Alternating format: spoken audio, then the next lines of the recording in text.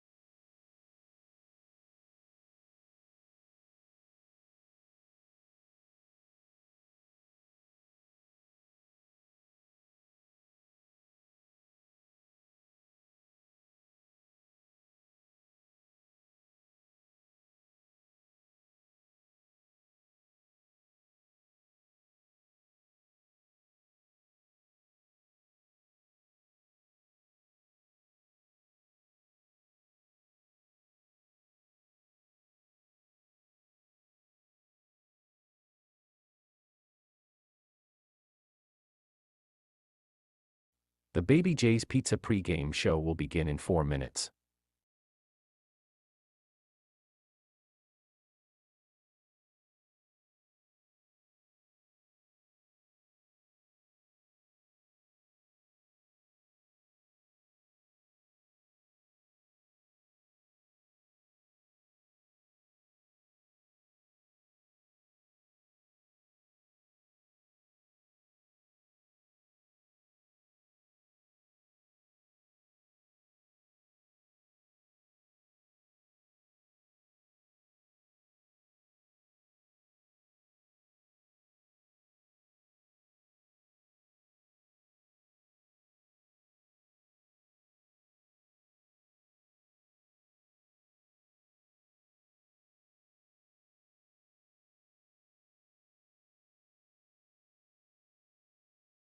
Tonight's broadcast will begin in 3 minutes.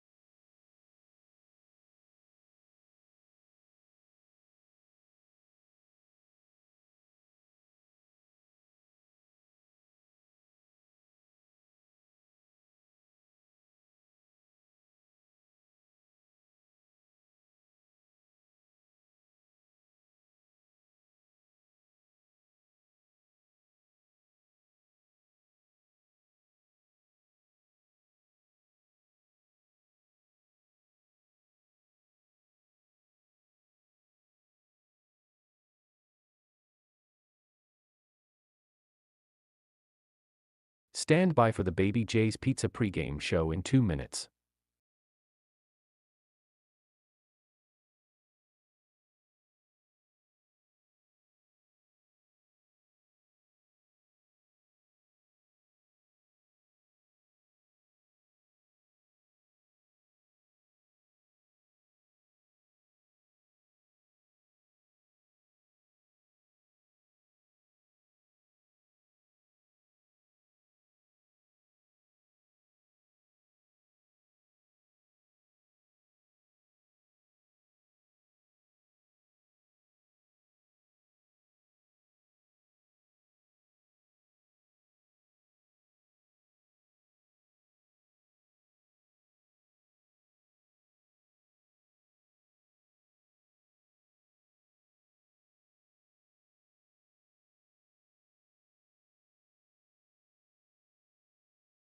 We will begin in 60 seconds.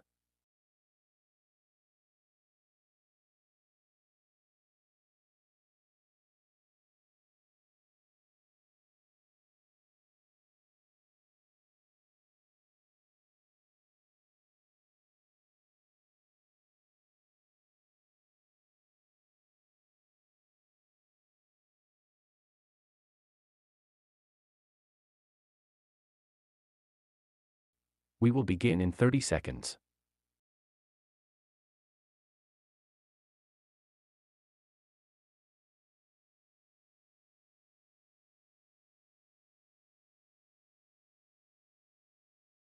We will begin in 15 seconds.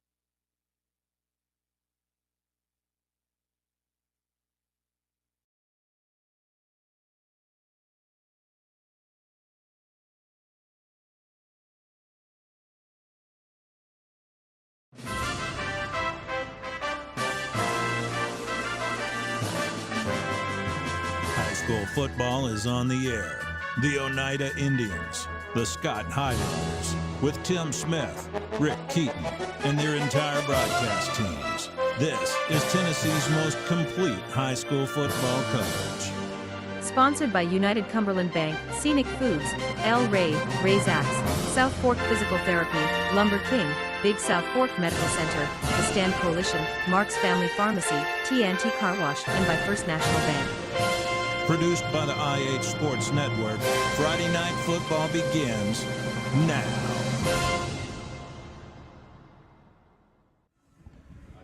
Playoff game number 1 of the 2022 season finds the Oneida Indians in Hampton. For the 4th straight year, the Indians and the Bulldogs will battle, and someone's season will end. A year ago, Oneida fell in the quarterfinals to a Bulldog team that would finish as runner-up in the state. Tonight, Hampton enters as the number 2 team in AA and looking to finish the job they started a year ago. This rivalry represents the most frequent playoff matchup in Oneida football history. This is the 10th playoff meeting between these two teams. Oneida has the overall advantage with 5 wins in 9 tries, but the Bulldogs have won the last 2.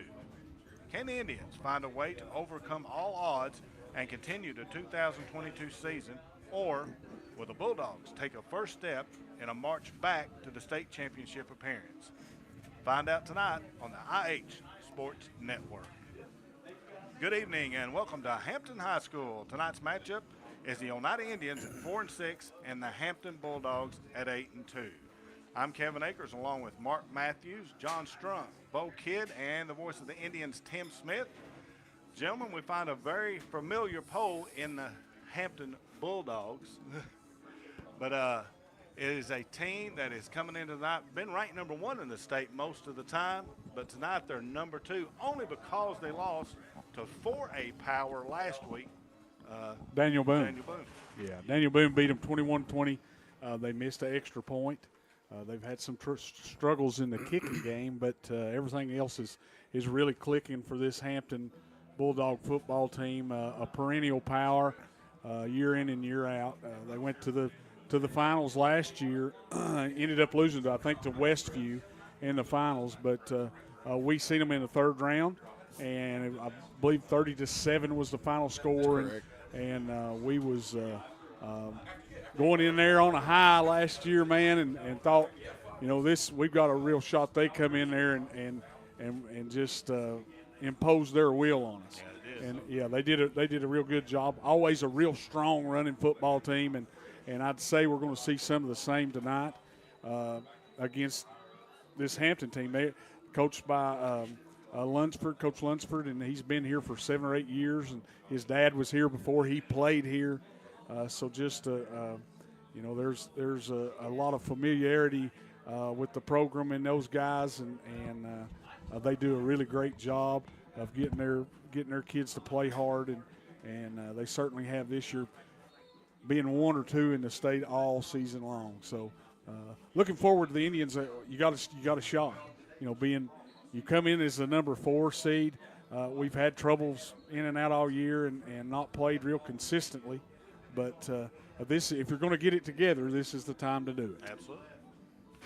One of the things that Oneida's got to be concerned about tonight, more so than even maybe being here at Hampton on the road, first round of the playoffs, is they've been battling some sickness all week. As everybody in the community knows, it's been a rough couple of weeks, and the high school has been ground zero for sickness, and they've had 10 to 15 players out every day all week long from various sicknesses, from what we understand, and hoping to have almost everyone back, maybe a couple of them that that are not feeling 100%, but they're going to give it a go tonight. But, you know, not only do you have to battle a very good Hampton team on the other side of the field, and like you said, number 1, number 2 ranked all year long. We know what they did last year. They made it all the way to the state championship game, fell a little bit short. But you got to come in hoping that your preparation has been good enough, you know, battling those kind of things as well. All right, we're going to take a break. When we return, we're going to go in depth and see how the Indians can pull off this upset tonight over the Hampton Bulldogs when we return to the IHSN pregame report brought to you by Baby J's Pizza. At Big South Fork Medical Center, our dedicated team of medical professionals are available 24/7 should you or your family need high-quality care. We have an emergency room, inpatient unit, and a range of outpatient services. Big South Fork Medical Center, your local hospital where we're small enough to care, but large enough to heal. For more information on what we have to offer, you can visit our website, www.bsfmedical.com. Forget the bucket. Stop buying those expensive car care products. For a supreme clean, visit T&T Car Wash in Oneida. T&T Car Wash features the latest in touch-free car wash technology. T&T's touchless automatic wash bays are tough on road grime, but gentle on your car's finish. These feature-packed automatics give you complete control of the wash, including a wheel brush option. Want to wash it yourself? T&T also has traditional wash bays. And don't forget the interior, both vacuum and shampoo stations available. For a dynamite clean, T&T Car Wash, Oneida. Bill Armstrong with the Big South Fork Air Park. 15 years now we've been in Scott County, and a customer of First National Bank 15 years. It's important to us to use a community bank. First National Bank has always been our bank.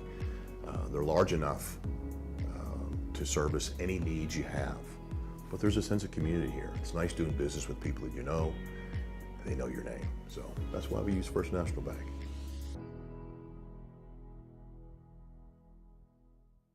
Located at 205 East 3rd Avenue in Oneida, Mark's Family Pharmacy is open 6 days a week with a drive-through window for your convenience. But we're more than just a pharmacy. Check us out for gift ideas like plush animals, Candleberry Company candles and fragrances, designer earrings, caps, toys, and more. There's something for everyone at Mark's Family Pharmacy.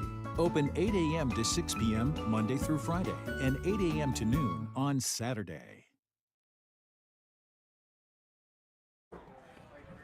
Scenic Foods is about freshness with meat-cut in-store.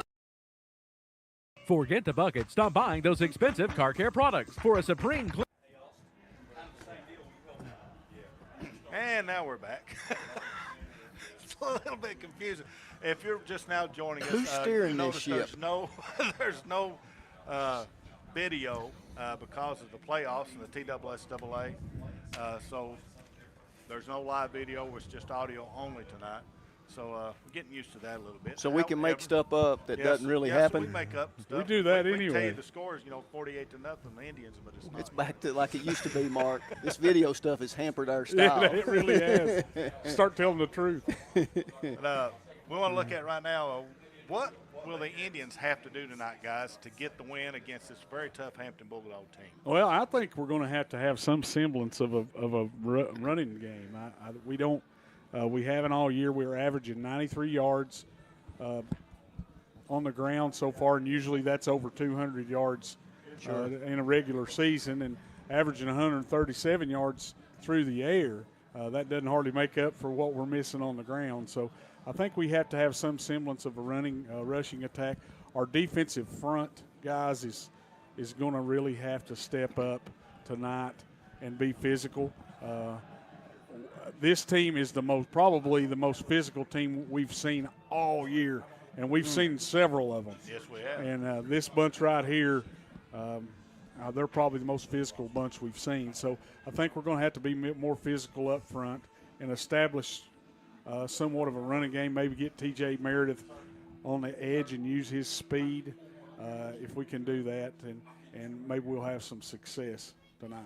Yeah, and use our passing game, which has been the brighter side of the offense this year. Use that passing game, and when I say that, as an extension of the running game. Last year we were very successful on the 4 and 5 yard pass routes, mid-range kind of stuff. This year we've went deep and we've hit on some excellent throws and excellent catches for some touchdowns even, but to me, we've steered away from that low to mid-range passing game, and that can be an extension of your running game, can get your running game more involved. Would like to see that kind of happen. I know we're at the end of the season, but it's been there for us all year long out on the edge in the flats. Well, now, if it comes down to a field goal tonight, the Indians have an opportunity. If we are always with the kicking. Well, if we're going south, I posted this on our Facebook page, so if you're listening, go to our Facebook page, OHS Indian Radio. Jimmy Barner was out here earlier. No. Jimmy? No, not Jimmy. I'm sorry, I've done it all year. Luke, his son, Barner, was out here earlier, attempted a 60-yard field goal. That is from the 50-yard line. And come up just about 1 yard short of the crossbar. And I've got that video on our OHS Indian Radio page. Might be a little hard to see the football, but if you can zoom it in a little bit, you can see that. But we've got it. This field lays out just like it does at Oneida. It's a north-south field, and the breeze is blowing from the south to the north. So if we're going that way, he's got a pretty good little breeze that could help us out. School record's 45 yards. He attempted it to break it last week, missed it a little bit to the right. So if he gets an opportunity tonight, there's your chance right there. Yeah, Luke Barner does an excellent job, and he's a weapon wherever you have. Get him inside the 40, and he's pretty dadgum dangerous, guys. And looking, I mean, if it does come down to that, we've got a shot. And his dad that's been on the sideline the last few weeks, I assume he's here tonight. He would love nothing more. He's actually a coach now. Yeah, would love nothing more to see his son break that record that he shares with Byron Billingsley, I believe.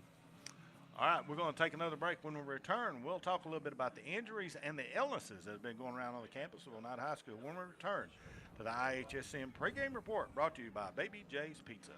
We'll give that to you.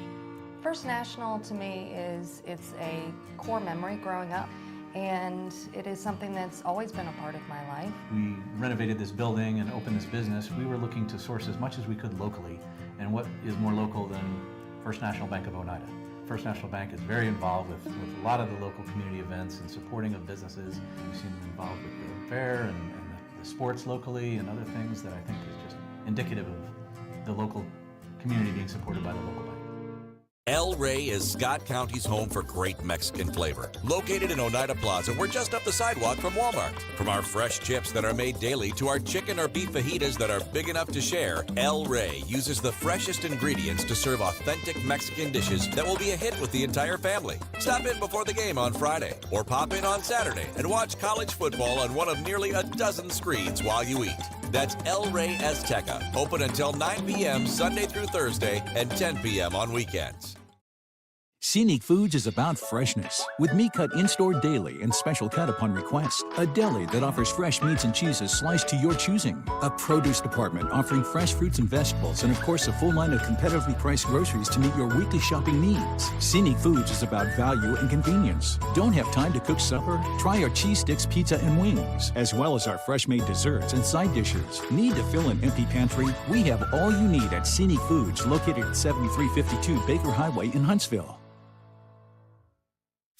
At Big South Fork Medical Center, our dedicated team of medical professionals are available 24/7 should you or your family need high-quality care.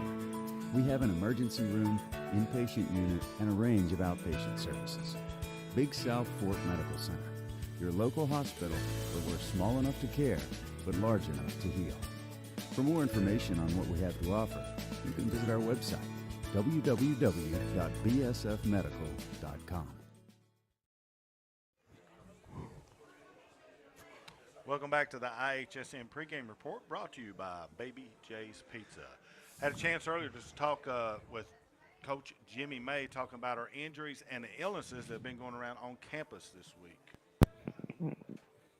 Well, injury-wise, we're pretty well healthy. The same kids that have been out all year, younger ones. But illness has really struck us this week. We had a few kids sick last week. We've had double-digit players missed time this week at practice. I think we had 14 Monday and 13 Tuesday, and it's gotten a little better. The flu bug's going through us. Trying to get them back. We got most of them back now. trying to teach them, they're going to, be tired and, you don't feel good. It's a little harder to play. And so we're trying to get, fluids in them and try to get a rest and try to go up and compete. But we've had a lot of kids that have been stepped up in practice, so it's been good. And just trying to get everybody back to where we were so we can compete Friday night.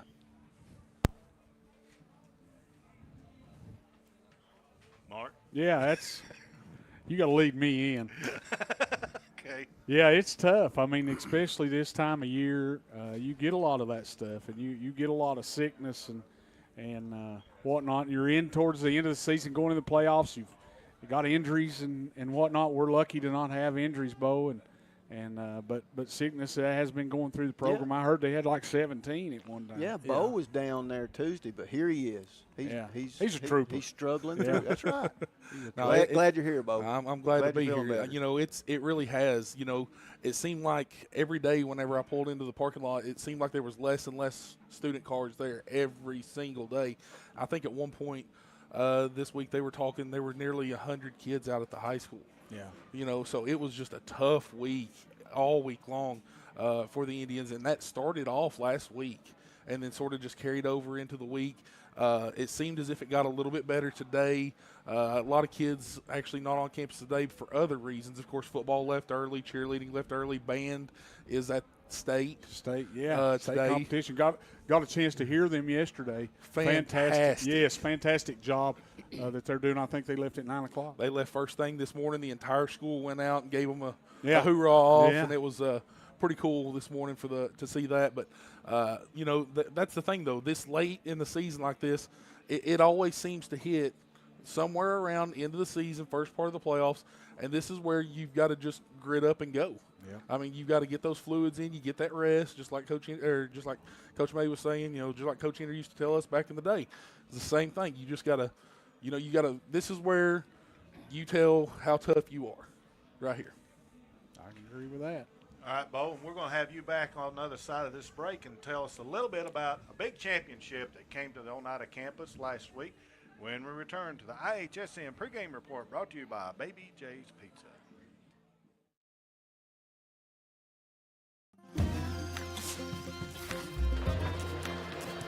If you're a DIYer, Lumber King is your supplier. Equipment and tools, we got it. Paint and cleaning supplies, we got it. Rugged apparel and lawn care, we got that too. Visit us at 20359 Alberta Street in Oneida, Tennessee to make all your DIY dreams come true.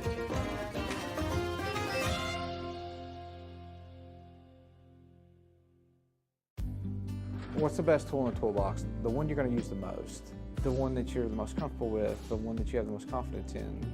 It's the same way with banks. You're going to use the bank that you're most comfortable with, the bank that you have the most confidence in, the bank that you feel very comfortable in going talking to a loan officer and asking about a mortgage or presenting a business plan and getting a straightforward answer.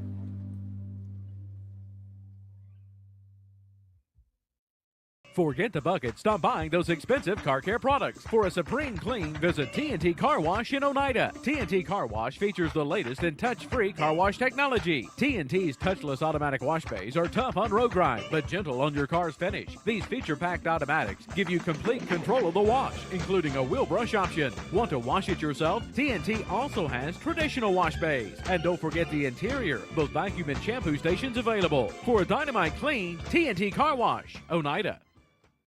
The superior technology of fiber optics carries a communication signal that is more robust and reliable than older technologies. Connecting homes and businesses directly to fiber optic networks enables enormous improvements in what bandwidth devices are capable of delivering. Experience Highland Communications' world-class broadband, delivered over Highland Telephone Cooperative's fiber optic network to make your online experience extraordinary.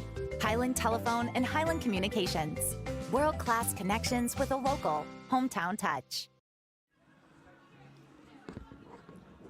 Welcome back to the IHSN pregame report brought to you by Baby J's Pizza. Once again, joining us, Bo Kidd. Bo, last Saturday, the campus of Oneida and Oneida Middle School celebrated a big championship coming home.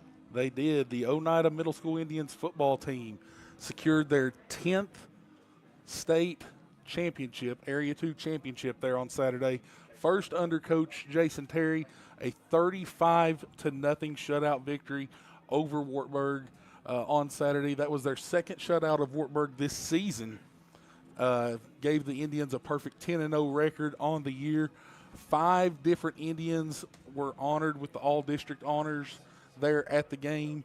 Those gentlemen were Cade Chambers and Colton Bird, William Hill, Waylon Hill, A.J. Harper. Now, that was just the all-districts. Of course, the all-East Tennessee, all-state stuff, that'll come later on. But also in that game, Xander Lau, offensive MVP, and you could not say enough about that young man on Saturday. 13 carries, 138 yards, 3 touchdowns on the ground, including the very first touch of the game, and then turned around and returned a 75-yard punt on the very first punt of the game from Wartburg. So 213 yards for that young man, 4 total touchdowns in the game.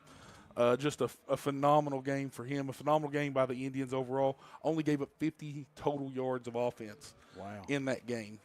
So just a great job by that team, and congratulations to the middle school Indians and Coach Jason Terry. Also on yesterday, the high school Lady Indian soccer team got their first commit of the season as Alexia Jones committed to Johnson University yesterday. She's the second Lady Indian to already commit to Johnson this year, of course, with Kelsey Pike signing earlier on this year for women's basketball there at Johnson. So great pickup there for Johnson with Alexia Jones. Had a great season this year, 15 goals, 7 assists this year for her. So 2 Lady Indians heading over to Johnson now, and there's still going to be a lot more to come, folks. Real quick, I'd like to go back and talk about the middle school Indians. We had several of the players up on the round table Monday. Yes. We had 3 linemen, and then you had your quarterback McDowell was there. And I was just real impressed on how they're just team-oriented. Absolutely. Even though they've got, some guys that really stood out. Quarterback, running backs all realize that the line is, they got to do their job. The line knows they got to do their job, so the skill players can do theirs. And really credit to Jason Terry and his coaching staff.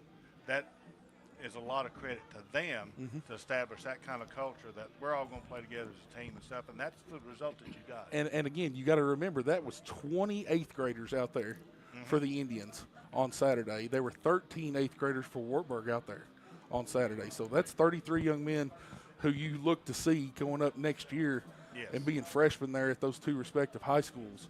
And the young quarterback for Wartburg, 7th grader, threw for 1,000 yards this year. Wow. Yeah. I mean, fantastic effort by that young man. So who knows what you're going to see coming up over the next few years from both schools. Yeah, and I'm just really encourage those 8th graders, if any of them happen to listen to this broadcast, you might not get to play a lot next year, and you might get in a little bit as a sophomore, but you're learning the system, you're being a part of it. One of the big things, and I'll hush up about this, but when George Quarles went to Maryville, the first thing he did, he went to the middle schools there in the Maryville area, gave them his playbook, said, here's what we're running at Maryville, teach these kids this, and we'll be successful. And I think that speaks for itself. So come up, learn the program, be a part of it, stay with it, and the Oneida High School Indians will reap the benefits from that hard work here in the next several years. We're going to take another break on the IHSM pregame report brought to you by Baby J's Pizza, and we'll be back to Hampton right after this.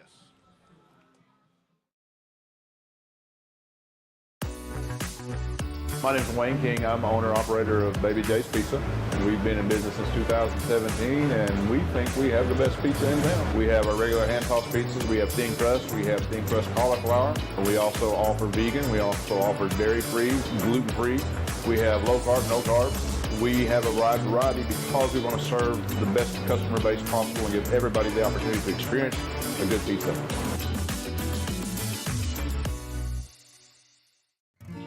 First National to me it's a core memory growing up, and it is something that's always been a part of my life. We renovated this building and opened this business. We were looking to source as much as we could locally, and what is more local than First National Bank of Oneida? First National Bank is very involved with a lot of the local community events and supporting of businesses. We've seen them involved with the fair and the sports locally and other things that I think is just indicative of the local community being supported by the local bank. At Big South Fork Medical Center, our dedicated team of medical professionals are available 24/7 should you or your family need high-quality care. We have an emergency room, inpatient unit, and a range of outpatient services. Big South Fork Medical Center, your local hospital where we're small enough to care, but large enough to heal. For more information on what we have to offer, you can visit our website, www.bsfmedical.com. Keith Markham from Markham's Furniture and Appliances. I'd like to invite you to come shop with us at Markham's Furniture and Appliances. Been in business since 1949, locally owned, family owned. We offer the largest selection of furniture and appliances in Scott County. We offer the same-day delivery. Financing is available with a finance company.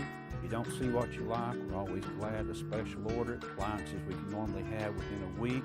Furniture normally would take about 4 to 5 weeks if we special order it. Thank you. Welcome back to the IHSN pregame report brought to you by Baby J's Pizza. Tim, you've got a special guest with us this evening. That's right. If you all were with us last year when the Indians hosted Hampton back in the quarterfinals, it was a rough night for Oneida. 30-7 was the final in that one. And we talked to a gentleman from Hampton, and he's here with us tonight, Robbie Fritz. He assists with the basketball programs, and he played on a very powerful Hampton football team once upon a time, and he shared a lot of information with us last year. I want to welcome you back, Mr. Fritz. Well, I appreciate y'all having me in, and we've been blessed up in here to have some good teams, and I was blessed to be a part of a few, and we've got another good team this year that the boys have really worked hard, put a lot of effort in, and the off season and things. But it's playoff time, it's go home time. If you don't win, don't produce. So anything can happen any given night. We're looking for an exciting night tonight. Now, just a real quick recap from last season. So after we saw you then, Hampton went on and you beat Trousdale County up here, right? We beat Trousdale County up here. Comes to about 4 minutes to go. Connor Jones puts the team on his back, the will to win. Earlier that game, though, we had a couple turnovers, and we got run behind. But Connor Jones, no, you can't say enough about the kid, and just a determination. Put the team on his back, the line blocking, receivers downfield. We marched down about 70 yards, get the score, and go up and end up coming back to win that ball game. A lot of people across state didn't give us a chance that night. Then everybody knows we went on to play Westview, and the buzzsaw that was kind of there, but with Ty Simpson now at Alabama. But for the first in the state championship game, we marched right down the field and just marched it down play after play and got a touchdown, got up on them. They get the ball back and play number one and score a touchdown. And, you're looking at that ball and you watch it on film, and until you watch it in person, that kid, Ty Simpson was an elite athlete, but the receivers, they didn't get enough credit though either. That team was built from top to bottom, the athletes they had and things. But, it gave us an opportunity to see we can make it there. And these boys have really bought in though too.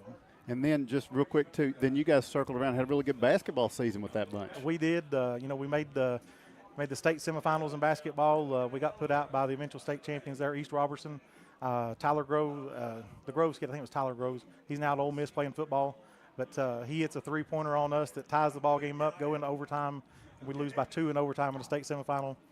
And they go on to win the state championship game by 20-25 over Peabody and stuff. But, we've been blessed with a lot of good athletes. But I'm going to tell you, these kids, they put the time and work in off the field and in the summers and the different things that go on.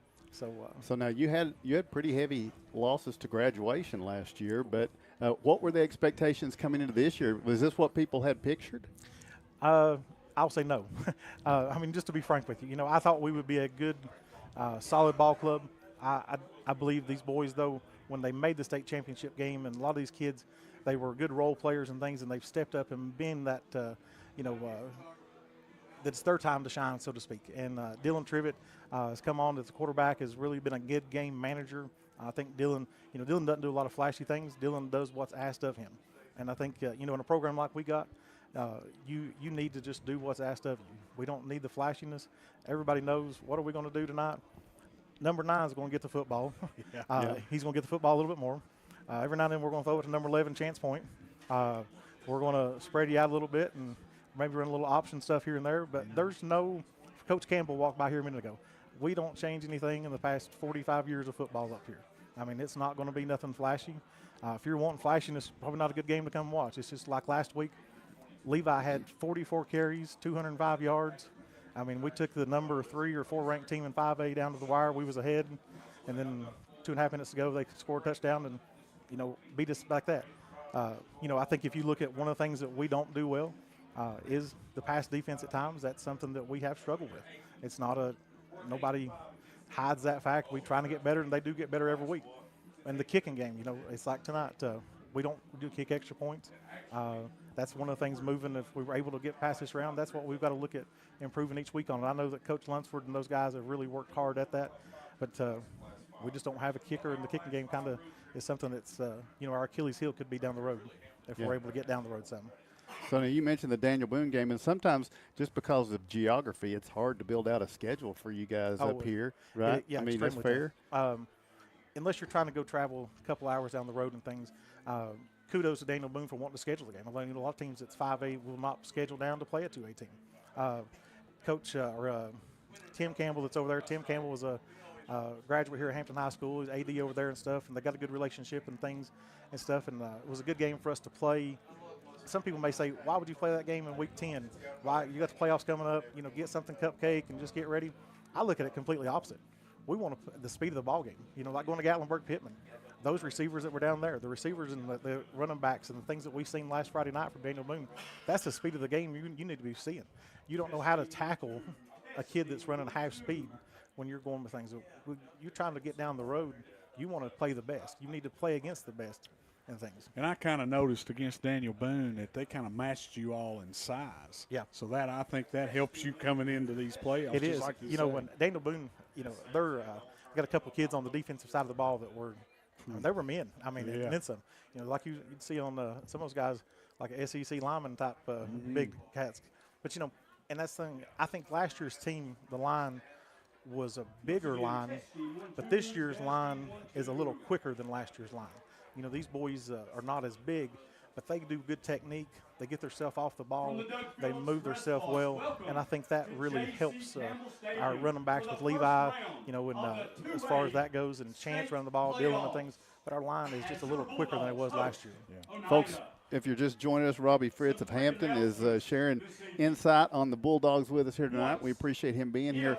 You mentioned perhaps the secondary could be exploited. Is that the only area of weakness you see that you guys have had to work on? I think, right now I think that's our main objective right now is shoring up that secondary. And these kids are working at it and stuff. It's not that they're not working at it, but a lot of them have never been in that position though before this year and stuff. We've got kids that have been a role player but not played a lot of downs. So we're just we're trying to get that shored up, and hopefully if we're able to get through tonight, maybe as we move forward. I'm not sure. I've not watched Monterey or any of the other teams that much. We just kind of concentrated on playing Oneida, and I think tonight we'll probably see y'all try to throw the ball. The Rector kid is he's a good athlete with some good receivers on the outside. I expect it to be a high scoring game both ways. I think we're going to put up points. Y'all put up points, and we'll just see how it shakes out at the end. Hope it don't come down to a field goal. Well, and Kevin's touched on that. Luke Barna come in this year. He did pretty good in the warm-ups here tonight.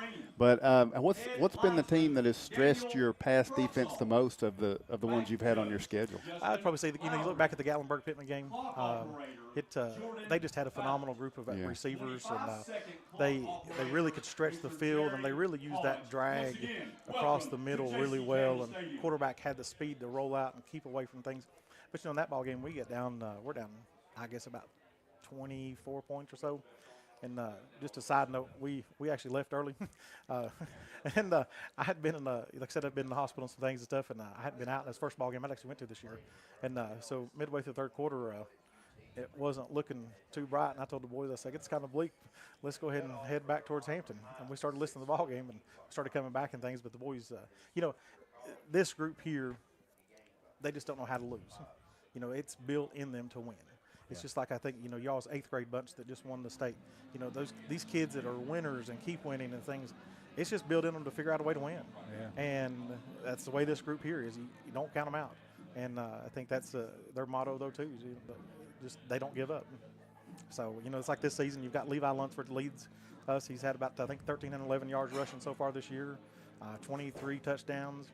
But then you've got Gino Carrico on the defensive side. Gino is 3rd or 4th in the state right now. 95 tackles, 93 tackles are up in here. Yeah. So we've got all around some good athletes. So Yeah. we're. And you've made mention, and I think we kind of set up the same way. You had a great run last year. You get to the state championship game, and then you have some attrition. You have some losses due to, graduation or whatever. And I think Oneida's had the same scenario. We lost a lot of talent, a lot of starting positions last year. A lot of guys that played roles, but they weren't starters, even in some of our seniors this year. And we sort of haven't made that gel like we would have hoped. I think the coaches would say that, and the kids would probably say that. But you guys have managed. Do you attribute that as far as your longevity at the coaching positions that you've had and the system that your coaches run? Or? I think it's, a lot of it's system-based, though, too. These kids start, honestly, when they play youth club ball, we start a basic system in youth club. And it's built upon every year, expands a little bit between when they get to middle school, it's a little bit more, and then, we get to high school, it's a little bit more. But that same basic offensive core and defensive core, even though, too, but that's the same systems they're going to run. There's nothing flashy. And they've all played together. Right, and they've played together. These boys, I'd say the majority of them have all played together since they were in Pee Wee ball. Sure. The biggest majority of them, and they just love playing with each other. And it's a cliche, but they do love each other. These boys, they hang out all the time outside of school. It's not just here to the ball and things are there, but when you believe in your brother and you're there with them and stuff, you're going up in the ball game for them. You'll do anything for them. These kids, they really believe in each other. And like I said, and having, the coaching staff has been wonderful. And it's like, I was thinking back this week, you look, I don't know how many father-son duos have coached in the state championship game. It wasn't, Coach Lunsford's dad coached back in, I think it was 01 at Cloudland, a state championship game. Then Michael's got to coach in one. Probably not a whole lot of father-sons that have coached in a state championship game in the state. And that's a pretty cool thing, that. And Coach is such a good guy, and they really get the best out of the boys, though, too. Before we let you go, I just want to, we're ready for a football game tonight, but just a quick mention, what's basketball looking like? Pretty solid. We've got, we returned, we played, played 8 kids on a normal playing 8. Returned 2 of the guys that played a lot, one of the starters. We got a kid named Caden Buckles. He was All-State last year as a junior, coming back. He's that's a good place to start. Yeah, he's a really good place. But we got about a 6'7" kid, 6'6" kid, Hayden Campbell, really thick kid, just gets up and down the court well. And honestly, we look at Gino, Chance, Dylan, Trivet. We've got some other kids in the mix that are not football kids, Michael Anspaugh and some others. I'll be honest with you, if we don't make the borough and compete for that state championship, it's a disappointing year. Who's in the way over here? Ourselves. Okay. You know what? We might be in that same boat. I mean, it's and you look forward to just the competition level and the opportunity. Boys have been working hard and things, and we're fortunate this year. We're taking the boys are going down. They're not playing in Disney, but playing in a tournament in Orlando right before Christmas. Then we'll come back and we play at Maryville. And Coach Smith, he really worked on giving us a cupcake for the first game of the year. We're opening up with Dobbins Bennett, reigning state champion there. So, Coach Smith play anybody anywhere, and that's just like Coach Lunsford. Play anybody anywhere. The only way you can get better is play better. That's right. But we appreciate y'all very much. Y'all have been so nice, and you checked on us during the state tournament for football and basketball both and things, and it's we've made friends through this and just greatly appreciate it though too. And whatever happens tonight happens, but it's good Lord's bless us all, and look for a good safe ball game tonight. Everybody return home safe, and get to church on Sunday. Hey, Mr. Fritz, let's make a deal. Next time we talk to you, we'll be down at the Glass House. We'll just get together and talk about what our teams are doing down there. That sounds good. Right after our state championship game, one of us has won. Let's do that. Let's do it. Let's do All that. right. Sounds good. Thank you. Thank you, appreciate sir. you. We're going to take a break. When we return, we'll listen to the Roarks Pharmacy Scouting Report coming up on the IH Sports Report, or IH Pregame Report, brought to you by Baby J's Pizza. El Rey is Scott County's home for great Mexican flavor. Located in Oneida Plaza, we're just up the sidewalk from Walmart. From our fresh chips that are made daily to our chicken or beef fajitas that are big enough to share, El Rey uses the freshest ingredients to serve authentic Mexican dishes that will be a hit with the entire family. Stop in before the game on Friday or pop in on Saturday and watch college football on one of nearly a dozen screens while you eat. That's El Rey Azteca, open until 9 p.m. Sunday through Thursday and 10 p.m. on weekends. At Big South Fork Medical Center, our dedicated team of medical professionals are available 24/7 should you or your family need high-quality care. We have an emergency room, inpatient unit, and a range of outpatient services. Big South Fork Medical Center, your local hospital where we're small enough to care, but large enough to heal. For more information on what we have to offer, you can visit our website, www.bsfmedical.com.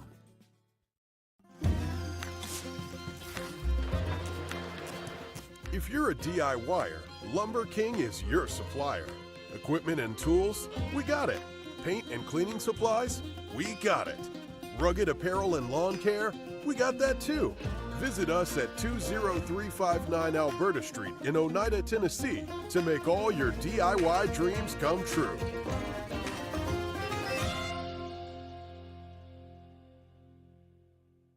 Bill Armstrong with the Big South Fork Air Park. 15 years now we've been in Scott County, and a customer of First National Bank 15 years. It's important to us to use a community bank. First National Bank has always been our bank. They're large enough to service any needs you have, but there's a sense of community here. It's nice doing business with people that you know, and they know your name. So that's why we use First National Bank.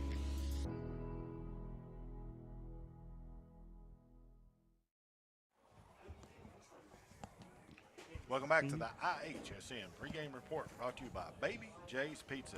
It's now time for the Roarks Pharmacy Scouting Report. Roarks Pharmacy, shaped by the unique community we serve. Mark? Hampton Bulldogs, that's who we face here in the first round up at their place here at J.C. Campbell Stadium in Hampton, Tennessee. These Bulldogs are 8-2 and 3-0 in their region bowl, and man, they're just a really good football team. Couple of losses to bigger schools on the year, but they've got some big wins going through their schedule. They got some big wins against some good quality football teams. Pigeon Forge, Johnson County, Avery County got down early. We was talking to Robbie there earlier, and he got down pretty big to them, came back and got a win there. Of course, Cloudland, that traditional rival. Oh, yeah. Used to play them twice a year back in the day. And Happy Valley, they got a win. South Green played Gatlinburg, 48-40, lost in that. That's a 3A team. Cumberland Gap, Unaka, 2 wins there. And Daniel Boone, which was last week, lost 21-20 there. Yeah. Just a pretty tough schedule, but they've been tough all year, man. Absolutely, they have. But the impressive part about it is, with that schedule, that 8-2 schedule, they're still putting up nearly 38 points a ball game right now. And with that right there, you've got to give kudos to that big offensive line right there. Yeah. They get the job done. They get out on that block, and they finish the block every single time. 38 points, Bo, mostly running the football. Absolutely. That's what's so impressive. And flip that switch over. Look at that front 7. They're only giving up a game on the year in those 2 losses. You know, the 2 losses was 48 points and 21 points. That's the first and the third most points that they gave up all year long. I believe there's 4 shutouts, on that schedule right there. That front 7 is very strong, and you better be ready to get out there on them because they are going to come after you quick. Yeah, and that goes back to what we was talking about with Robbie earlier, and that's coaching. Michael Lunsford, he's 55-25. He's been here for 7-8 years, 7 straight postseasons. going to the state. He went to the state championship game last year, falling to Westview 55-14. He talked a little bit about that, but his dad was here before that, and then J.C. Campbell was here before that. But it's the system has never changed through all of that transition. It's never changed. It's always been the same offense, basic offense, same basic defense. These kids start learning it when they're in grade school and play in a little league, and they move up through the ranks with that same system, and man, that's big. Oh, absolutely. And you talk about Coach Lunsford coming in there replacing his father that first year, a 10-2 year right off the bat. Then he had a couple of humps that he had to get over. He had a 4-7 season, had a 5-6 season, but then all of a sudden he got over that hump real quick again. You're looking at a 9-3, a 9-2, a 10-3, and an 8-2. And in that span, that 4-year span after those little humps right there, he only dropped 3 region games in 4 years. Yeah, that's big. That's big. And you're getting it done. Yeah, he's especially in this region over here. That's getting it done pretty well. Very dominant football team last year. We talked a little bit about that. We lost to them in the quarterfinals 30-7. Came out with high expectations, and we should have. But they come out and they started rolling downhill on us in a hurry. Just a big offensive line, a big defensive line, great football team last year. Now coming into this year, same thing. They've got big offensive linemen, big defensive linemen. They're strong in the front seven. They run a 4-3 most of the time. On defense. On offense, they'll run a power I most of the time. You'll see them get in a 2-back set and a shotgun 1-back. They'll throw the football a little bit out of the shotgun, but they'll run the option out of that shotgun Absolutely. set. Yeah, so absolutely. Yeah, they're very strong in the running game. That's what they like to do, and they do it very well. Levi Lunsford, he talked about that, have over 1,400 yards rushing on the season. I think he said 27 touchdowns. That's amazing. Just obscure. And, he runs downhill. He's got those guys up front that open them holes. He gets on that second level really well. Dylan Trivet, when they have to pass, very accurate passer. They don't have to do it much. No. But they do it. And when they go to the air, they go to Chance Point, number 11. He's their big play receiver. So that's what they'll do there. But just a great football team in this Hampton bunch that we're fixing to face tonight. The one thing that I still go back, though, and look at is that the last 5 trips we've made up here to Hampton, even though we may have been sort of the underdog on a lot of those, we are 4-1 in our last 5 trips to Hampton. Winning record. That's a winning record, and you've got a winning record overall against this ball club, too. So it should be an interesting concept. Coach May's going to have those boys ready. There's no doubt about that. The question is, are they mentally ready to get over that physical illness that they've been fighting all week? Yeah. All right, we're going to take a break and return to Hampton right after this. What's the best tool in the toolbox? The one you're going to use the most, the one that you're the most comfortable with, the one that you have the most confidence in. It's the same way with banks. You're going to use the bank that you're most comfortable with, the bank that you have the most confidence in, the bank that you feel very comfortable in going talking to a loan officer and asking about a mortgage or presenting a business plan and getting a straightforward answer.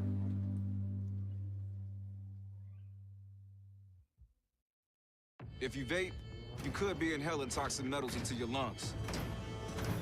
To show how scary that is, we made Metal Monster. With special effects that show metal particles being inhaled. And music that would have made your heart race. But nothing is as scary as the facts. Vaping can deliver toxic metals like nickel and lead into your lungs. That's metal in your lungs. Tail slate. Scenic Foods is about freshness, with meat cut in-store daily and special cut upon request. A deli that offers fresh meats and cheeses sliced to your choosing. A produce department offering fresh fruits and vegetables, and of course a full line of competitively priced groceries to meet your weekly shopping needs. Scenic Foods is about value and convenience. Don't have time to cook supper? Try our cheese sticks, pizza, and wings, as well as our fresh-made desserts and side dishes. Need to fill an empty pantry? We have all you need at Scenic Foods, located at 7352 Baker Highway in Huntsville. Forget the bucket. Stop buying those expensive car care products. For a supreme clean, visit T&T Car Wash in Oneida. T&T Car Wash features the latest in touch-free car wash technology. T&T's touchless automatic wash bays are tough on road grime, but gentle on your car's finish. These feature-packed automatics give you complete control of the wash, including a wheel brush option. Want to wash it yourself? T&T also has traditional wash bays. And don't forget the interior, both vacuum and shampoo stations available. For a dynamite clean, T&T Car Wash, Oneida.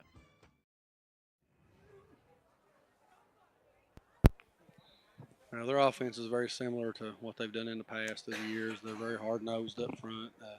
They're going to get in the power eye and two tights and, and try to mash you up front and have, very good linemen, good quarterback, very big tailback that runs hard. And they have a lot of guys that play back there, and then they interchange them. But they're very sound up front and also in the backfield. They will spread out, have good receiver, excellent speed. Quarterback can throw well. They will try to get on the edge with you, and they're going to try to pound you, but they can throw the ball. They're very good at it. They try to get you out in space, and they're tough on offense. So you got to try to slow them down and try to make them throw the ball because it's very similar to what they were last year. A lot of the same kids, and it'll be a big challenge for us. Defensively, they're going to try to put pressure on you. They're not as big as they have been, but they're very good on what they do. They're very sound. They're going to try to bring blitzes on us and stunts and try to disrupt us on offense so we can't throw the ball. Your lineman's going to have to keep their head up, see where they're coming from. But they're going to use their athletic ability back there in the defensive secondary and bring a linebacker to bring blitzes on us and try to create mismatches for us on blocking. And we'll have to have our head up. We'll have to be able to spread out a little bit and get them spread out on the field so we can throw the ball on them.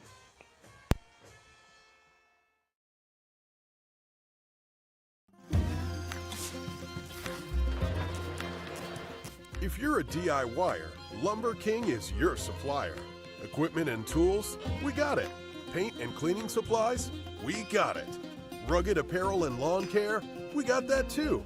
Visit us at 20359 Alberta Street in Oneida, Tennessee to make all your DIY dreams come true.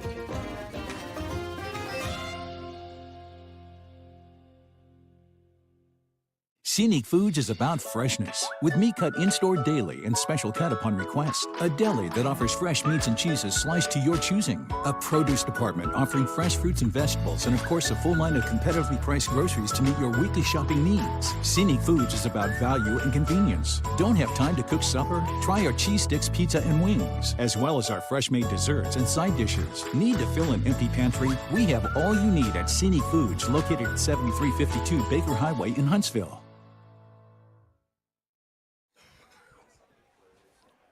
Welcome back to the IHSN pregame report brought to you by Baby J's Pizza.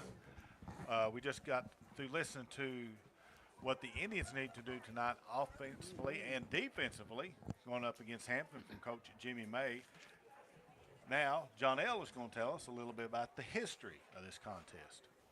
Yeah, tonight will be the 14th meeting all time with the Hampton Bulldogs. Of course, I think we've hit on this a little bit earlier, way earlier in the program to start, but Oneida has 8 wins and 5 losses in prior meetings. This will be the 10th playoff meeting of these two teams. Oneida's 5-4 in playoff matches with the Bulldogs. Tonight makes Hampton the team Oneida has faced in the playoffs the most. Greenback is second with 9 playoff matchups. So kind of neat. Tonight, as we dive deeper into Oneida history, tonight will be game 919 of Oneida football. Ever more closing in on 1,000 games played for Oneida football. But this is the 88th year of Oneida football. The Indians have 584 wins, 322 losses, and 12 ties. Oneida is 4-6 after a loss to Cofield last week. And for the 4th straight year, Oneida will face Hampton in the TSSAA playoffs. Jimmy May, in his 2nd year as head coach of the Indians, his overall coaching record is 13-9. His playoff record is 2-1. And of course, we lost to Hampton last year, 30-7. We talked about those matchups. This series started back in 1982. Coach Jim May Sr. played 82-83. I should say 82, 93, and 94, and those all 3 were wins. So we started with 3 wins, then the next 3 were losses in 06, 07, and 07 in the playoffs, 3 straight losses. And then Oneida goes on 5 straight wins in 08, 11, 13, 14, and 19. And now we're in the midst of a slump sliding Hampton's way, losing the last 2 in 2020 and 21. So not liking how that trend is going. But as it stands right now, as we said, Oneida in the lead slightly with 5 wins to 4 losses. Now, last week, some things got jumbled around a little bit during that game with Coalfield, and we didn't get a chance to do the final recap on the 92 championship game. Jonell, if you see, I think we've got enough time to catch the first half of that, and then catch the second half during halftime tonight. Okay, and I'm going to do this like I did last time. I'm just going to do a straight read from Tim's write-up, and it was a good one, so we'll just jump right in. Oneida won the toss and deferred to the second half. Byron Billingsley sent the opening kickoff into the end zone. BGA then began with a methodical drive down the field spanning 12 plays and 80 yards. This included 9 rushes for 41 yards, with Jason Donovan accounting for 35 of those. Bob Freeman found the end zone with 3 yards out on play 12 of that opening drive. Quarterback McAfee, yes, completed 2 of 3 passing for 39 yards. Will Sweeney added an extra point, and the Wildcats led 7-0 with 6:30 to go in the first. Sweeney would kick off for a touchback, aided by a blazing sun in the eyes of Indian Scott Owens. Oneida's first snap was a run to the left in the Indian ground game. A split-second decision had to be made on whether to leave the ball with the running back or to keep with the quarterback. On this snap, there was an error made. The ball hit the ground, and BGA recovered it. The Indians were faced with a dire start. Oneida's defense would have to rally and come up with a big stop against an offense that had just methodically marched 80 yards just moments ago. BGA's first play was a loss of 1 on the ground. The Wildcats attempted to go to the air on the next 2 plays. On third down, Byron Billingsley broke up a pass across the middle with a little gusto. He received a hello darling from Mark Matthews and delivered a message for the Indian secondary. Will Sweeney was called upon for a 38-yard field goal. He nailed it, and the Wildcats were in the lead 10-0 with 5:11 to play in the first quarter. And I'll sidebar here and say all of us in attendance there that day probably were thinking, oh my, where are we going from here? But it was not to be. This was not the start any Indian coach, player, or fan had envisioned. However, it could have been a lot worse. The Indians would get down first down on their next possession with the senior receiver Jeremy Thompson making a big catch that settled the offense. But they would be forced to punt and had mustered only 4 yards on 5 first-quarter plays. The first quarter would end with another 3 and out for BGA offense, a pass breakup for Byron Billingsley and Mark Martin. Martin nearly picked this one off.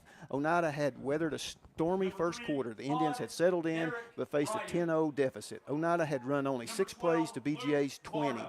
The second quarter would have to be vastly different, or this game could spiral out of control quickly. All right, we'll hit those next 3 quarters as we go through the game tonight. Right now, the teams have their captains out at midfield, preparing for the coin toss. And for the Indians, they're in the Stormtrooper look here. On the road, white on white. Hampton at home here tonight in this first round of the playoffs. And the Bulldogs are sporting the blue on blue. They've got a dark blue jersey with a light blue numeral trimmed in white. Dark blue pants. They have a dark blue helmet with the light blue H on the side with a light blue stripe down it. And the Indians win the toss and defer to the second half, so Hampton will receive, and the Bulldogs will move right to left as you view your dial here in this audio-only broadcast tonight, and Oneida will kick it from left to right. Hampton will head to the north. For Oneida in the road, white uniforms with orange numerals. They've got the white pants with the orange stripe down the side ending in the checkerboard, the white helmets with the orange stripe down the middle, the orange O emblazoned with the spear. It's playoff football, game number 11 for both of these teams. Oneida's 4-6, finished 4th in Region 2. Hampton, the champion of Region 1, with an 8-2 record. Their losses to bigger class schools, Gatlinburg-Pittman and Daniel Boone. And so the Hampton Bulldogs, by the way, they had a bye last week. So the last week of the season offered them a bye and a chance to rest up and get ready for this game. The return men will be Chance Point and Dominic Burleson. They trot back around the Hampton 10-yard line as Luke Barna lines it up to kick it off, as we said, from left to right from the Oneida 40. Hampton with 5 men up front, then 3 men back there at the 50-yard line, 3 men at the 30, and 3 men back across the 10 as they get set for this kickoff with Oneida. 5 men to the right, 5 to the left, and man number 11 going to kick it. Luke Barna takes the steps back, moves to his right. The left-footed kicker, there's the whistle. Hand is in the air, and here's Luke. Headed toward the football. He'll strike it high, end over ending its way. It's going to be fielded. Point, it bobbles it. He runs up to crawl on it at the 9-yard line, and that was Chance Point. Looked like it went off the front of perhaps his shoulder pads and came to a rest, and he just covered it at the 9. So Hampton starts from their 9, and up front for the Bulldogs, the center is Devin Ward. The guards are Shaden Oliver and Will Thornton. The tackles are Jonah Bowling and Luke Belcher. The tight end, Cameron Hall and Jonathan Greenwell. The fullbacks, Austin Bentley and Gino Carrico. Levi Lunsford is the running back, and the quarterback is Dylan Trivett. Tight set, power eye. Here's the snap to give Lunsford off the left side. Oneida is going to bring him down. Little to no gain. He got a yard on that out to the 10 before the Indians rally around him, and for Oneida defensively up front, the nose guard, Caleb Harness. The tackles, Will Jefferson, Caden Terry. The ends are Isaac Martin, John Selby. Linebackers, Elijah Phillips and Peyton Smart. The corners are Landon Lindbergh and Tate West, with the safeties being Colton Darty and Levi James. It is 2nd down and 9 for the Bulldogs. Lunsford again dotting the I in the power I formation from the 10. Here's the give. Lunsford off the right side. He'll push it out to the 15, continuing to get a push from his mates. We saw this a lot last year. The Hampton linemen will get over there and just help push Lunsford along for extra yards, and they do all the way out to now the 18-yard line. And so that's going to be a run of about 8 yards on 2nd down off right tackle. It will be 3rd and 1. Bulldogs need a yard here on their first drive of the night. You see the scoreboard there. We can't bring you the video pictures, but we do have the scoreboard for you as it ticks down here on a 3rd down and 1, a tight power eye set once again. Trivett surveys the situation under center, takes the snap, gives to Lunsford off the left side. Lunsford has 1st down yardage as he lowers and squirts through 2 defenders up to the 25 for a fresh set of downs for the Hampton Bulldogs. It'll be 1st and 10. Yeah, they're just lining up, Mark, and they're just bringing everybody one side or the other, and it's pick and fight and try to get through to the running back. Yeah, 6-man front. We're just trying to stop that power running game, and had a good play there at the first. They're moving it methodically down the field. That's what they do. And they have a 7-man front. And here's the snap and the give. This is not Lunsford. I'm sorry. This time the tailback is going to be Dominic Burleson. Burleson takes it 3 yards off right tackle and out to about the 28-yard line, where it will be 2nd down and 7. Yeah, and you try to stop that with that front, John. But if you don't get it stopped up right there in that box, touchdown. Yeah, they're going to squirt through, and it's gone. And you're right. Now, first time tonight, they're going to extend the receiver over to the right.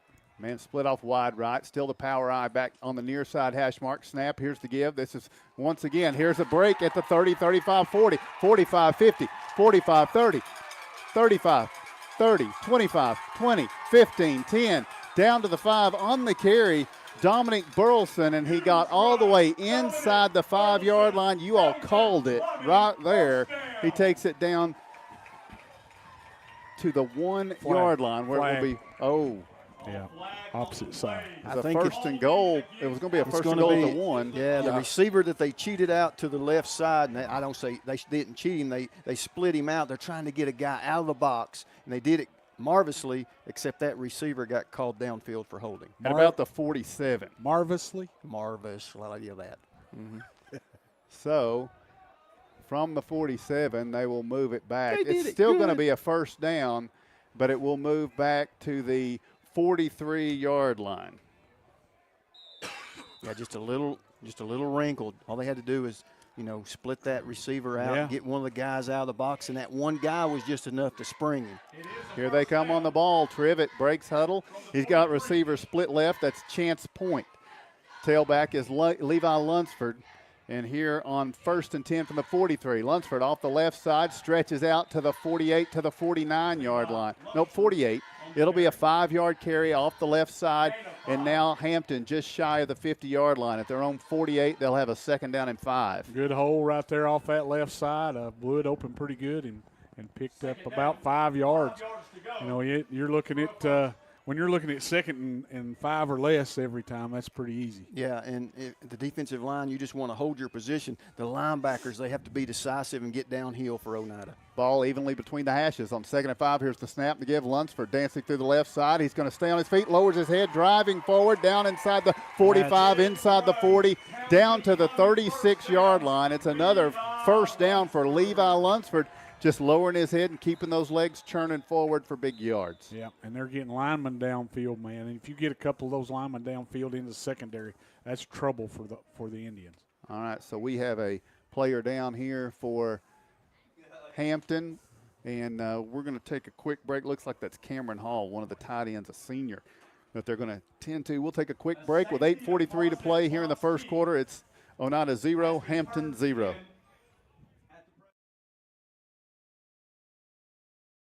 Home-style cooking with friendly service and a relaxed atmosphere. That's Ray's-X. Ray's-X offers breakfast served daily, just like Grandma fixed it, and daily specials like country fried steak, turkey and dressing, and of course, a fish fry every Friday. Ray's-X has a full menu, ranging from quick and easy favorites like hamburgers and club sandwiches to comfort foods like pinto beans. And you'll love something off the grill, like grade A cut sirloin, ribeye, or shrimp kebabs. That's Ray's-X on U.S. Highway 27 in Helenwood. Ray's-X, country cooking and great steaks.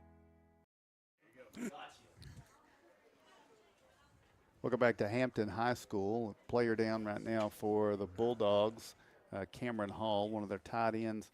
Very good series. The last couple of carries for the Bulldogs, especially the last play. But Hall is down, and they're checking on him here. The Bulldogs are going to have a 1st and 10 at the Oneida 37. 8:43 to play here in the first quarter. The Indians have been able to force 1 3rd down on this series, but other than that, it's been pretty strong on the Hampton run. Levi Lunsford, also some good carries for Dominic Burleson. Burleson's a sophomore. Lunsford here is a senior in this one tonight. But they continue to check on this Hampton Bulldog. And hate to see this. This is an awful thing here in the first round of the playoffs and first drive. You got a senior here too. That's, I mean, he looks he's being helped off, no weight being applied to the injured leg, and you just hate to see that early on in this game. That's a 6'3", 230-pound tight end for Hampton right there, Cameron Hall. So, like John says, doesn't look good. Hopefully, it won't be as bad as it looks here. Yeah, hopefully not. Looks like he may have had that knee wrapped up and in a brace. Yeah, it was actually the other leg that he couldn't put the weight on. Really? It was the one without the brace. All right, so Hampton's going to break huddle, and they will bring in a new tight end here, and they have the power eye and a 1st and 10 at the 36-yard line. Snap and give Lunsford over the left side. Lunsford gets good blocking up front, lowers his head, drives forward to about the 33-yard line. Or 32, 33. It's about a 4-yard carry. It's going to be 2nd down and 6. Hampton moving to the left side. Wide side of the field now is over on that right side. They're so bunched up, and I'm counting helmets, blue helmets, and I'm not seeing any flags, but it sure looks like there's 14, 15 of them out there blocking. Here's Burleson, the tailback now. See if they go to the wide side. Here's the snap, and it's going to be Burleson off the right side, and he breaks nearly into open ground, gets inside the 30-yard line and down near the 26, which would be enough for a 1st down. This is going to be very, very close on this 2nd down carry. The official going to look over and eye this up.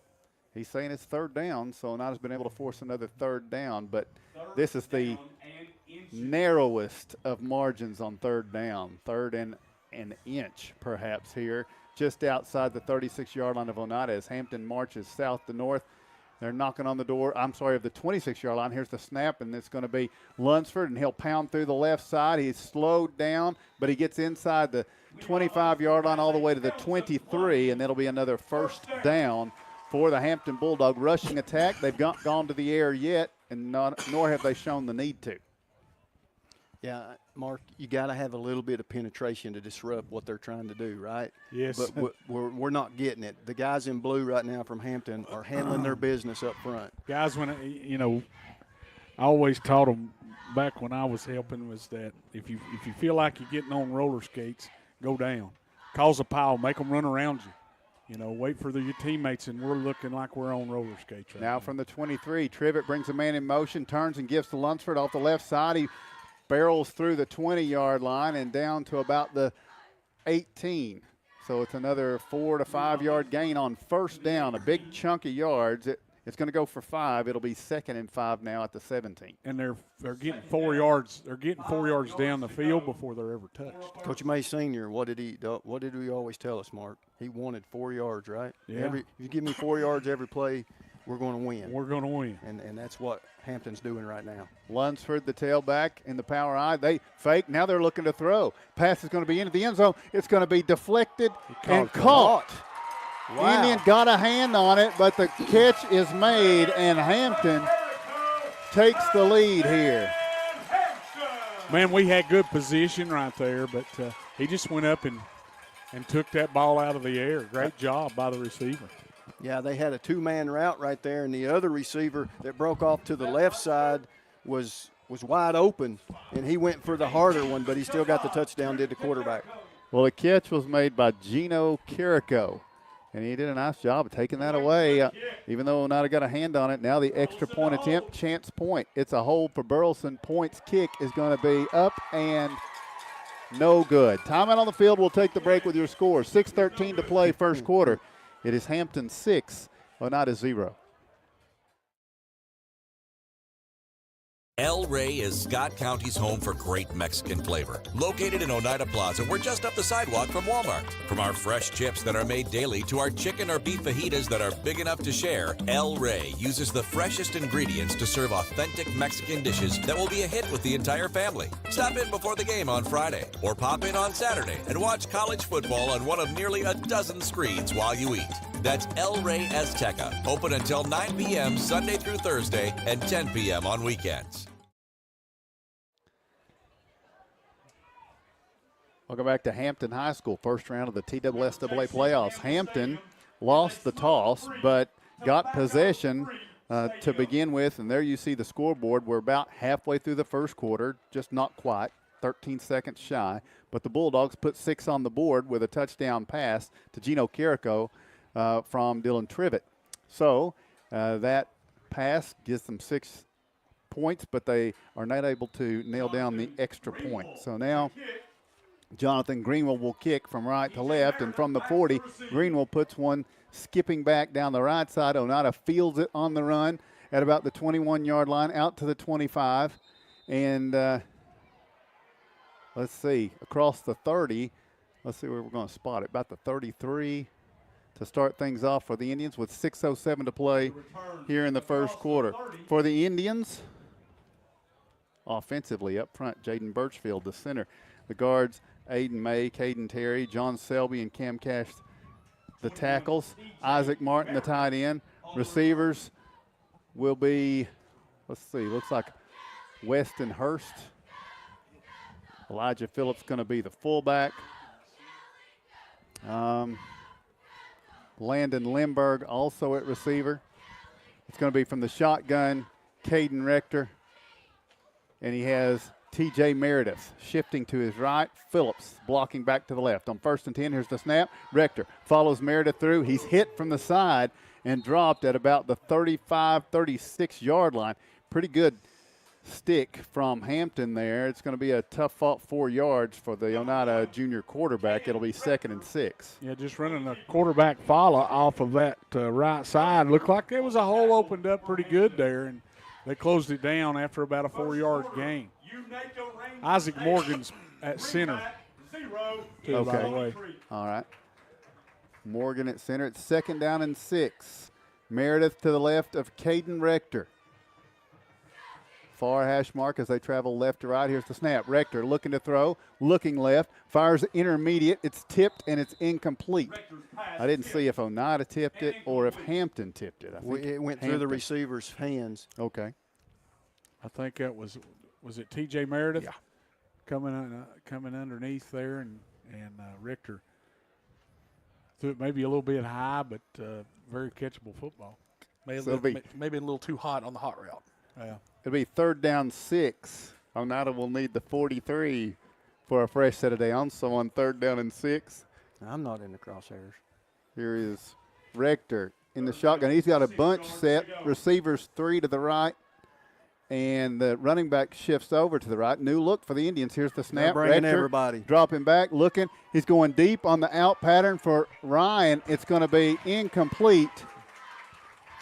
And it'll stop the clock with 5:12 to go here in the first quarter. So Oneida a 3 and out, and they'll have to punt back to a Hampton grinder that is grinding out yards at will. Well, he went deep on that one. He had Tate West was wide open. About 50 Yep. for first down. Now he was under a lot of duress. They sent about 8 guys, but yeah, we had a guy in white wide open in the flat. And like you said, he didn't have time to see. So for Oneida to punt here, it's going to be Colby Tyra. Here's the snap. Colby Tyra knew it punting, and he'll punt this one away. He did do a good job. Greenwell backing up. He's going to let it roll. And Tyra, that's a nice first punt, isn't it? He knocks it down to the 16-yard line. It'll be 1st and 10 for the Bulldogs. They lead 6-0 with 5:02 to go first quarter. I don't think Colby's new to it. I believe he's just maybe been injured. Has Colby been injured? We saw him punt a little bit yeah, the first of the year. Yeah, and I think some last year. Mm-hmm. Just got a scoring update. Score update. What is it? Oakdale 6, Cloudland 0 in the first quarter. Go Eagles. Well, Kevin. Hey, real pretty talk, Kevin. What about in your that? position, Kevin, you're not supposed to be. You're supposed to show some unbiased. Don't be biased. Not on that game. 1st and 10 from the 16-yard line. Here is Hampton lining up under center. Trivet. Now it's kind of a pitch out to the left side. Greenwell, the carrier this time. He'll take it across the 20, out to the 28, to the 29. That's an 8-yard carry for Jonathan Greenwell on 1st down, and it will bring up a 2nd down and 2. Where are they at on rushing stats right now, Bo? 11 for 66 yards, so six yards a pop. Yep, they got 8 on that one. We're just like you said, Mark, we're going backwards at the point of attack. Trivet has a split backfield of Greenwell and Lunsford. Wing back off to the left. Here's the snap. Give Lunsford quick hitter up the middle. He's got the 1st down, pushing it out to the 30-yard line. It'll be 1st and 10 for the Hampton Bulldogs. Oh, tough. That's just tough. We're getting stood up. Yeah, we're getting stood up and we're getting pushed off of football, and I mean it's you playing down in the trenches like that. You got to have some. Yeah, you got to have some want to right there, man. It's the. All right, Trivet under center. Greenwell behind him. Trivet, little delay, going to sweep off to the right, finding the corner. They suck in the linebackers and the safeties, and now Trivet takes it up the right side. He's upended, but not before he gets a fresh set of downs on an 11-yard carry, but there is a flag down behind the play, so perhaps that's why the Indians couldn't get out to slow Trivet down. Yeah, I think it's going to be on the edge of hold there. That'll be marked off from about the 33, so that'll push it back to the 23-yard line. It will be a 1st and 17. Now, that's the kind of thing that can really hurt a team like Hampton is these yardage penalties. Yeah, and if you get down early, a team like this, if they get down early, it's hard to fight back, without having a good passing game. I'm not saying they don't. Yeah, they're not built for a comeback. They're built to mash your mouth for 4 quarters and just methodically get up on you. But here's an opportunity. Slow death. Put them behind the sticks. Yeah, absolutely opportunity. 1st and 16, we'll call it. Here's the snap. They pitch, and it's going to be Greenwell getting up his speed over to the left side. Greenwell lowers and drives to the 30. They're spotting him up at the 31. Pretty generous spot on that where Greenwell's knee went down. Looked like he was just to the 30, but it's going to be a 7-yard gain now and bring up a 2nd down and 9. Yeah, he had a pathway right there. Weston Hurst come up and made a good play. Yeah, and possibly could have got a holding call right here on the edge again as they sprung him around the end, but was not called. So, yeah, like you said, they are getting what they want at the point of attack right now. Greenwell and Lunsford are split behind Trivett now on the near hash mark, wide side of the field to the right. Here's the snap. Lunsford, quick hitter off the left side. He's going to be taken down, but not before he pounds out another 4 yards up to the 35-yard line. So Hampton will face a 3rd down and 5 from their own 35. You see the score there. They lead 6-0, and we're inside 3 minutes to go in the first quarter. First round playoffs. Lunsford, do they have his height and weight on the roster, because that's a load coming downhill. Check it out there. It is Trivett under center. Behind him is Greenwell on 3rd down and 5. He takes the snap, pitches to Greenwell off the right side, gets a good block up front. He's going to get initially stopped behind the line, behind the sticks. Then he pushes up near the 40, and he may have the first down on the second effort, and that is going to be a first down for Hampton, getting just to the 40-yard line where he had to be. So they overcome the holding penalty that caused a 1st and 16, and now they have a fresh set of downs at their 40. 3 running plays. Yep, and Lunsford, they got him, thankfully, as a senior, but he's 5'9", 210. That's a big kid. Yeah, big, thick kid. And he is running downhill all the time.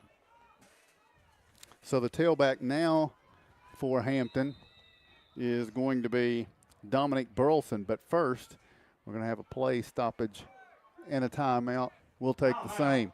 With 2 minutes to go here in the first quarter, we take the break with your score. Hampton 6, Oneida 0. Scenic Foods is about freshness, with meat cut in-store daily and special cut upon request. A deli that offers fresh meats and cheeses sliced to your choosing. A produce department offering fresh fruits and vegetables, and of course a full line of competitively priced groceries to meet your weekly shopping needs. Scenic Foods is about value and convenience. Don't have time to cook supper? Try our cheese sticks, pizza, and wings, as well as our fresh-made desserts and side dishes. Need to fill an empty pantry? We have all you need at Scenic Foods, located at 7352 Baker Highway in Huntsville.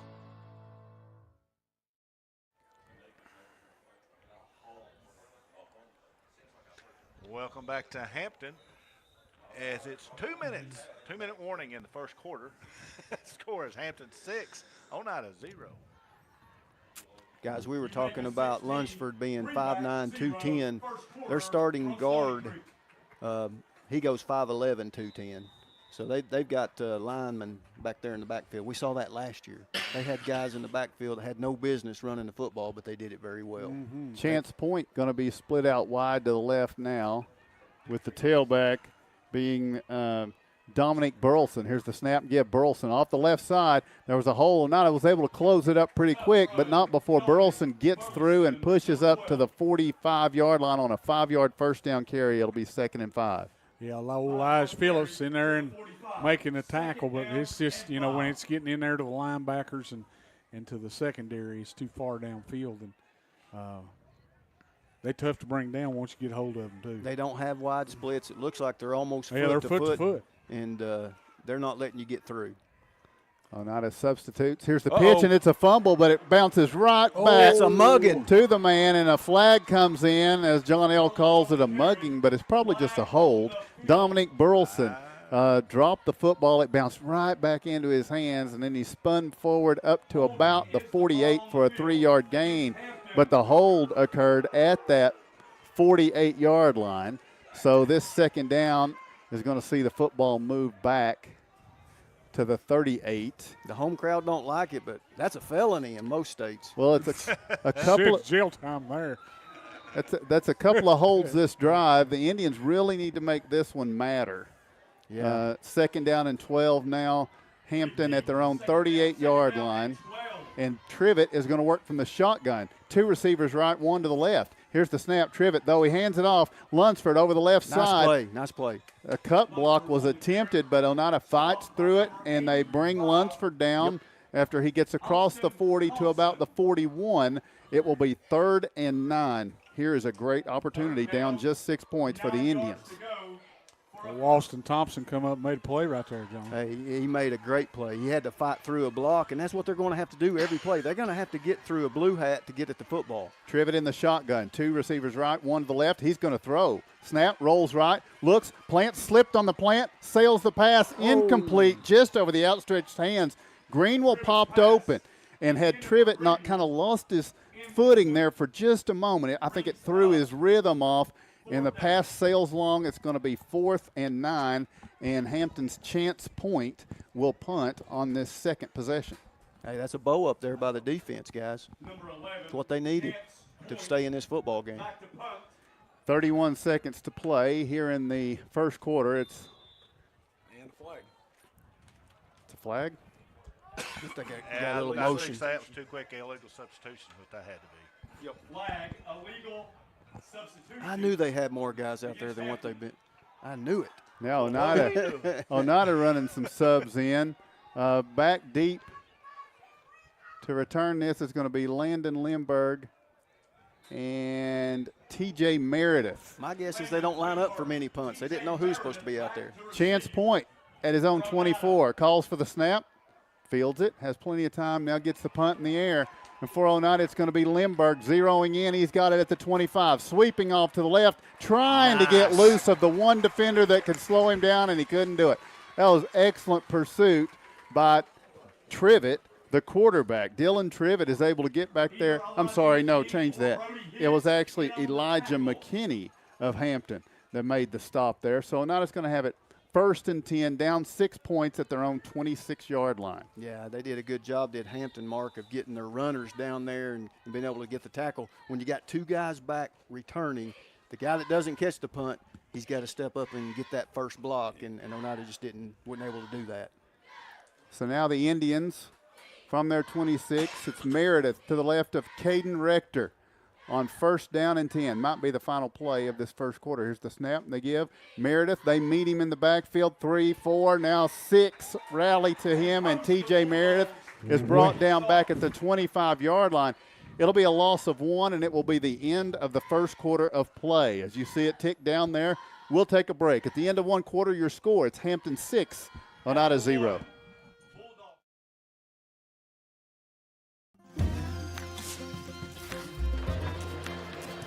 If you're a DIYer, Lumber King is your supplier. Equipment and tools, we got it. Paint and cleaning supplies, we got it. Rugged apparel and lawn care, we got that too. Visit us at 20359 Alberta Street in Oneida, Tennessee to make all your DIY dreams come true.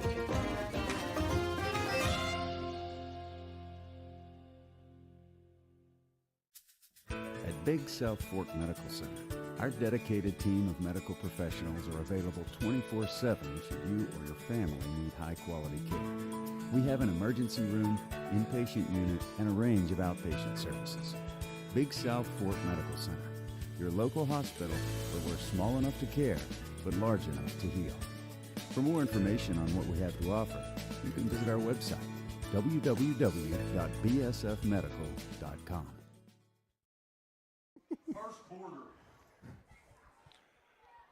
Welcome back to Hampton. At the end of one, the Oneida Indians trail 6-0 to the number 2 state-ranked Hampton Bulldogs. Bo will get your first quarter stat, but first this play. 2nd down 11. The Indians will snap it from their 25. Rector in the shotgun takes the snap. Look, quick hitch is going to be complete up to about the 32-yard line for Oneida. It'll bring up a 2nd down and or 3rd down, sorry. 3rd down and 5. It was a quick hitch there. What do you got, Bo, from that first quarter? Well, Hampton went 19 plays in that first quarter for 116 yards, averaging 6.1 a play. Before that pass right there, the Indians just 4 plays in the first quarter for 4 yards. But only 6 points to show for it. There's your bright spot. Very true. Oneida with a 3rd and 5. They got to have their own 36-yard line from the shotgun. Here is Caden Rector. Snap. He looks left on the slant. Daugherty makes the catch for the First National Bank. 1st down. Colton Daugherty, possession receiver. And I'm going to say this, John. The beneficial spot doesn't go just Hampton's way. I mean, I believe we got about 1.5 yards on that spot up to the 43-yard line where it's going to be 1st and 10 Indians. Wherever you stop rolling, that's where he's going to mark it. Yeah, we'll see how that affects, because it's happened to both teams It now. has, that, yes. that advanced spot. But here's a first down for Oneida, getting something moving here, down 6-0. Second quarter, remember, Hampton got the ball first, so the Indians with 2 receivers left. Running back to the left of Rector. Wide side is to the right. Here's Rector handing to Meredith. He's trying to break free and exploit that side over there, but Hampton will not allow it. They bring him down for a loss of yardage back to the 41. It'll be 2nd down and 12. He's getting met in the backfield. Yeah. You know, he didn't have a chance to get it off, get it outside where his speed comes into play. He got hit. Right now, Mark, when they see that running back split right there with the quarterback in that shotgun set, they're keying on that running. You could almost take him and split him out and get somebody out of the box and have a lot better chance on the outside. 2nd and 12 from the 41-yard line. Oneida with a pair of receivers to either side. From the shotgun, Rector takes the snap. Oh, heavy rush up the middle. Rector breaks 3 of it, looks deep down the right side, and it's going to be incomplete as he was going for Ryan, and it will stop the clock with 10 minutes to go here in the first half and bring up a 3rd down and 12. Yeah, they just had somebody come unblocked right straight to the quarterback, and I'll tell you exactly who it was. It was number 53, Austin Bentley. That young man came right off the corner, 6 foot, 250 pounds, and he is coming like a train. Caden don't want that.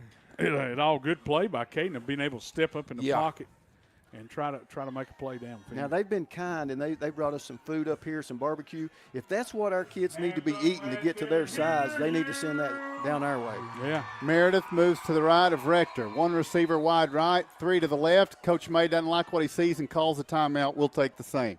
Timeout. 10 minutes to go, first half. Your score, Hampton 6, Oneida 0. What's the best tool in the toolbox? The one you're going to use the most, the one that you're the most comfortable with, the one that you have the most confidence in.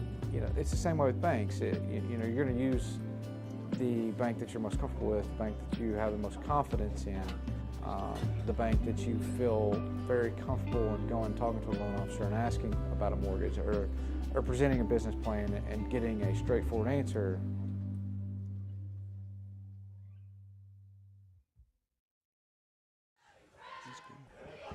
Welcome back to Hampton. The Oneida Indians down 6-0, and they face a 3rd down and 12 here. They need to get to the Hampton 47-yard line to get a fresh set of downs. Oneida's got 1 first down here this quarter, and Coach May, out of that, Oneida was set, ready to go. Coach May called a timeout, saw something there that he wanted to do, wanted to change, and so now we see that.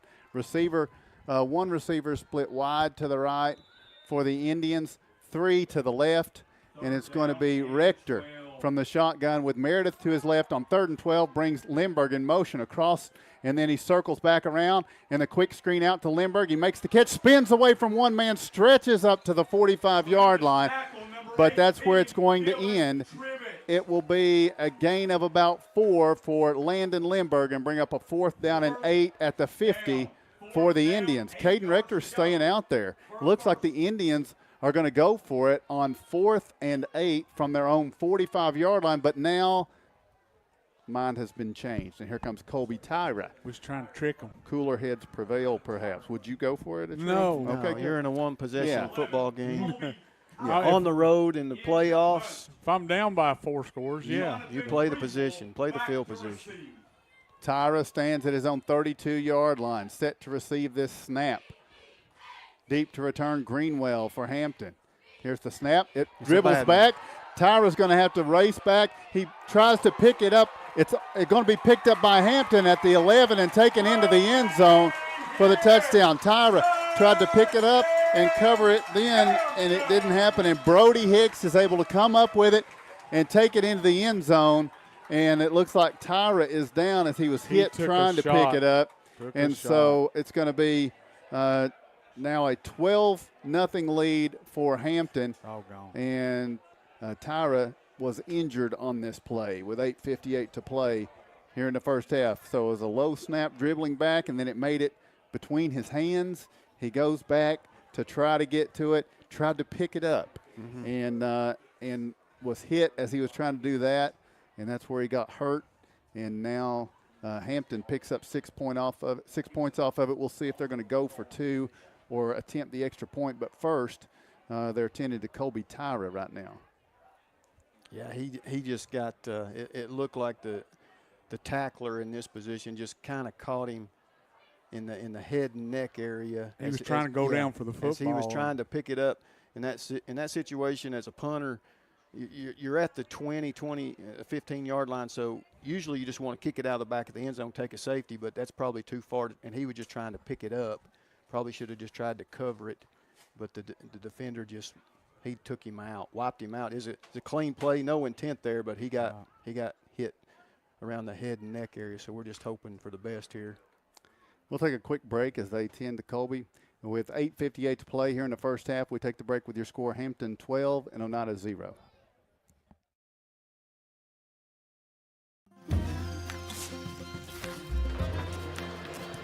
If you're a DIYer, Lumber King is your supplier. Equipment and tools, we got it. Paint and cleaning supplies, we got it. Rugged apparel and lawn care, we got that too. Visit us at 20359 Alberta Street in Oneida, Tennessee to make all your DIY dreams come true.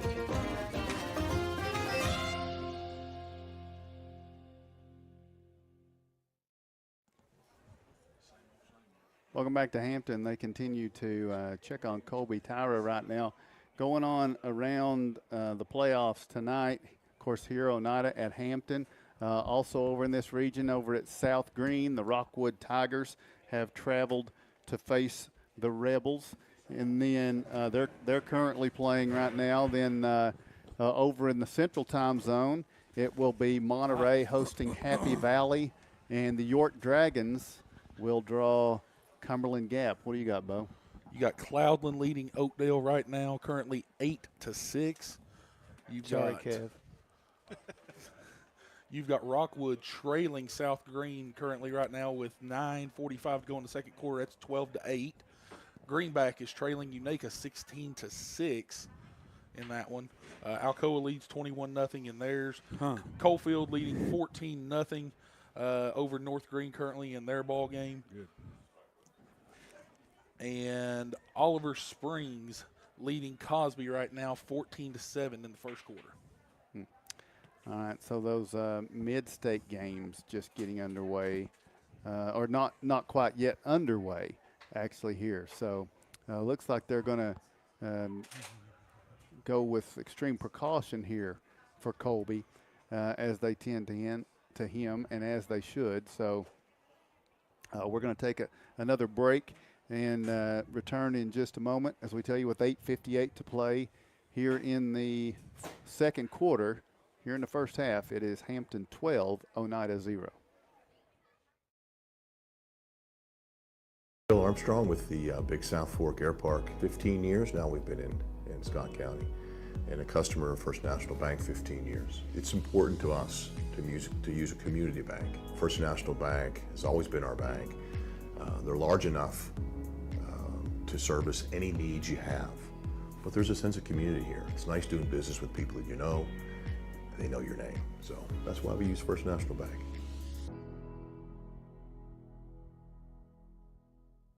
El Rey is Scott County's home for great Mexican flavor. Located in Oneida Plaza, we're just up the sidewalk from Walmart. From our fresh chips that are made daily to our chicken or beef fajitas that are big enough to share, El Rey uses the freshest ingredients to serve authentic Mexican dishes that will be a hit with the entire family. Stop in before the game on Friday, or pop in on Saturday and watch college football on one of nearly a dozen screens while you eat.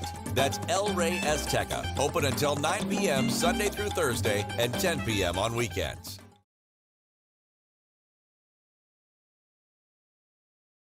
The superior technology of fiber optics carries a communication signal that is more robust and reliable than older technologies. Connecting homes and businesses directly to fiber optic networks enables enormous improvements in what bandwidth devices are capable of delivering. Experience Highland Communications' world-class broadband, delivered over Highland Telephone Cooperative's fiber optic network to make your online experience extraordinary. Highland Telephone and Highland Communications. World-class connections with a local, hometown touch. If you're a DIYer, Lumber King is your supplier. Equipment and tools, we got it. Paint and cleaning supplies, we got it. Rugged apparel and lawn care, we got that too. Visit us at 20359 Alberta Street in Oneida, Tennessee to make all your DIY dreams come true.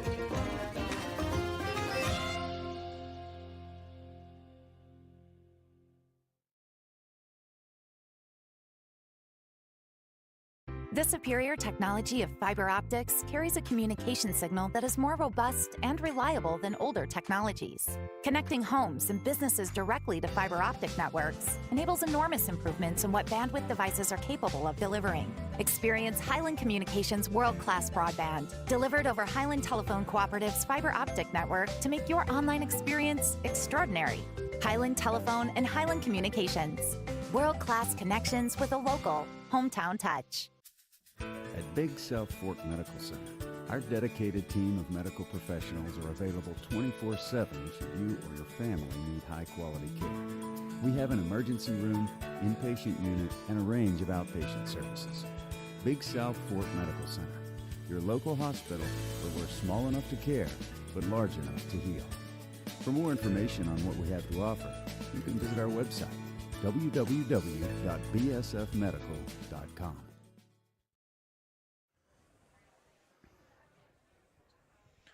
And welcome back to Hampton as we're still under a delay for an injury. And remind you once again, it's 8:58 left to go until halftime. Hampton just scored off of a bad snap, picked up on a snap on a fumble, or snap on a punt, picked it up and run it in, and we had an injury on that play, so they've yet to do the extra try.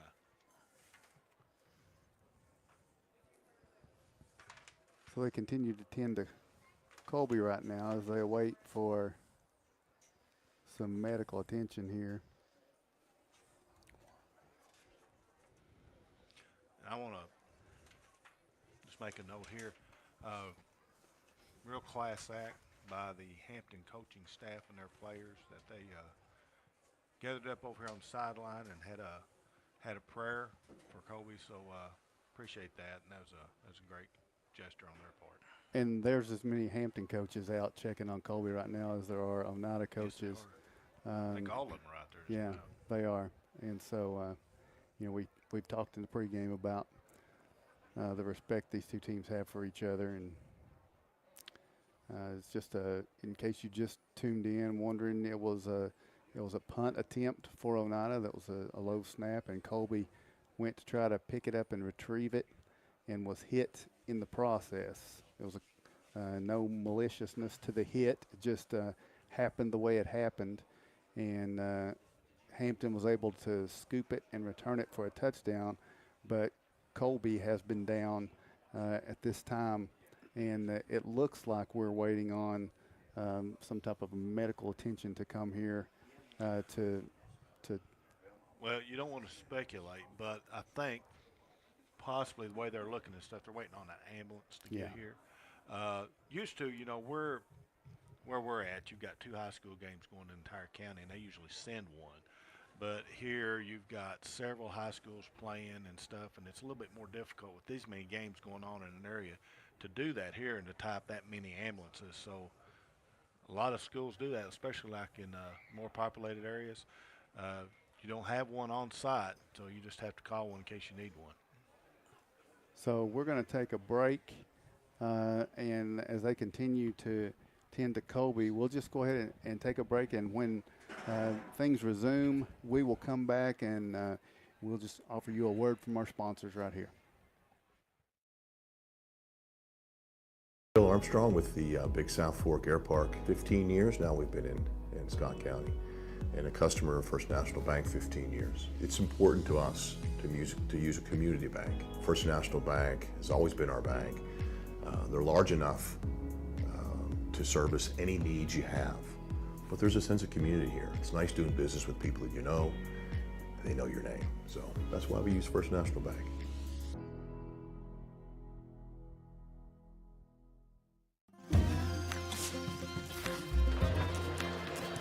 If you're a DIYer, Lumber King is your supplier. Equipment and tools? We got it. Paint and cleaning supplies? We got it. Rugged apparel and lawn care? We got that too. Visit us at 20359 Alberta Street in Oneida, Tennessee to make all your DIY dreams come true.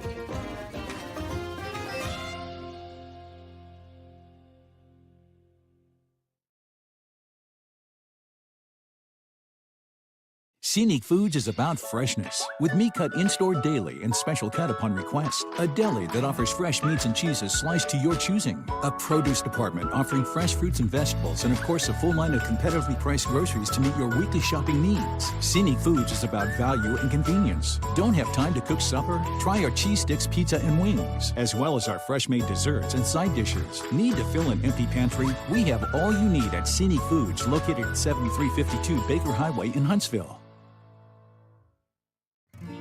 First National to me it's a core memory growing up, and it is something that's always been a part of my life. We renovated this building and opened this business. We were looking to source as much as we could locally, and what is more local than First National Bank of Oneida? First National Bank is very involved with a lot of the local community events and supporting of businesses. We've seen them involved with the fair and the sports locally and other things that I think is just indicative of the local community being supported by the local bank. If you vape, you could be inhaling toxic metals into your lungs. To show how scary that is, we made metal monsters. With special effects that show metal particles being inhaled. And music that would make your heart race. But nothing is as scary as the facts. Vaping can deliver toxic metals like nickel and lead into your lungs. That's metal in your lungs. Tail sleep. Forget the bucket. Stop buying those expensive car care products. For a supreme clean, visit T&T Car Wash in Oneida. T&T Car Wash features the latest in touch-free car wash technology. T&T's touchless automatic wash bays are tough on road grime, but gentle on your car's finish. These feature-packed automatics give you complete control of the wash, including a wheel brush option. Want to wash it yourself? T&T also has traditional wash bays. And don't forget the interior, both vacuum and shampoo stations available. For a dynamite clean, T&T Car Wash, Oneida.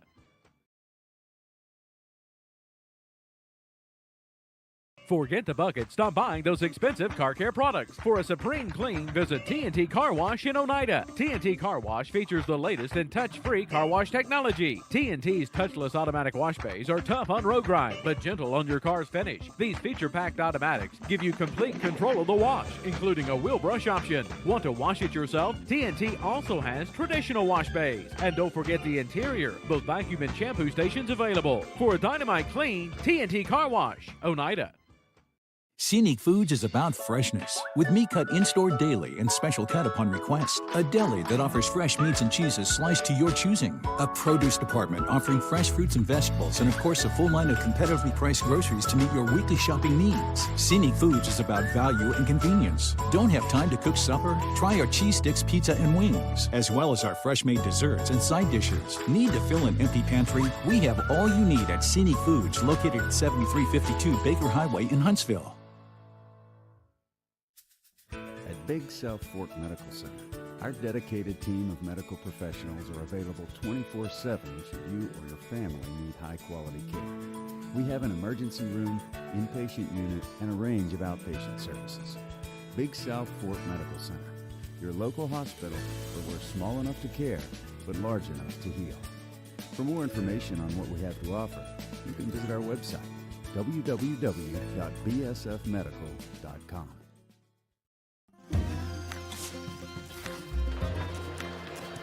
If you're a DIYer, Lumber King is your supplier. Equipment and tools? We got it. Paint and cleaning supplies? We got it. Rugged apparel and lawn care? We got that too. Visit us at 20359 Alberta Street in Oneida, Tennessee to make all your DIY dreams come true.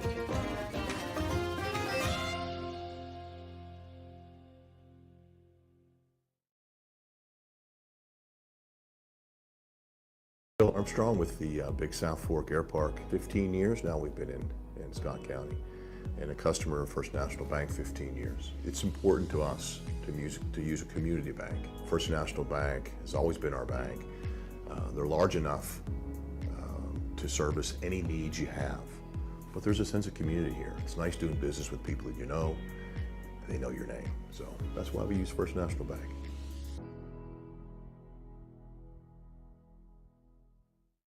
At Big South Fork Medical Center, our dedicated team of medical professionals are available 24/7 should you or your family need high-quality care.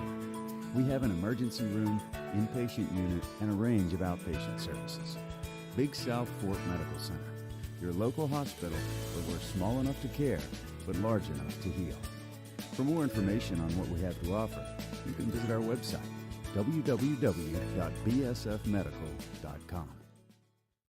Forget the bucket. Stop buying those expensive car care products. For a supreme clean, visit T&T Car Wash in Oneida. T&T Car Wash features the latest in touch-free car wash technology. T&T's touchless automatic wash bays are tough on road grime, but gentle on your car's finish. These feature-packed automatics give you complete control of the wash, including a wheel brush option. Want to wash it yourself? T&T also has traditional wash bays. And don't forget the interior, both vacuum and shampoo stations available. For a dynamite clean, T&T Car Wash, Oneida. What's the best tool in the toolbox? The one you're going to use the most, the one that you're the most comfortable with, the one that you have the most confidence in.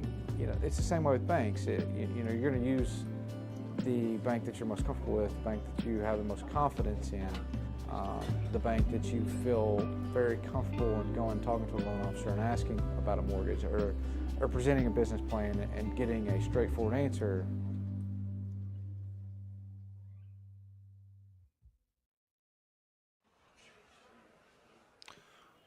Welcome back to Hampton as they're continuing to care for Kobe Tyra on the football field. And so we're still under a delay. Just to recap right now, Hampton scored on a fumbled snap on a punt. And then that's the play that Kobe was injured on. They are bringing medical assistance in here at this time for him. As you can see on the clock, there's 8:58 to go until halftime. Hampton's up 12-0, but they've yet to attempt a PAT. Probably more than likely will go for 2 when we resume. They're trying to be cautious. There is an ambulance that's injured that they're going to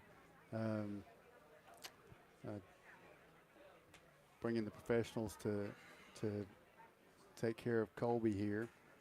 We just wanted to come back to once again reiterate what was occurring here, as they, again, an abundance of caution for Colby. He was back to punt for the Indians, and snap skipped through. He turned around to try to get to it and was hit as he was attempting to pick it up, and was injured on that play. There wasn't anything dirty. No, it wasn't a cheap shot. No, this is just a good football play. I mean, that's what you got to do. Is the ball's loose and you're trying to get to it, and that's part of it. But the Hampton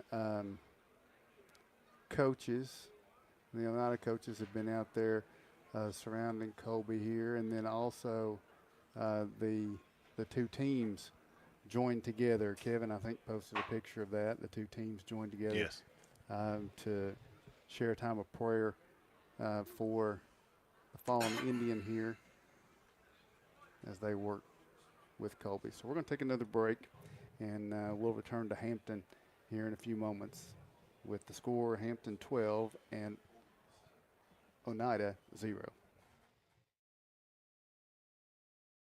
El Rey is Scott County's home for great Mexican flavor. Located in Oneida Plaza, we're just up the sidewalk from Walmart. From our fresh chips that are made daily to our chicken or beef fajitas that are big enough to share, El Rey uses the freshest ingredients to serve authentic Mexican dishes that will be a hit with the entire family. Stop in before the game on Friday, or pop in on Saturday and watch college football on one of nearly a dozen screens while you eat. That's El Rey Azteca, open until 9 p.m. Sunday through Thursday and 10 p.m. on weekends. First National to me it's a core memory growing up, and it is something that's always been a part of my life. We renovated this building and opened this business. We were looking to source as much as we could locally, and what is more local than First National Bank of Oneida? First National Bank is very involved with a lot of the local community events and supporting of businesses. We've seen them involved with the fair and the sports locally and other things that I think is just indicative of the local community being supported by the local bank. Forget the bucket. Stop buying those expensive car care products. For a supreme clean, visit T&T Car Wash in Oneida. T&T Car Wash features the latest in touch-free car wash technology. T&T's touchless automatic wash bays are tough on road grime, but gentle on your car's finish. These feature-packed automatics give you complete control of the wash, including a wheel brush option. Want to wash it yourself? T&T also has traditional wash bays. And don't forget the interior, both vacuum and shampoo stations available. For a dynamite clean, T&T Car Wash, Oneida. At Big South Fork Medical Center, our dedicated team of medical professionals are available 24/7 should you or your family need high-quality care. We have an emergency room, inpatient unit, and a range of outpatient services. Big South Fork Medical Center, your local hospital where we're small enough to care, but large enough to heal. For more information on what we have to offer, you can visit our website, www.bsfmedical.com. If you vape, you could be inhaling toxic metals into your lungs. To show how scary that is, we made metal monsters. With special effects that show metal particles being inhaled. And music that would make your heart race. But nothing is as scary as the facts. Vaping can deliver toxic metals like nickel and lead into your lungs. That's metal in your lungs. Tail sleep. Bill Armstrong with the Big South Fork Air Park. 15 years now we've been in Scott County, and a customer of First National Bank 15 years. It's important to us to use a community bank. First National Bank has always been our bank. They're large enough to service any needs you have, but there's a sense of community here. It's nice doing business with people that you know, and they know your name. So that's why we use First National Bank.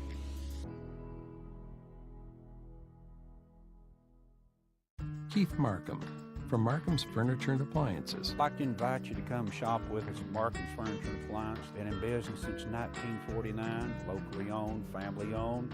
We offer the largest selection of furniture and appliances in Scott County. We offer the same-day delivery. Financing is available with a finance company.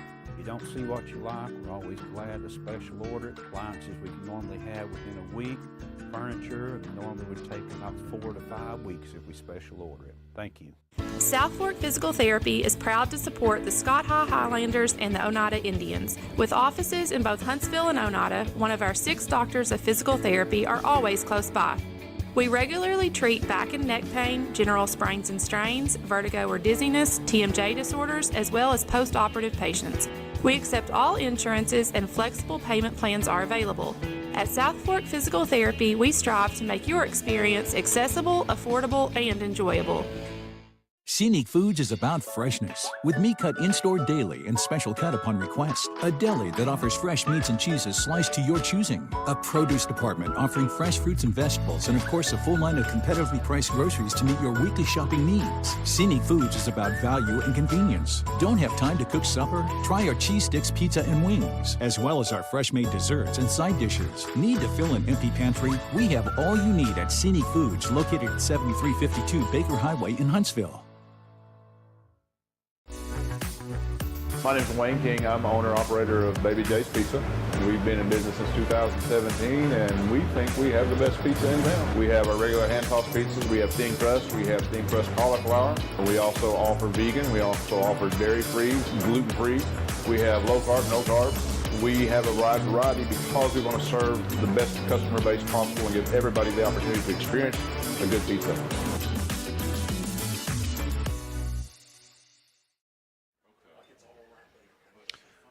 We're back at Hampton as the EMTs continue to assist out on the football field. Once again, 8:58 to go in the second quarter. Hampton has just scored on a fumbled snap by Oneida on a punt. Punter Kobe Tyra was hit in that play and was injured at about the 15-yard line, and has been at that point ever since. Out of caution, I'm not sure, exactly what's going on, obviously, from our vantage point here, but they have kept him from moving and has stayed right there with him until the ambulance got here. The ambulance has arrived, and they are working with him now, getting him prepared to transport from here. Of course, they're taking every precaution that they can. Possible neck or back injury, we don't know, but they're making sure they're taking every possible precaution that they mobilize everything so they do not hurt him any more than what he's already been injured. Sometimes these things, you never know. Remember Stan Pennington got hurt at Coalfield one year. Scary situation, got hit from behind and went down and couldn't feel his extremities at first, which was a scary situation, and they completely mobilized everything there. Got him to the hospital, just found it ended up being a real bad stinger. So you never can tell how these things may turn out. Of course, we are definitely praying and hoping for the best for young Kobe Tyra. They have, an ambulance is here. It took some time. There was not one on premises, and there is a bed to transfer him to out there right now. They're working to do that.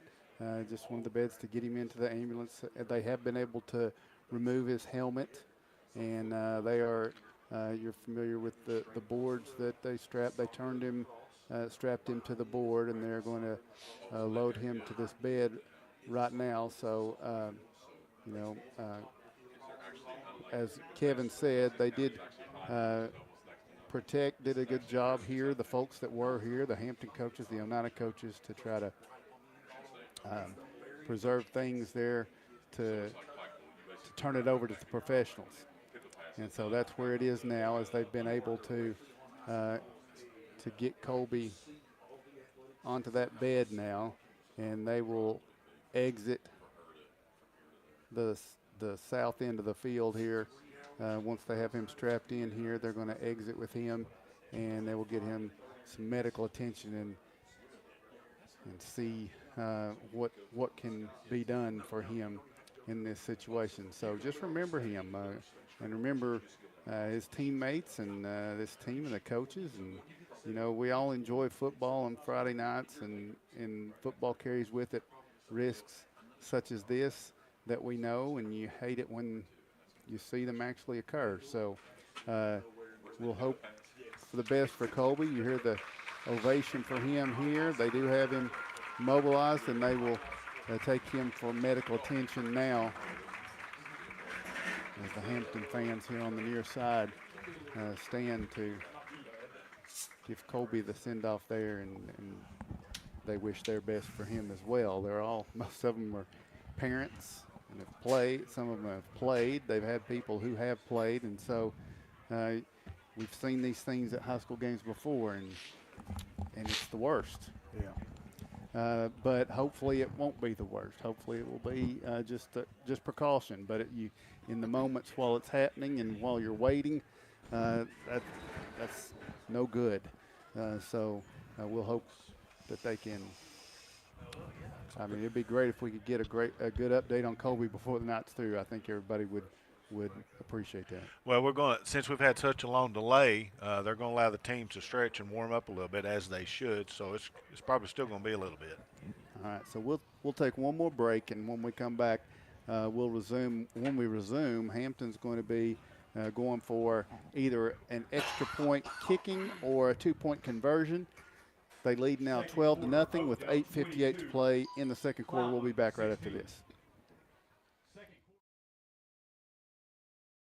Located at 205 East 3rd Avenue in Oneida, Mark's Family Pharmacy is open 6 days a week with a drive-through window for your convenience. But we're more than just a pharmacy. Check us out for gift ideas like plush animals, Candleberry Company candles and fragrances, designer earrings, caps, toys, and more. There's something for everyone at Mark's Family Pharmacy. Open 8 a.m. to 6 p.m. Monday through Friday, and 8 a.m. to noon on Saturday. The superior technology of fiber optics carries a communication signal that is more robust and reliable than older technologies. Connecting homes and businesses directly to fiber optic networks enables enormous improvements in what bandwidth devices are capable of delivering. Experience Highland Communications' world-class broadband, delivered over Highland Telephone Cooperative's fiber optic network to make your online experience extraordinary. Highland Telephone and Highland Communications. World-class connections with a local hometown touch. Scenic Foods is about freshness, with meat cut in-store daily and special cut upon request. A deli that offers fresh meats and cheeses sliced to your choosing. A produce department offering fresh fruits and vegetables, and of course a full line of competitively priced groceries to meet your weekly shopping needs. Scenic Foods is about value and convenience. Don't have time to cook supper? Try our cheese sticks, pizza, and wings, as well as our fresh-made desserts and side dishes. Need to fill an empty pantry? We have all you need at Scenic Foods, located at 7352 Baker Highway in Huntsville. If you vape, you could be inhaling toxic metals into your lungs. To show how scary that is, we made metal monsters.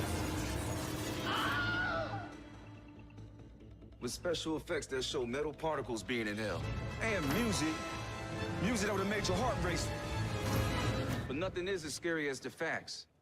Vaping can deliver toxic metals like nickel and lead into your lungs. That's metal in your lungs. Tail sleep. Basketball schedule. And welcome back to Hampton up in northeast Tennessee. It's 12-0 as the teams are just now concluding warming up, and we're going to either probably see an extra more attempt. I'm thinking more likely they're going to go for 2 here. I would think that's a good possibility. Hampton attempted the extra point kicking earlier with chance point and was unsuccessful. Back at the stadium with us tonight. Robbie Fritz interviewed before the game, and he told us, that the kicking game was a concern for the Bulldogs, the inability to do that. And so we saw that miss. So, yeah, I agree with Kevin. I think you're going to see Hampton go for 2 here on this 2-point conversion attempt. So let's see. They will snap from the 3-yard line of Oneida. And I don't see Trivet out there. There he is. Okay, Trivet is up under center with a pair of blocking backs in front of Levi Lunsford. Here's the snap and the give. Lunsford going to try off the right side. He will not get in. So that's the 2-point conversion. It's failed, and we'll take a quick break and be back with kickoff right after this. First National to me it's a core memory growing up, and it is something that's always been a part of my life. We renovated this building and opened this business. We were looking to source as much as we could locally, and what is more local than First National Bank of Oneida? First National Bank is very involved with a lot of the local community events and supporting of businesses. We've seen them involved with the fair and the sports locally and other things that I think is just indicative of the local community being supported by the local bank. Welcome back to Hampton. The Oneida Indians trail 12-0. We had the extended timeout on the injury, but we will get back to action here. Jonathan Greenwell will kick it off for the Hampton Bulldogs. He will kick left to right from north to south, and he will boot it from the 40. High end over ending kick. Tate West backs up, takes it at the 30.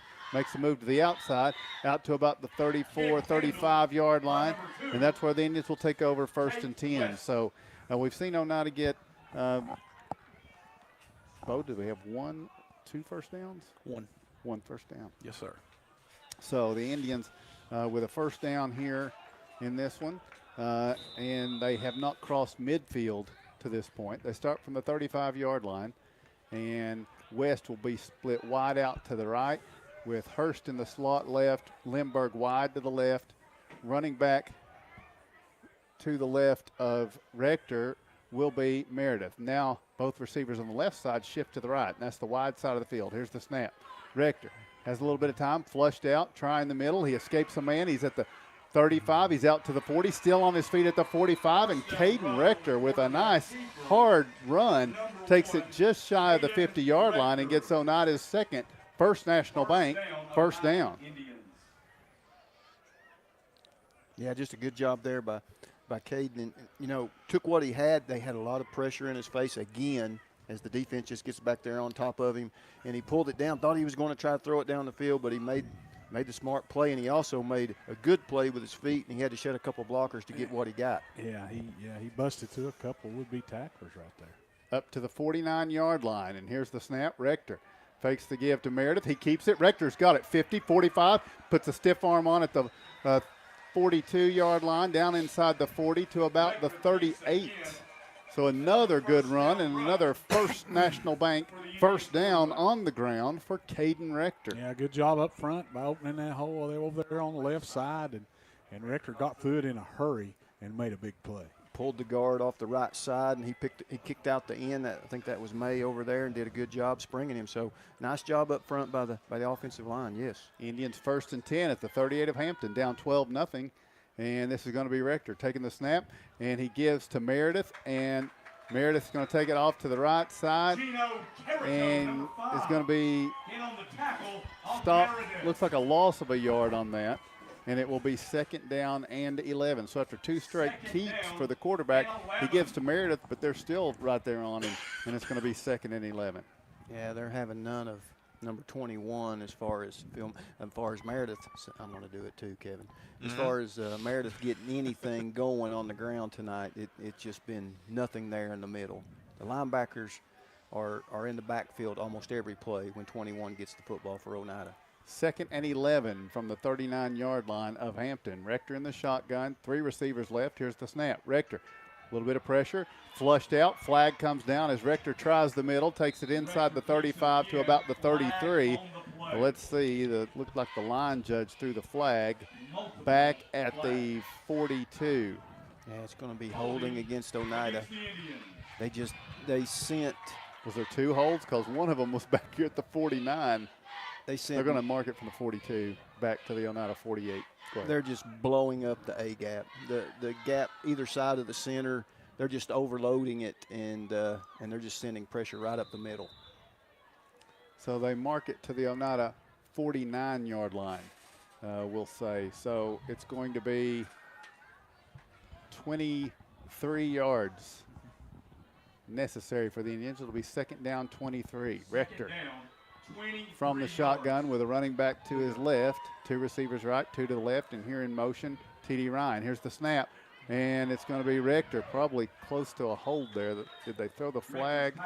It looked like they were trying to keep it off of Rector, and the flag is thrown, and it's going to be incomplete. It'll be 3rd down and 23. Yeah, that set up real well, and we just wasn't able to connect there. Again, it's almost like they got 15 guys in blue. I mean, they are all over the field. 6:21 on the game clock here, with Hampton leading 12-0. Oneida in danger of turning it back over to Hampton with pretty good time on the clock. It's 3rd and 23 though. Oneida's got to have a deep drive here. It's going to be Rector flushed out to the right. He fires the pass, and the catch is made, but coming back to catch it brings the receiver down, and it's going to be Levi James making the catch at the 49-yard line, but it will bring up 4th down, and so Hampton will send Greenwell deep to return it. And now for Oneida, it will be a punting situation. So remember, Tyra is out now, and so the punter for the Indians, as I think John was the one that mentioned it, it's going to be Luke Barna. Barna now at his own 37-yard line. Rector is also in there, kind of in an up position. Looks back at Barna, and now here's the snap. And Barna is going to get the punt away, and it's going to take a bounce inside the 25-yard line, rolls inside the 20, and will be downed by the Indians, and Hampton will have the football. You see the 12-0 lead for the Bulldogs. 5:21 to play here in the first half. And the Bulldogs will start from, I think, their 16, 17-yard line. Yeah, the Indians has not done a bad job on defense so far in this ball game. No. I mean, they've been bending a little bit, but they've done a pretty good job holding this bunch down. The 6 points came off the turnover or the muffed punt that was returned for a touchdown. So, yeah, been in it, has the defense. Trivet pitches to Lunsford out to the right side. Stutter step, cuts it back inside, pushes it across the 20, out to about the 23-yard line. And on first down, that will be a go of about 6 yards and bring up a second down and 4. Yeah, they've got them in some tough down and made them punt, but you know, earlier they had the one long run. Other than that, they've been getting 4 and 5 yard chunks. They're chunks across the line. That's right.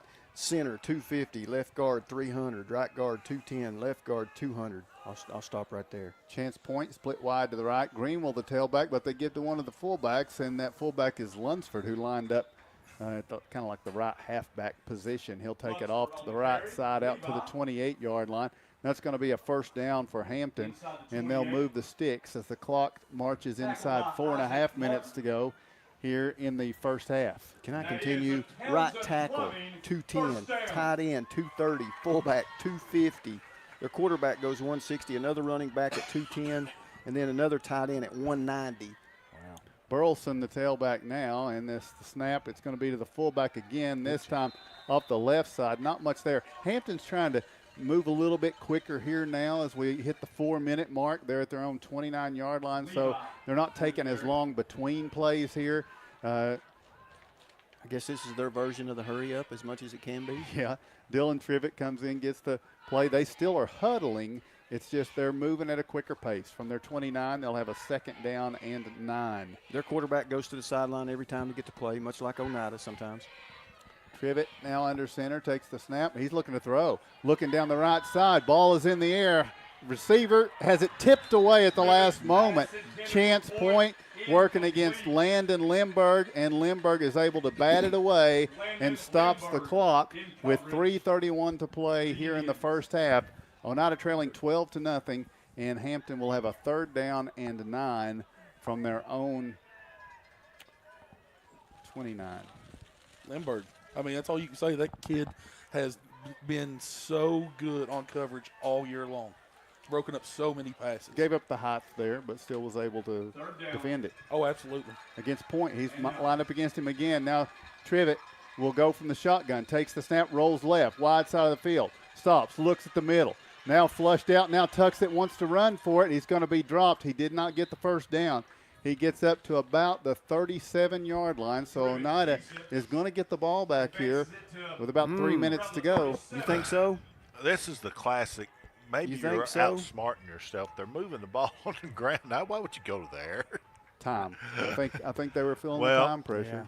Yeah. And I don't think they're going to punt it. I think they're going to go for it. Well, Trivett is coming up to the line now. We've seen teams bark on that offsides. It is 4th and 1. Trivett turns around and speaks. Lunsford is the tailback here is the snap. Lunsford off the right side. He's got first down yardage and more. Limburg tries to break and stop him. He hits him at the 50. Lunsford is able to get past him. Peyton Smart stops him, but not before he gets to the Oneida 45, where it's going to be a 1st and 10 for Hampton. Levi James comes up and makes the play right there, or that would have been a touchdown. And remember, Lunsford, they got him listed as 210, 5'9", 210. Folks, there aren't Southeastern Conference running backs that come in at that size sometimes. He's a load. So Burleson, change that. Yeah, Burleson's the tailback now. Gets the handoff up the middle, scoots over to the left, and is taken down at the 40. That's a 5-yard carry for Dominique Burleson. And we approach the 2-minute mark of this game with Hampton at the Oneida 40-yard line. Remember, they're not going to be kicking any field goals. That's not their thing. So they split chance point wide out to the left on 2nd down and 5. Under center, Trivett with the power I formation, hands it off to the tailback, and this time 1, maybe 2 yards on the carry for the Bulldogs. And Burleson gets 2. It'll be a timeout. 1:44 to play here in the first half. We take the break. Your score. It is Hampton 12, Oneida 0. What's the best tool in the toolbox? The one you're going to use the most. The one that you're the most comfortable with. The one that you have the most confidence in. You know, it's the same way with banks. You know, you're going to use the bank that you're most comfortable with, the bank that you have the most confidence in. The bank that you feel very comfortable in going talking to a loan officer and asking about a mortgage or presenting a business plan and getting a straightforward answer.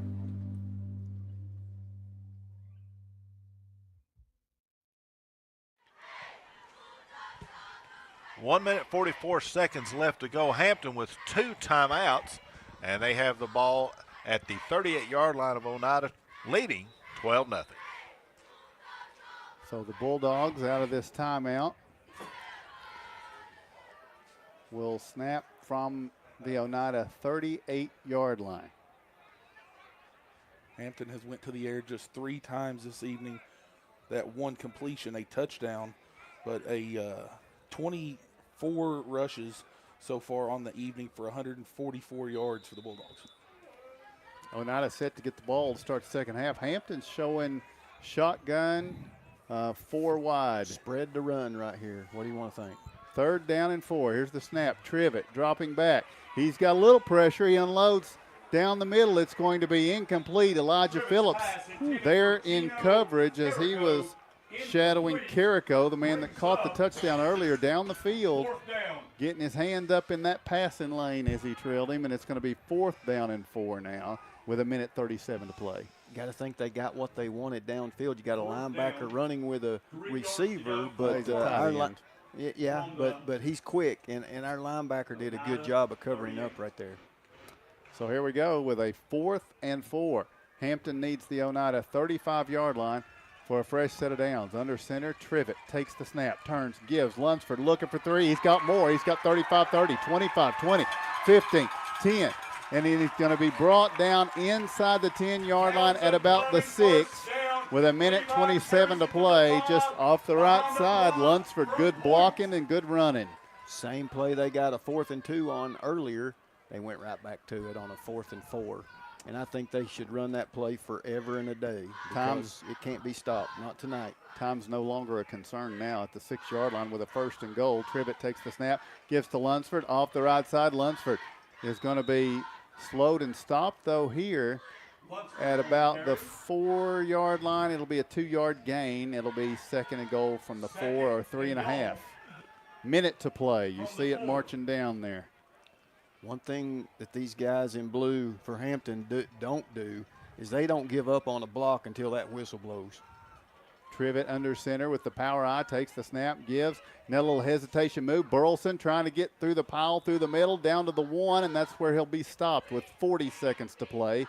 It will be 3rd and goal at the Oneida 1-yard line, and here's Lunsford back in to dot the I and the power eye on the goal line. Hampton breaks the huddle. Trivet under center. Pair of blocking backs in front of Lunsford on 3rd and goal from the 1 to give Lunsford, and he's into the end zone for the touchdown for Hampton. I don't think he was touched before he made it in. 18-0. They get in that power eye with 210-pound Lunsford, and they go off that right side, and they can just make hay all day long with what they've done in the first half. It's just that one play. Nothing special, nothing fancy. They just do it well. So it will be Hampton's chance point to attempt the extra point from evenly between the hashes in an 18-0 game with 20 seconds remaining here in the first half. Hampton with the snap, the hold, those are both good. The kick from point is going to be off to the left, and we'll take a timeout. Telling you the score, it is Hampton 18, Oneida 0. Located at 205 East 3rd Avenue in Oneida, Mark's Family Pharmacy is open 6 days a week with a drive-through window for your convenience. But we're more than just a pharmacy. Check us out for gift ideas like plush animals, Candleberry Company candles and fragrances, designer earrings, caps, toys, and more. There's something for everyone at Mark's Family Pharmacy. Open 8 a.m. to 6 p.m. Monday through Friday and 8 a.m. to noon on Saturday. Welcome back to Carter County and Hampton, Tennessee, as the Hampton Bulldogs are now taking an 18-0 lead over the Oneida Indians. There's only 20 seconds to go to halftime. What you want to hope for here is a great return by the Indians and maybe at least set up for a field goal opportunity. We know we need to at least get over the 42-yard line to give that an opportunity. How many yards Lunsford had for Hampton at this point, Bo? 17 carries for 123. So he's going to hit 200 yards if they keep feeding him the football in this game, and he's been the story. We just haven't had an answer for him. Hampton's laying the football sideways. He's squibbing it. No tee. Point in to kick it. Oneida sees it, and they're creeping up on it here. Chance Point makes his way to the football, just kind of skips it off the grass, and it's going to bounce. Oneida picks it up at the 21. Meredith sheds a couple of would-be tacklers, hit as he spins across the 25-yard line to the 27. So 13 seconds here on the clock. It's the playoffs. You're going to get the ball to start the second half. Do you give this a shot here? I think if you can get in a hurry up and get a couple of chunk plays here, we got a great field goal kicker. We can give him a chance. We got a couple of timeouts, but I don't know if you make a mistake here, you're going to be given, it can go the other way quick. They do have two safeties back. What? It's already going the other way. Try to get some momentum at halftime is what I'd try to get. Well, two safeties back. Corners are giving a big cushion. And here is Rector on first down, taking the snap. Rolling to his right. Rector directing traffic, hit as he throws, and it will fall incomplete with 5 seconds remaining. Second down, 5 seconds Rector's remaining. slow to get up after that one. Took a high hit there. Slammed into the ground. Holding his shoulder now. Support the band. Make a purchase at our concession Not the stand. throwing shoulder, though. Kind of trying to shake it off with that left arm. He'll have one more play. I'll tell you what now, that's one thing about old Rector. He's tough as a pine knot because he's got hit a bunch this year. One more play. Here's the snap. Rector. Whoa. Little delay handoff. Meredith. He'll spin down. Never had a chance. And that'll be the end of the first half. We'll take a break, telling you the score at halftime. It is the Hampton Bulldogs 18, the Oneida Indians 0. I swear I could fix that.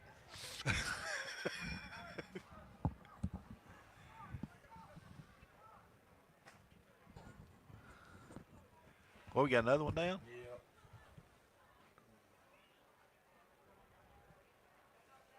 Is that our center? Is that our center?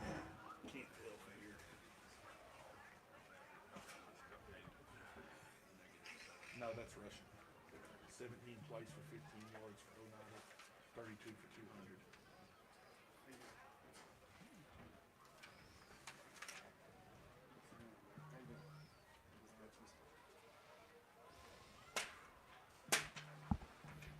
Are we on a break here, folks?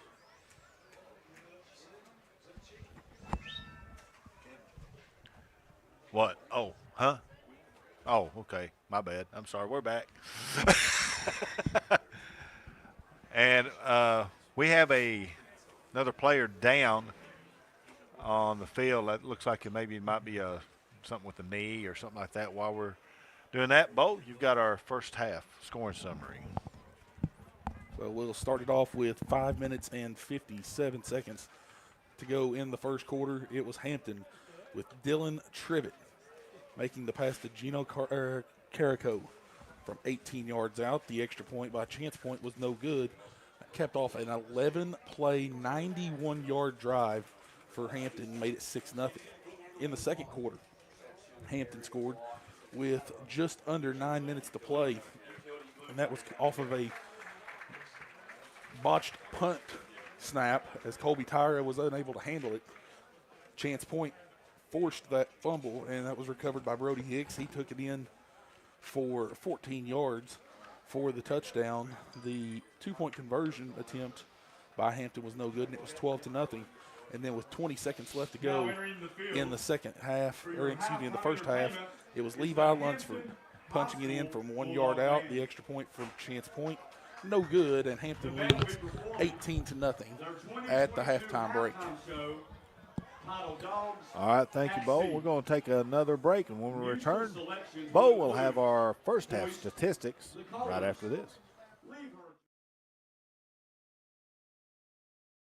Home-style cooking with friendly service and a relaxed atmosphere. That's Ray's-Ax. Ray's-Ax offers breakfast served daily, just like Grandma fixed it, and daily specials like country fried steak, turkey and dressing, and of course, a fish fry every Friday. Ray's-Ax has a full menu, ranging from quick and easy favorites like hamburgers and club sandwiches to comfort foods like pinto beans. And you'll love something off the grill, like grade A cut sirloin, ribeye, or shrimp kebabs. That's Ray's-Ax on U.S. Highway 27 in Helenwood. Ray's-Ax, country cooking and great steaks. Keith Markham from Markham's Furniture and Appliances. I'd like to invite you to come shop with us at Markham's Furniture and Appliance. Been in business since 1949, locally owned, family owned. We offer the largest selection of furniture and appliances in Scott County. We offer the same-day delivery. Financing is available with a finance company. If you don't see what you like, we're always glad to special order it. Appliances we can normally have within a week.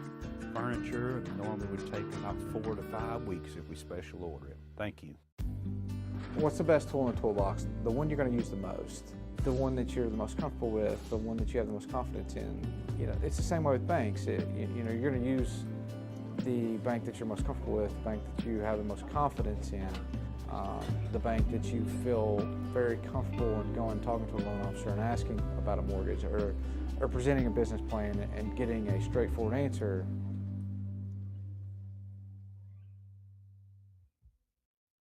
If you vape, you could be inhaling toxic metals into your lungs. To show how scary that is, we made metal monsters. With special effects that show metal particles being inhaled. And music that would have made your heart race. But nothing is as scary as the facts.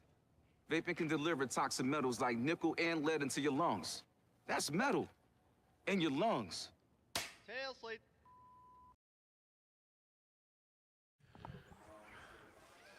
And back here at Hampton, first round of the playoffs as the Oneida Indians on the road up here in Hampton, Tennessee, taking on the Bulldogs and find themselves down 18-0 here at halftime. With our first half statistics, Bo Kidd. We will start it off with Hampton, 28 carries in the first half for 182 yards rushing with 10 first downs.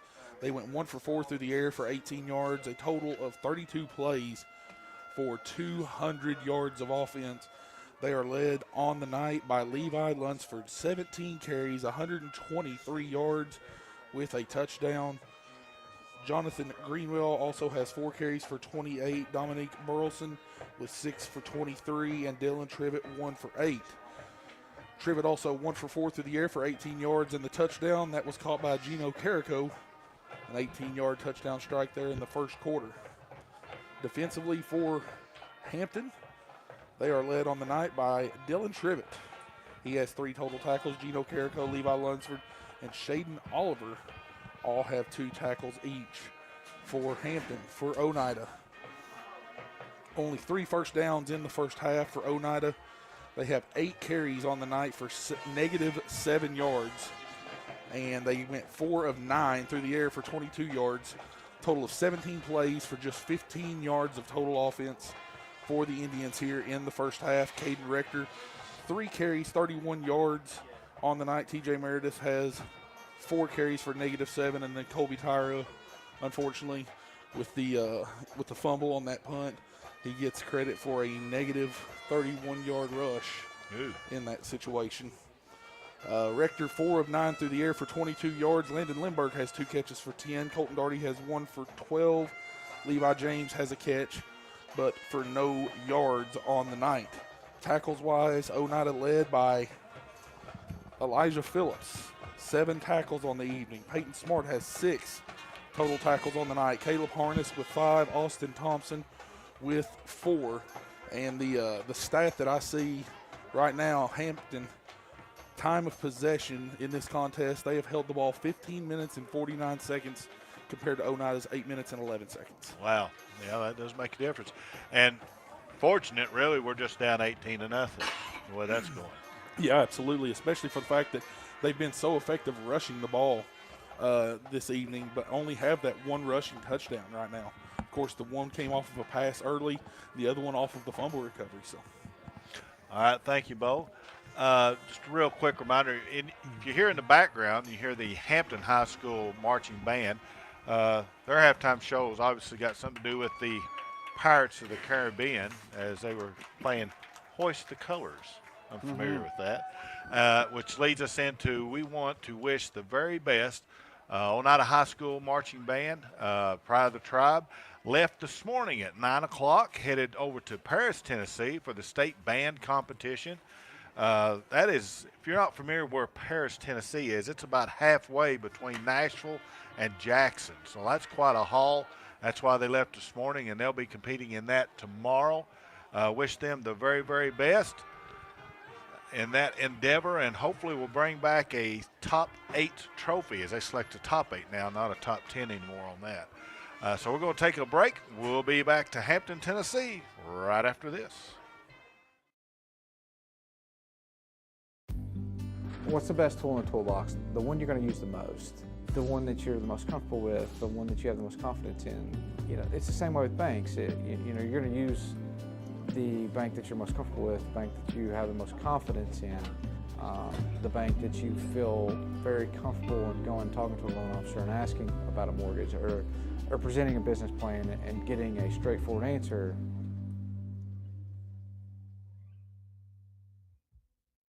Bill Armstrong with the Big South Fork Air Park. 15 years now we've been in Scott County, and a customer of First National Bank 15 years. It's important to us to use a community bank. First National Bank has always been our bank.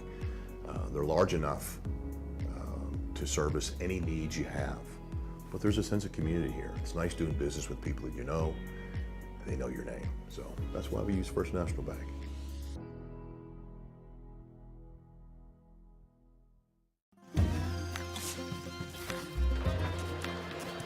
If you're a DIYer, Lumber King is your supplier. Equipment and tools, we got it. Paint and cleaning supplies, we got it. Rugged apparel and lawn care, we got that too. Visit us at 20359 Alberta Street in Oneida, Tennessee to make all your DIY dreams come true.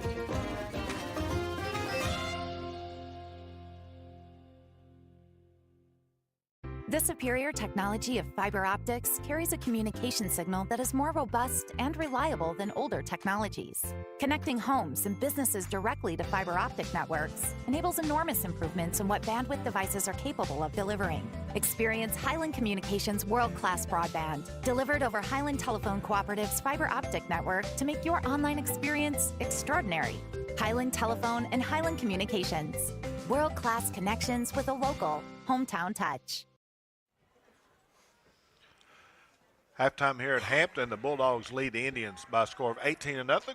If you've been with us throughout the afternoon and the evening, you remember John L. in the pregame told us about the first quarter of the championship game as we've been recapping this, the 30th anniversary of the 92 championship team.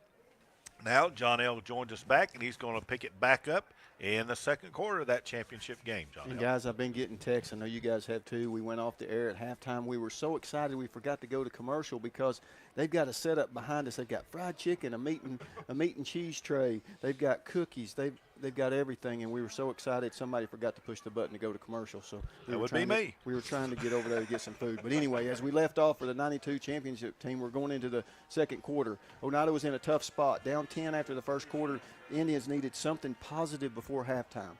The biggest positive was the defense. BGA was held to 5 yards in the quarter with a turnover. Each team would possess the ball twice in the quarter. With 1 minute to go in the half, BGA faced a 3rd and long at their own 33.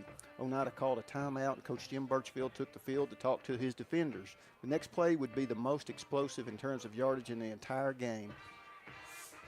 BGA's Matt McAfee looked to connect with O.J. Fleming across the middle, but Byron Billingsley for Oneida broke on the ball from his safety position and intercepted it, returning it to the BGA 14. Oneida took a timeout, and Coach Jim May took the field to talk to his team. First down was an incomplete pass for Pete Shoemaker. Second down was a catch across the middle for Shoemaker, netting 3 yards. The Indians faced 3rd and 7 from the BGA 11. Oneida's final timeout was called. Coach May again took the field. With his play sheet in hand, 3rd down saw Stan Pennington throw to a pretty well-covered Mark Martin on the left side of the end zone. However, the defender had his back turned, and Stan's throw dropped just behind and to the right of the cornerback. Mark Martin adjusted to the throw and reeled it in for the for the first Oneida score of the day on an 11-yard TD reception. The extra point was good, and as Mark Matthews proclaims, it's a different ball game now. Oneida goes to the locker room with momentum, even though they now trail 10-7. Oneida will begin their signature drive of the game here. It included Stan Pennington, 4 carries for 11 yards. Scott Owens, 3 carries for 22 yards. Doug Pike, 2 carries for 14 yards. Efficient passing, both on third down, as Pennington was 2 of 2 with 23 yards. This all in the third quarter, of course. The first was a third and long conversion on a screen pass to Phil Meredith. The sophomore's burst kept this all-important drive going. The second was also on a third down and was a screen pass. BGA was bearing down on Stan pretty good on both of these attempts, but he was able to get just enough on these to complete them. Here, Doug Pike turned to make the reception and just kept the football from hitting the ground. He turned and saw a little daylight.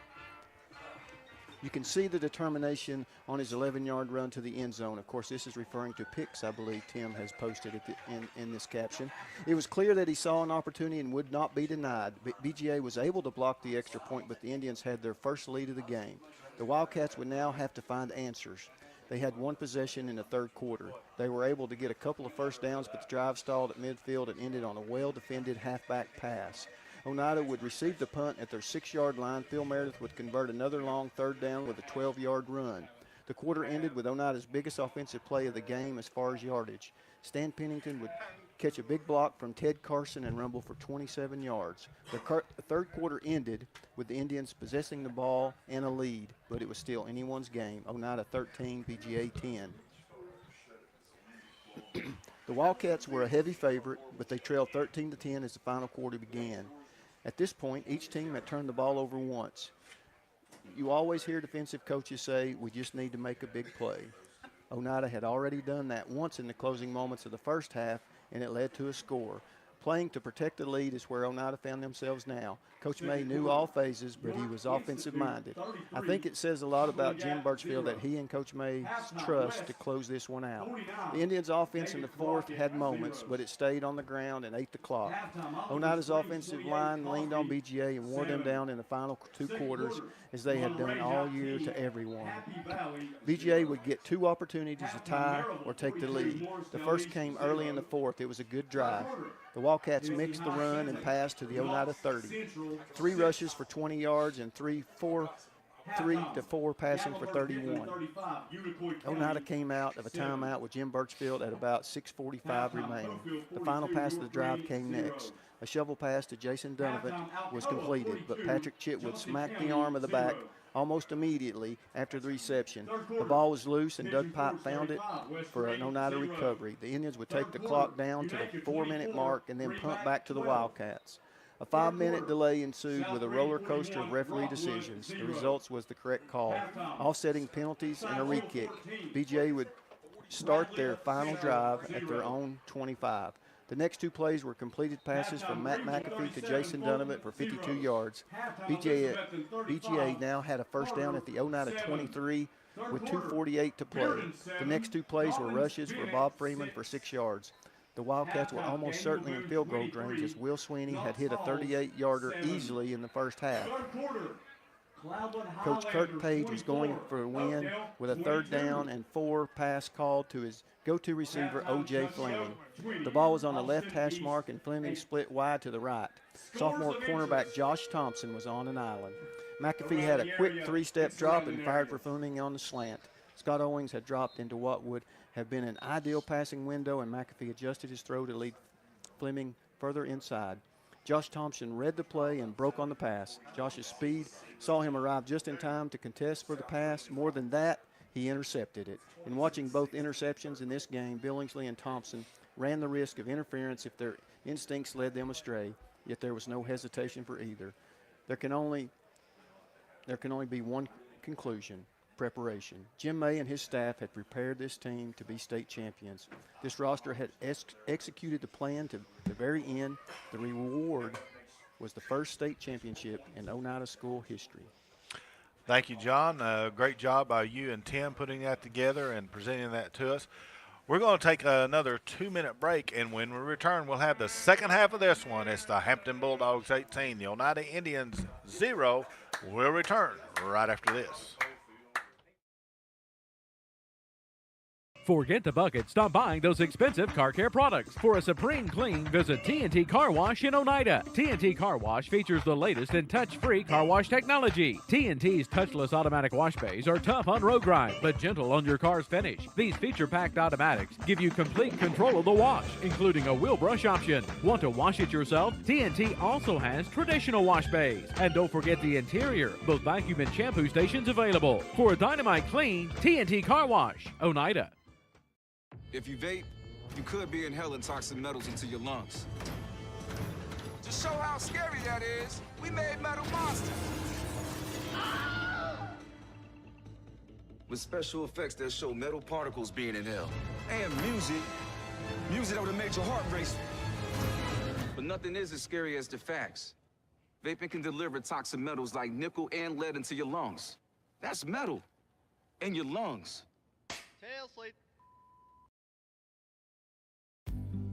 What's the best tool in the toolbox? The one you're going to use the most, the one that you're the most comfortable with, the one that you have the most confidence in.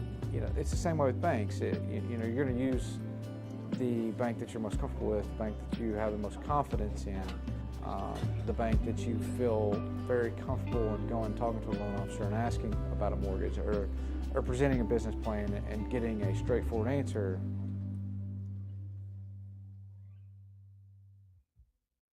Bill Armstrong with the Big South Fork Air Park. 15 years now we've been in Scott County, and a customer of First National Bank 15 years. It's important to us to use a community bank.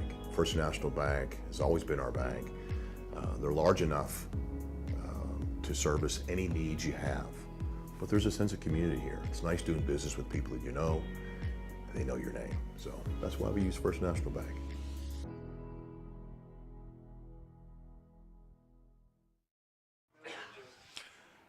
And welcome back to Hampton, as Hampton's on the field, and we're waiting on Oneida to join them for this kickoff. The Indians will be receiving. Real quick, want to remind everybody, we, of course, simultaneously run our Facebook page, OHS Indian Radio, and Twitter, OHS Radio, to follow along on that. They have been absolutely blown up tonight, guys, by everybody offering their prayers and stuff and responding on there for Colby Tyra. So thank everybody for doing that. Point to kick. It's going to squib it again. We're set to go. It's going to be a kickoff here for point.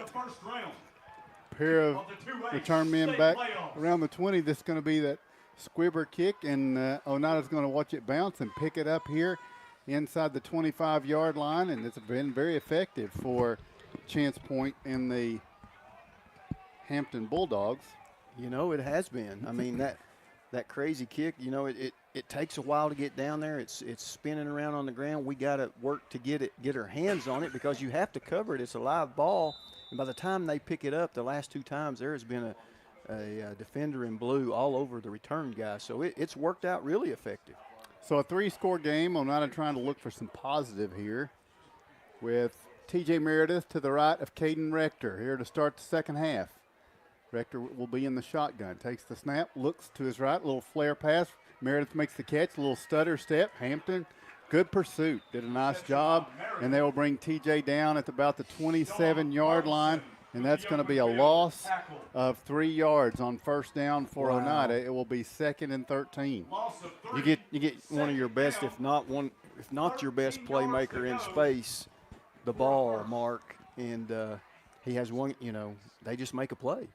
Yeah, they do. They really do. He flared it out there, and TJ just got overwhelmed by 3 defenders. So now 2 receivers to the right, 1 to the left.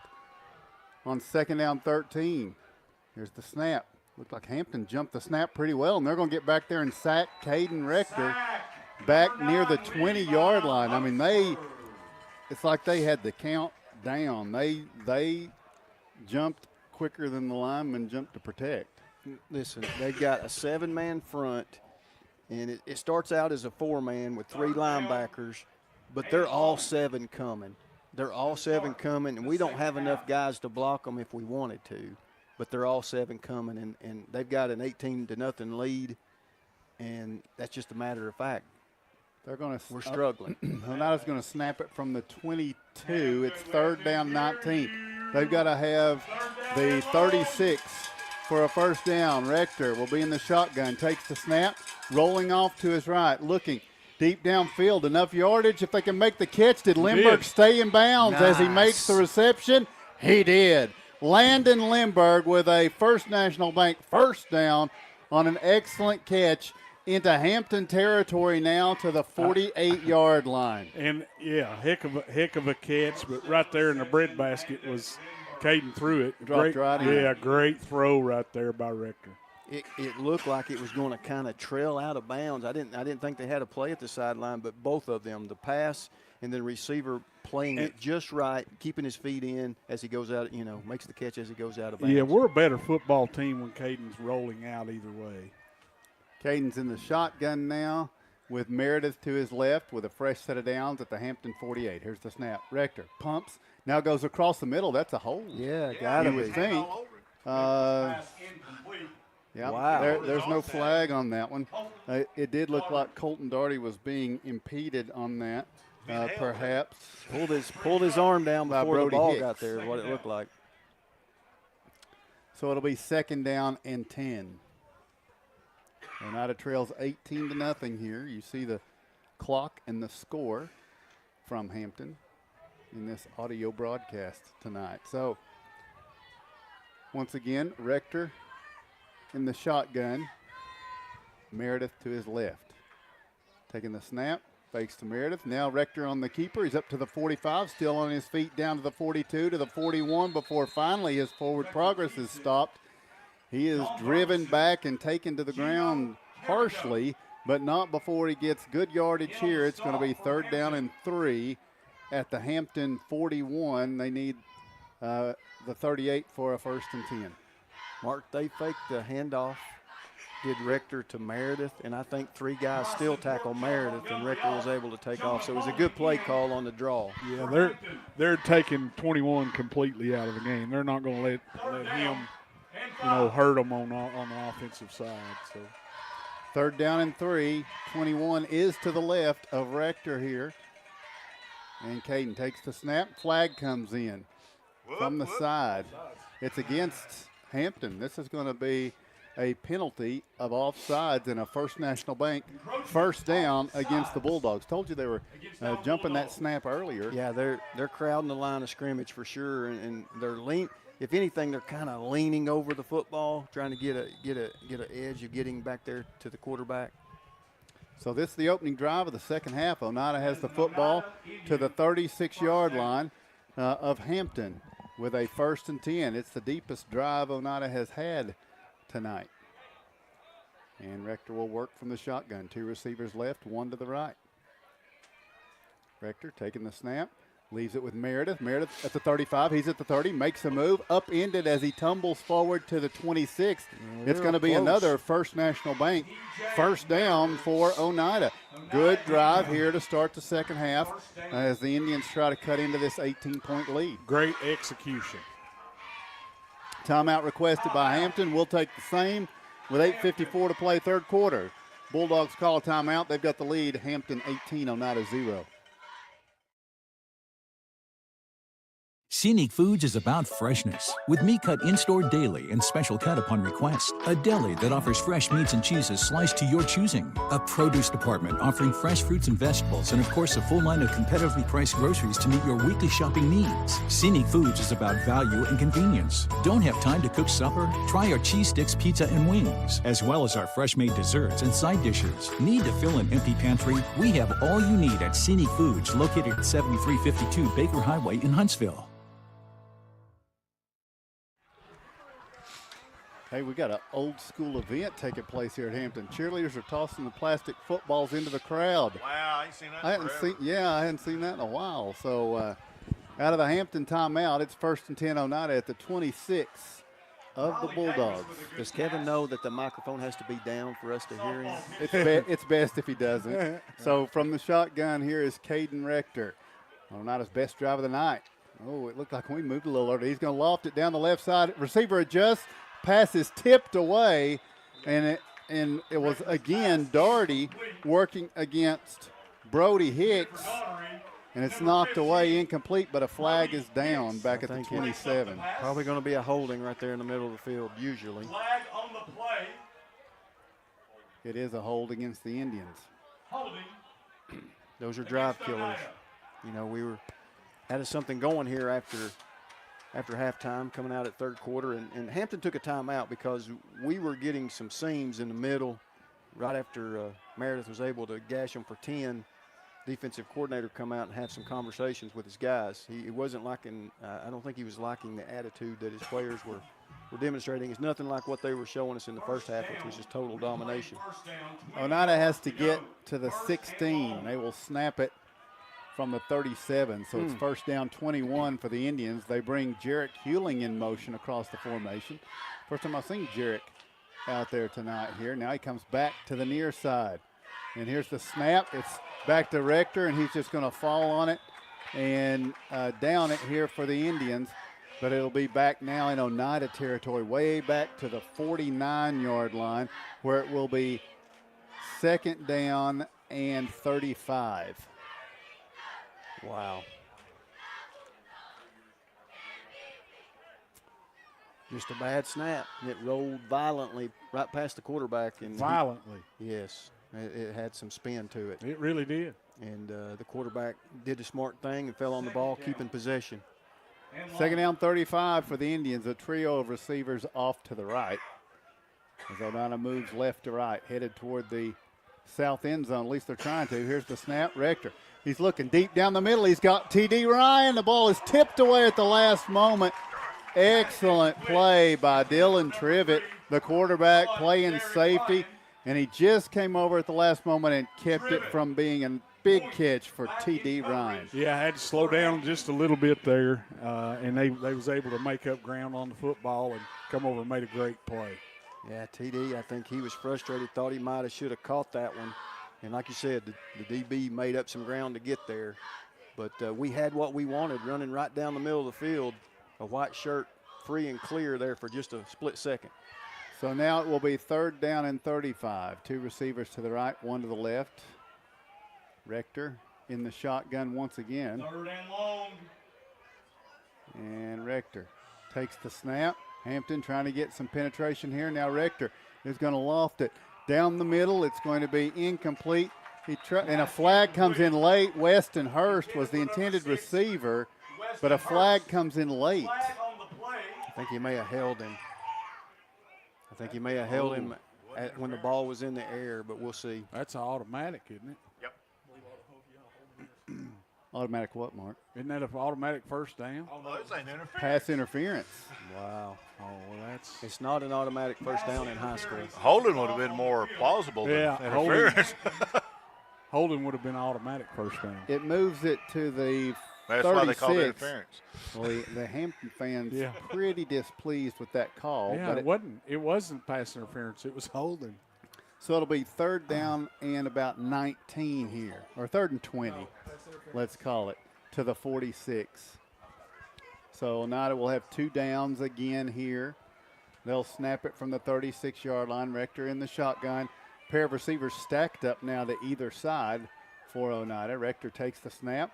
Dropping back, pressure, he's going to be sacked. Rector wrestled down finally at the 50-yard line. Nowhere to go. And it's a sack for Hampton's Bulldogs, and that should put an end to this Oneida drive.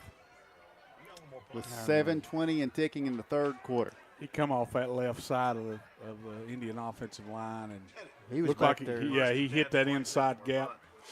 Made a great move right there on the inside gap and got back in Rector's face before Rector could do anything. I believe they just announced it was his 9th sack of the season. Wow. That's quite a season. It is. Here's Barna to punt it away. And I don't think Hampton has anybody back to return it. And now it's going to take an Oneida bounce back to the 15 where Weston Hurst will down it. And now this Hampton Bulldog attack will touch the football for the first time this quarter with an 18-0 lead, 6:51 to play in the third. If they want to salt it away, and I think they would, but I'm giving it to number 9, Levi Lunsford. 45 yards on that punt. Pretty good job by 35 yards on that punt. Excellent job. Put him inside 20. Good job. We saw that Rockwood's having their struggles down at South Green tonight. Rockwood trailing South Green 26-16. That doesn't bother me at all. Trivet under center, hands it off. There's Lunsford off the left side, 20. He's at the 25, he's at the 30. He's at the 35, out to the 40, but a flag down behind the action. John Ells pointing at it. It lays there at the 14-yard line. And the Hampton fans, they're getting a little tired of these officials, John. Yeah. I mean, don't they realize who the home team is here? So Mark and Kevin are just having too much fun. I think. We Filth and Florida and Florida and filth. one being of thrown the out there. fans here at Hampton's questioning whether or not the officials' parents were married.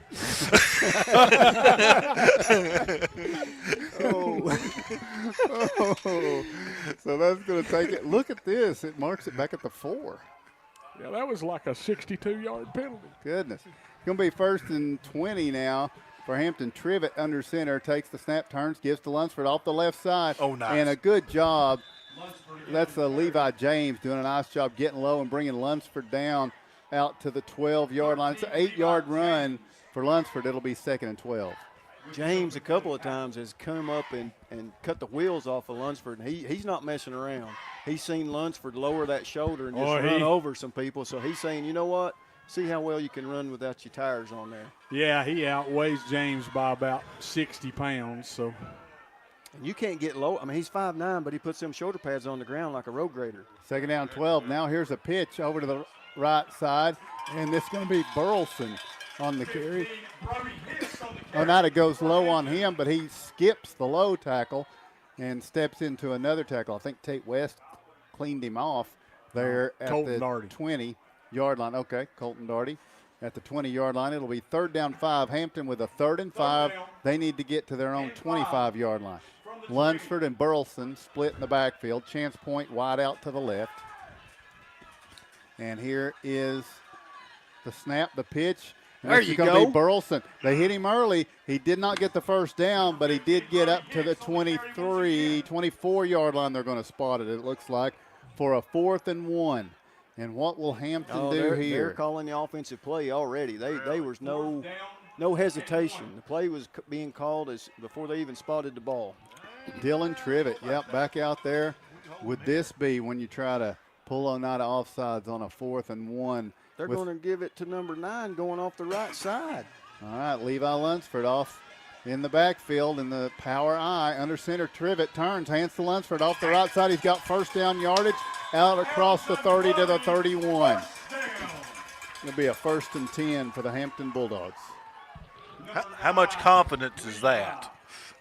Well, they've done it 3 times on the last 4th down plays we've got them into. So, and the last time they stepped into the end zone, that was the play they went to. So I'm doing it.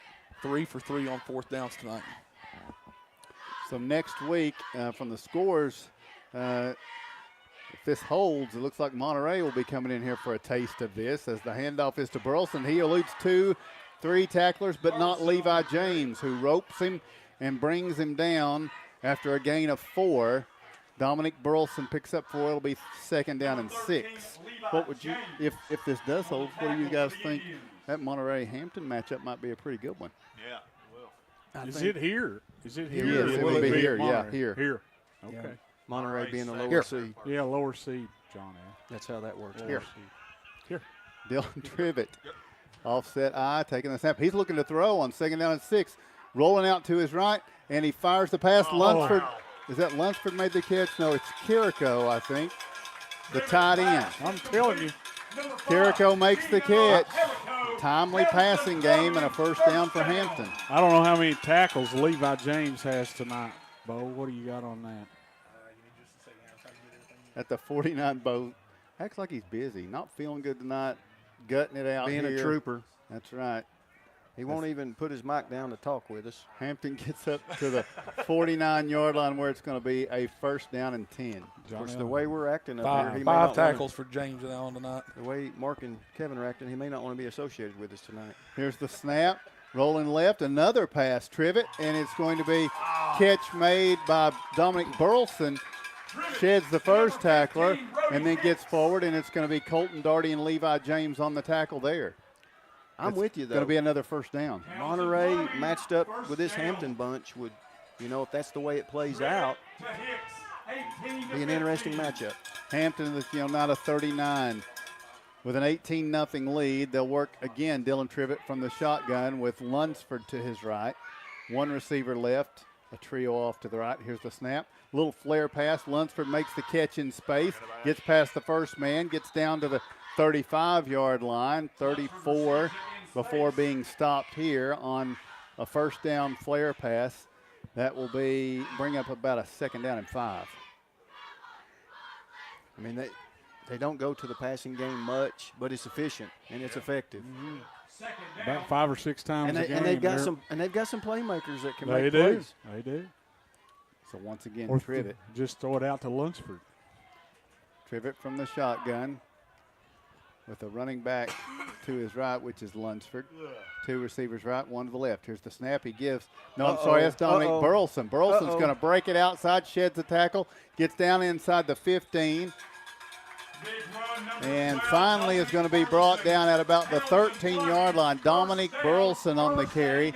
And Hampton is now at the Oneida 13, inside 2 minutes to play in the third quarter, looking for their 4th score of the game. Yeah, Levi James and the other one I couldn't. Weston Hurst on the stop down there kept him from getting in the end zone. So they come at you with a 210-pound running back who just beats on you, and then they come back with Dominic Burleson, and he's a $160, shifty, quick.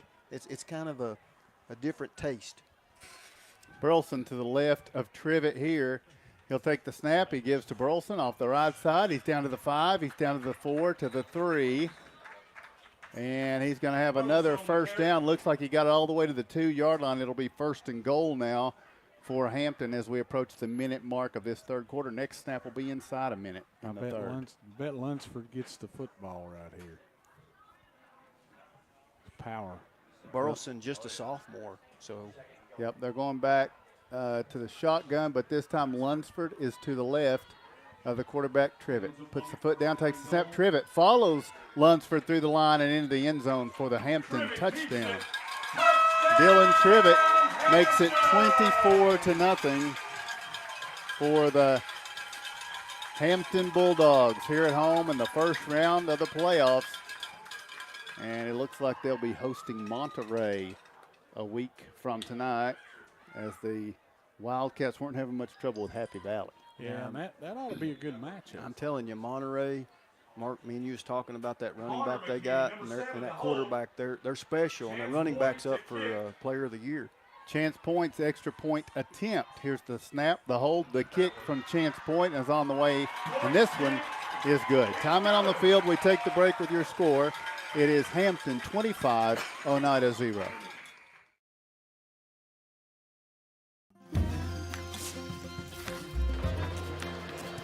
If you're a DIYer, Lumber King is your supplier. Equipment and tools, we got it.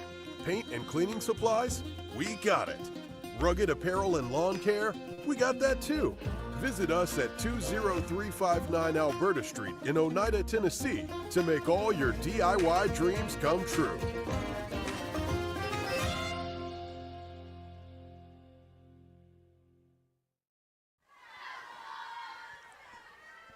.58 seconds left to go in the third quarter. It's the Hampton Bulldogs 25, the Oneida Indians 0. We are so unprofessional. It's going to be it's bad. Chance Point to kick it off for Hampton. Pair of return men deep at about the 20-yard line for Oneida. You guys are never going to grow up. Kicks it, skids back through there. Oneida picks it up 20, 25, out to about the 30. Makes a cut, the 35-yard line, and out to the 37. It will be 1st and 10 for the Indians with 52 seconds to play in the third quarter. Hampton leads 25-0 here at J.C. Campbell Stadium. Good starting field position right here. It is. Good return. It is. And, you know, Hampton, good football team. I mean, we came a long way to face this Hampton. And Is it going to be this way every year? Do we have to come and face them, or them be at our place? Or I mean, is this Well, the it way? has been for 4 years straight. Yeah, I mean, it's becoming a habit. It's going to even the series at 5-5 now, as far as playoffs go between these two teams. And you mentioned his J.C. Campbell Stadium, and he's walking around it right now. He was here earlier, walking around here from the shotgun. Wow.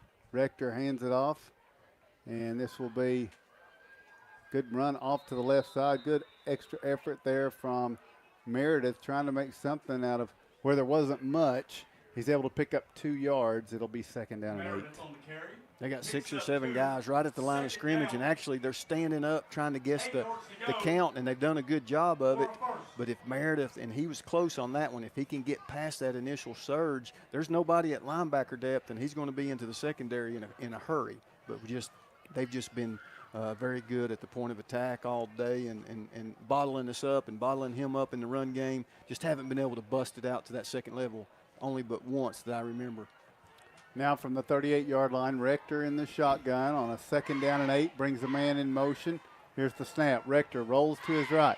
Little flare pass. Catch is going to be made. Hit quickly, but Levi James hangs on to it as he makes the reception out to the 45-yard line, where it will be now 3rd down and about 3 for the Indians.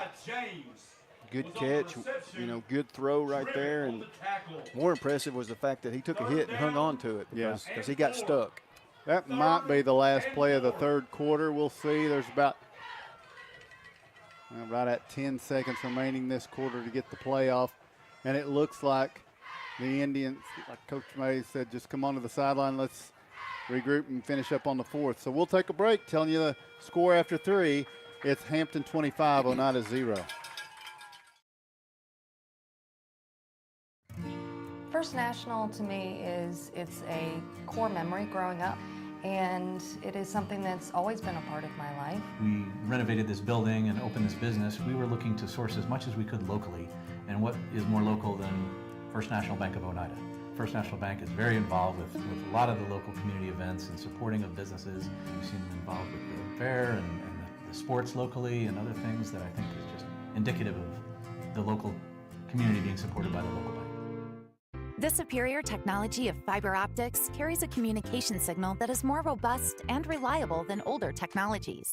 Connecting homes and businesses directly to fiber optic networks enables enormous improvements in what bandwidth devices are capable of delivering. Experience Highland Communications' world-class broadband, delivered over Highland Telephone Cooperative's fiber optic network to make your online experience extraordinary. Highland Telephone and Highland Communications. World-class connections with a local, hometown touch. Welcome back to Hampton. One more quarter to play. The Bulldogs lead at 25-0 over the Indians. 3rd down 4 for Oneida. They'll snap it from their own 45-yard line here. 3rd down 3. Rector in the shotgun.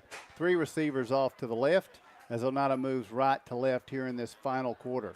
Snap, Rector, little hesitation move, takes it to the right side. He's got 1st down yardage up to the 50. That'll be a First National Bank 1st down for Oneida. Just a good inside read play. I think that was called straight out.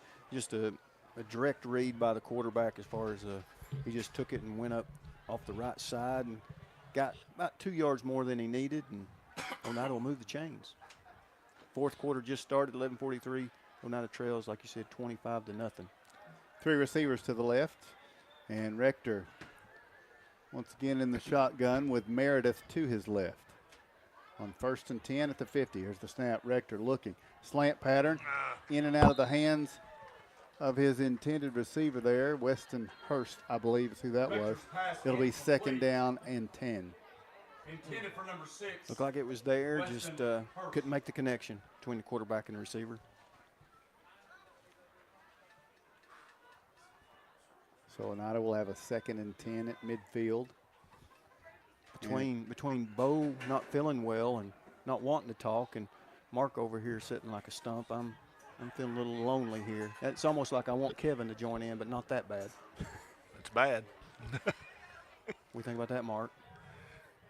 Exactly. You can't prove that he's right there. Caden Rector from the shotgun. 3 receivers left, 1 to the right on 2nd down and 10. Here's the snap. Rector flush from the pocket out to the right. He lofts it up and coming back for it.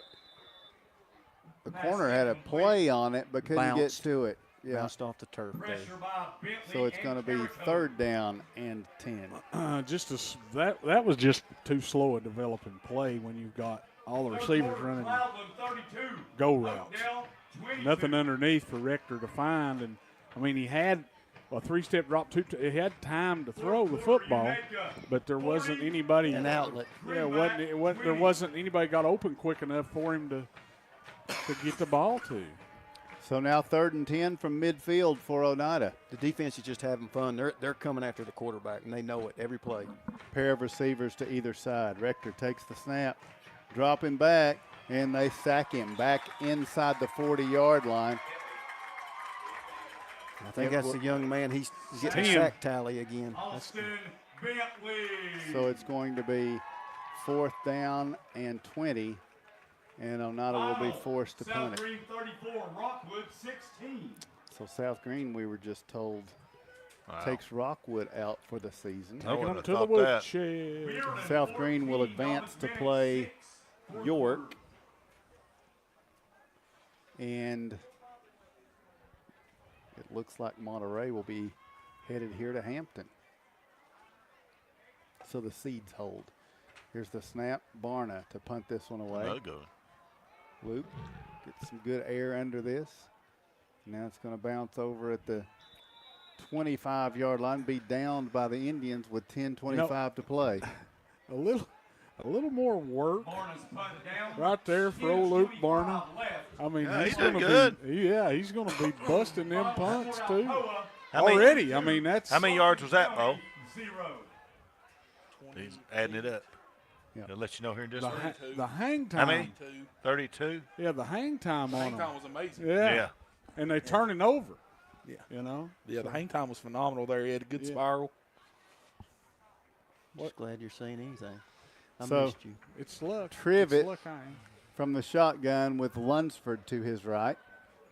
With a 25-0 lead, here's the snap. Trivet rolling right. Plants, looks, flush from the pocket, and is going to be dropped at about the 30-yard line. It'll still be a gain of about a yard for Dylan Trivet. But 10, 15, and ticking here. Hampton toning up that passing game that they're going to need in the next couple of weeks with some live bullets. Yeah, the defense is, I mean, they just haven't played terrible. It's just they've been on the field all night long. Yeah. You know? Trivet from the shotgun with Lunsford to his right. Takes the snap, hands to Lunsford off the left side. Lunsford tried to skip over the would-be tackler that time. Almost did it. Couldn't quite get past his man, and so it's going to bring up a 3rd down here, but it'll be 3rd and 1. James again on the tackle. What's he trying to do, get player of the game? And 1.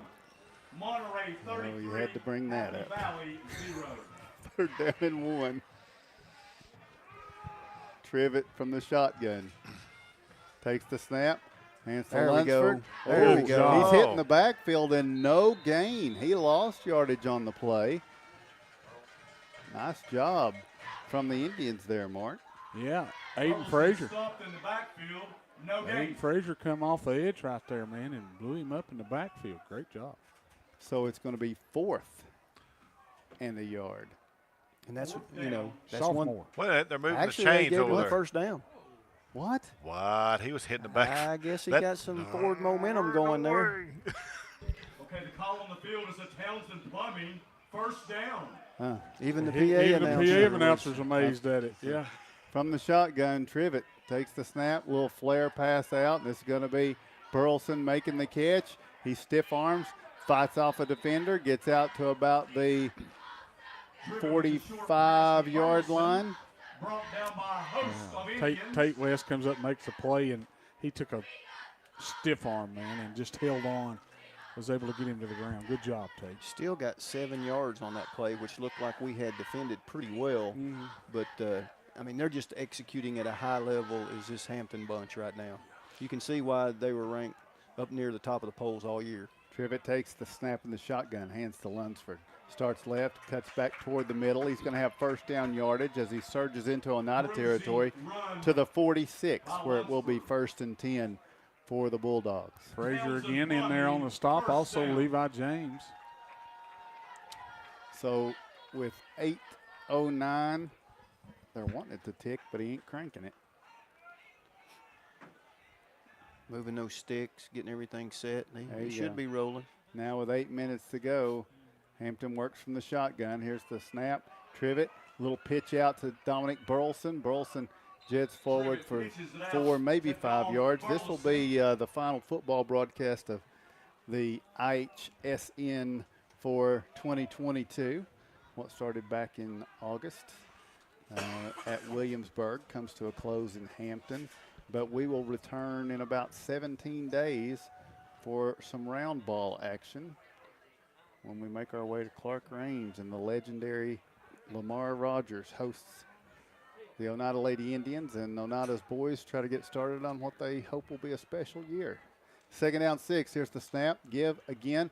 Burleson takes it through the middle. He's going to get forward for about 5 yards. It'll be 3rd down and 1. We got a great round table coming up this Tuesday. Keep that in mind. It's going to be Tuesday, not Monday. Going to try to have both head football coaches there.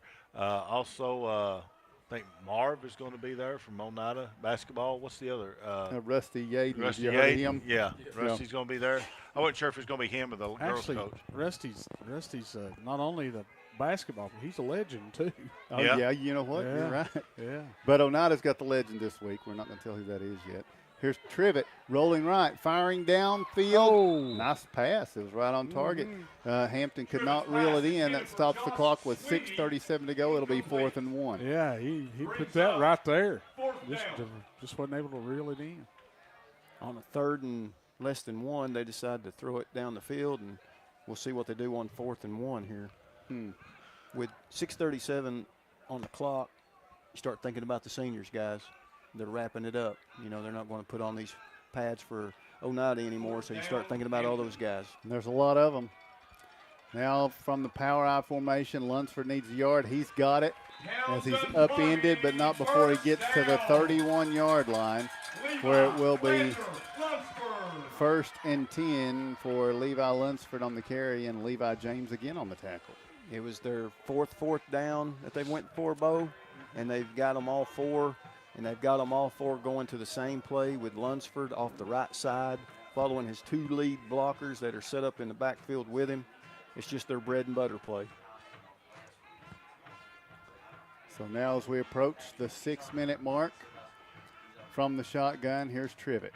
Rolling right, he's got pressure, picks up a block, fires downfield. Catch is made. Did he keep his feet? It looks like he did.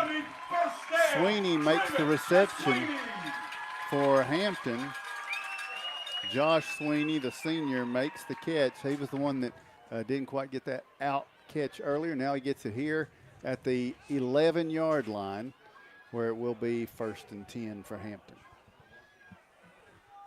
Yeah, they're 25-0, and they're looking for more with 5:40 and ticking here in the 4th.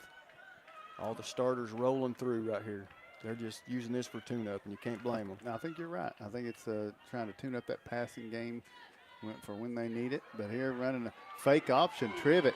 He is, if it had been flag football, I'd have had him down back at the 10 because they pulled his towel off.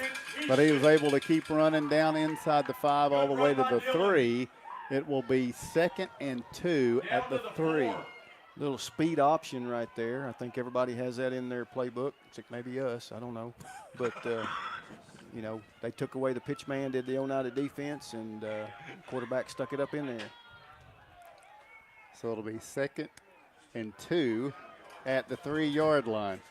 Trivet under center, turns and hands to Lunsford. Off the right side, he cuts it up and then goes into the end zone for the touchdown. Levi Lunsford once again plunges in, and now it is Hampton 31 and Oneida 0. Yep, they look good. They look good. You coming in, you can't. You're not able to stop the running game, man. AirPods have been turned in, whatever. So now the extra point attempt, chance point. Point to kick. Young McKinney to hold. It's a snap, hold, the kick from point, and he has nailed 2 in a row. So 4:48 to play in this game. Your score is Hampton 32 and Oneida 0.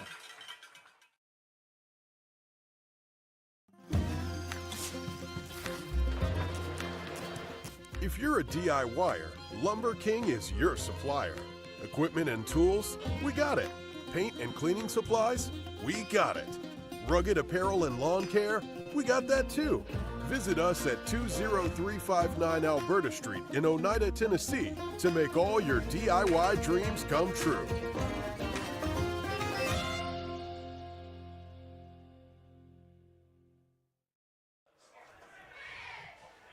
We've now found 4:48 left to go in this Oneida Indian football season as they trail now 32 to nothing.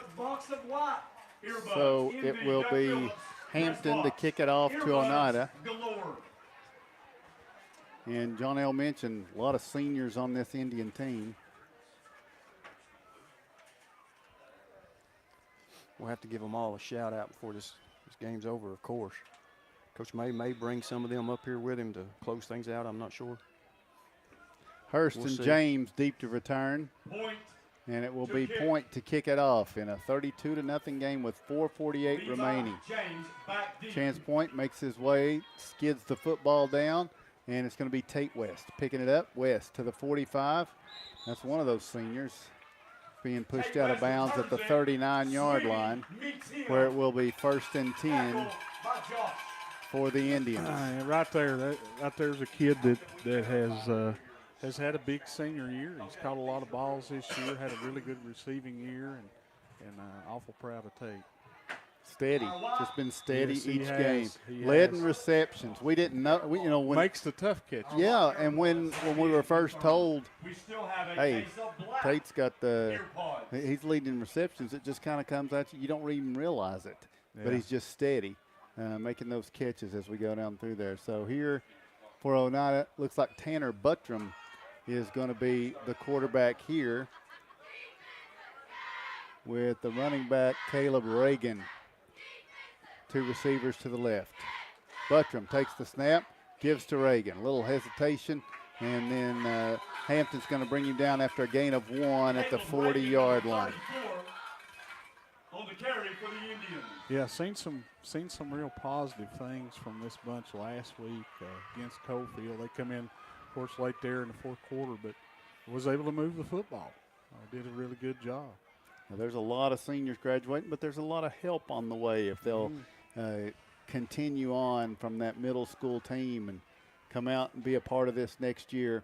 Because the Indians are losing quite a bit. There's going to be opportunities to get out on that field and work your way into a position to help Oneida out in 2023. Absolutely. When we'll see what the district realignment is. We know Rockwood is going away. They're moving to single A. Here's Buttram from the shotgun, taking the snap, handing it off. Caleb Reagan once again. Slung down in there is Reagan by some pretty good size guys there. Reagan is up to the 43. It will be 3rd and 6. Good run. Yep. But Oneida may just be in one of those 4-team districts next year in 2023, but it'll be a new schedule. Probably Sequoia will be gone. We'll see. Is that Williamsburg game going to continue? The Cumberland Falls Kickoff Classic, or is Oneida moving? I mean, that'll be something to watch in off season, see what the Indian schedule works out being. Here's Gabe Brennan in now at quarterback on 3rd down and 6. Brennan in the shotgun with a running back to either side. Takes the snap. Brennan hands it off. Little delay handoff there. Yeah. Yeah, And, that was. Here, you take it. Yeah. No, you take it. Is that Yeah. Ben Gilbert? Good run. I think on the carry. So Good Ben, hole up yeah, front. Ben Gilbert gets up, and it's going to be a 4th and 1 at the 48-yard line with 1:40 and ticking. And these second-team linemen that have came into the game, they're showing a little bit of chippiness. They ain't taking nothing off of this defensive line. Here's Brock Ryan in at quarterback. Caleb Reagan is in an I formation as the tailback. And here, Brock Ryan. Hard count, pulled him off. So that'll be a fresh set of downs. It's a First National Bank first down for the Indians with 1:08 and ticking as they move this football forward into Hampton territory in the final seconds of the 2022 season. Greenback 20. Yeah, Unaka. All over Greenback. Unaka takes out Greenback. I know we were all watching that one closely. Concerned. Now at the 48-yard line. It is a 1st and 10. Brock Ryan remains the quarterback. Now he's in the shotgun. Might be the final play of the 2022 season. As Ryan stands in there, takes the snap, hands it off to Caleb Reagan. They get good penetration into the backfield and bring Reagan down for a stop. And Carrico, the starting tight end, makes the stop here. And that's going to be the final play of this season. So Hampton will advance on to the second round, and they will host the Monterey Wildcats. Oneida getting on the ball. They want to run one more play, and they do. They hand it off to Caleb Reagan, and Reagan will be stopped after a gain of about 1, and that's the end of this one. We'll take the break after telling you the final score from Hampton. It's the Bulldogs 32, the Oneida Indians 0. If you vape, you could be inhaling toxic metals into your lungs. To show how scary that is, we made metal monsters. With special effects that show metal particles being inhaled. And music that would have made your heart race. But nothing is as scary as the facts. Vaping can deliver toxic metals like nickel and lead into your lungs. That's metal in your lungs. Tail slate. El Rey is Scott County's home for great Mexican flavor. Located in Oneida Plaza, we're just up the sidewalk from Walmart. From our fresh chips that are made daily to our chicken or beef fajitas that are big enough to share, El Rey uses the freshest ingredients to serve authentic Mexican dishes that will be a hit with the entire family. Stop in before the game on Friday or pop in on Saturday and watch college football on one of nearly a dozen screens while you eat. That's El Rey Azteca, open until 9 p.m. Sunday through Thursday and 10 p.m. on weekends. South Fork Physical Therapy is proud to support the Scott High Highlanders and the Oneida Indians. With offices in both Huntsville and Oneida, one of our 6 doctors of physical therapy are always close by. We regularly treat back and neck pain, general sprains and strains, vertigo or dizziness, TMJ disorders, as well as post-operative patients. We accept all insurances and flexible payment plans are available. At South Fork Physical Therapy, we strive to make your experience accessible, affordable, and enjoyable. Home-style cooking with friendly service and a relaxed atmosphere. That's Razax. Razax offers breakfast served daily, just like Grandma fixed it, and daily specials like country fried steak, turkey and dressing, and of course, a fish fry every Friday. Razax has a full menu, ranging from quick and easy favorites like hamburgers and club sandwiches to comfort foods like pinto beans. And you'll love something off the grill, like grade A cut sirloin, ribeye, or shrimp kebabs. That's Razax on U.S. Highway 27 in Helenwood. Razax, country cooking and great steaks. Welcome back to Hampton as the Hampton Bulldogs ends the season for the Oneida Indians here in the first round of the playoffs with a 32-0 victory over the Indians. With our scoring summary, Bo Kidd. Well, we'll start it off in the first quarter with right at 6 minutes to play. Hampton's Dylan Trivett would toss the 18-yard pass to Gino Carrico. The extra point from Chance Point, no good, and it's 6-0 in favor of Hampton. In the second quarter with 9 minutes to play, Colby Tyra would mishandle a punt snap as that ball was a forced fumble forced by Chance Point. It was recovered by Brody Hicks and taken in from 14 yards out for the score. The 2-point conversion, no good, and it was 12-0 Hampton. But with 20 seconds to go in the second quarter, Levi Lunsford would punch it in from 1 yard out. The PAT from Point, no good, and Hampton would lead 18-0 at the end of the half. In the third quarter, with just under a minute to play, it was Hampton with Dylan Trivett carrying it once again, this time from 3 yards out. The PAT from point, this time good, and it extended Hampton's lead to 25-0. And then with 4:48 to go in the contest, Levi Lunsford would punch it in again for his second touchdown of the night, this time from 3 yards out. The extra point from Chance Point, good, capping off a 12-play, 72-yard drive as Hampton was victorious over the Indians by a final of 32-0. Thank you, Bo, and stick with us when we return after this break. He will run down the statistical information of this ball game right after this.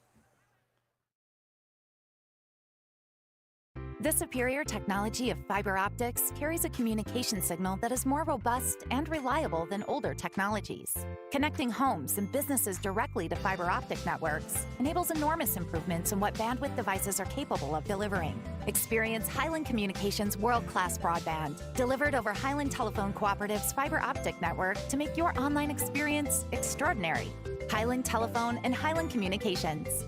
World-class connections with a local, hometown touch. Scenic Foods is about freshness, with meat cut in-store daily and special cut upon request. A deli that offers fresh meats and cheeses sliced to your choosing. A produce department offering fresh fruits and vegetables, and of course a full line of competitively priced groceries to meet your weekly shopping needs. Scenic Foods is about value and convenience. Don't have time to cook supper? Try our cheese sticks, pizza, and wings, as well as our fresh-made desserts and side dishes. Need to fill an empty pantry? We have all you need at Scenic Foods, located at 7352 Baker Highway in Huntsville. At Big South Fork Medical Center, our dedicated team of medical professionals are available 24/7 should you or your family need high-quality care. We have an emergency room, inpatient unit, and a range of outpatient services. Big South Fork Medical Center, your local hospital where we're small enough to care, but large enough to heal. For more information on what we have to offer, you can visit our website, www.bsfmedical.com. El Rey is Scott County's home for great Mexican flavor. Located in Oneida Plaza, we're just up the sidewalk from Walmart. From our fresh chips that are made daily to our chicken or beef fajitas that are big enough to share, El Rey uses the freshest ingredients to serve authentic Mexican dishes that will be a hit with the entire family. Stop in before the game on Friday, or pop in on Saturday and watch college football on one of nearly a dozen screens while you eat. That's El Rey Azteca, open until 9 p.m. Sunday through Thursday and 10 p.m. on weekends. Welcome back as Indians fall here tonight to the Hampton Bulldogs, 32-0. Now with our final game statistics, Bo Kidd. Well, we will take a look at Hampton's to start it off with. 20 first downs on the night. They carried the ball 45 times for 291 yards. They went 6 of 10 through the air for 76 yards. 55 total plays, 367 yards of offense for the Bulldogs. They were led on the night on the ground by Levi Lunsford. 24 carries, 165 yards, 2 touchdowns for that young man. Dominic Burleson had 12 carries for 71 yards on the night. Jonathan Greenwell had 4 carries for 28 yards. Dylan Trivett had 4 carries for 20 yards and a score. Trivett also went 6 of 10 through the air for 76 yards and a touchdown. That touchdown pass was caught by Gino Carico as he had 2 grabs for 32 yards and a score. Dominic Burleson had 2 catches for 19 yards. Josh Sweeney had 1 for 20. Levi Lunsford had 1 for 5. Defensively, Hampton led on the night by Gino Carico. He had 5 total tackles on the night, 1 sack, 2 tackles for loss. Austin Bentley had 4 tackles on the night with 1 sack and 2 tackles for loss. Dominic Burleson had 4 tackles on the night with a tackle for loss, and Dylan Trivett had 4 tackles on the evening. For Oneida, they would muster together 8 first downs on the night. They had 20 carries on the night for negative 20 yards. They went 7 of 16 through the air for 55 yards for a total of 37 plays for just 35 yards of offense on the evening. They were led on the ground by T.J. Meredith with 6 carries for 5 yards. Caleb Reagan had 3 carries for 5 yards. Ben Gilbert had 1 carry for 5 yards. Caden Rector ended up nullifying out with 9 carries for no yards. He also went 7 of 16 through the air for 55 yards. He connected 3 times to Landon Lindbergh for 40 yards. Levi James twice for 6 yards. Colton Darty had 1 catch for 12. T.J. Meredith had 1 for negative 3 yards. Defensively for the Indians, Levi James, 12 tackles on the night, 9 of those solo on the evening. Elijah Phillips had 8 total tackles on the evening. Peyton Smart had 7 total tackles, and Caleb Harness with 6 on the night. Thank you, Bo. It's going to be probably a little bit of extended time tonight as they're still down the lane. Of course, final games of the season, Coach is going to spend a little bit more time with the players on the field. So we're going to take another break and see if Coach Jimmy May will be up to join us right after this. The superior technology of fiber optics carries a communication signal that is more robust and reliable than older technologies. Connecting homes and businesses directly to fiber optic networks enables enormous improvements in what bandwidth devices are capable of delivering. Experience Highland Communications' world-class broadband, delivered over Highland Telephone Cooperative's fiber optic network to make your online experience extraordinary. Highland Telephone and Highland Communications. World-class connections with a local, hometown touch. What's the best tool in the toolbox? The one you're going to use the most, the one that you're the most comfortable with, the one that you have the most confidence in. You know, it's the same way with banks. You know, you're going to use the bank that you're most comfortable with, the bank that you have the most confidence in, the bank that you feel very comfortable in going and talking to a loan officer and asking about a mortgage, or presenting a business plan and getting a straightforward answer.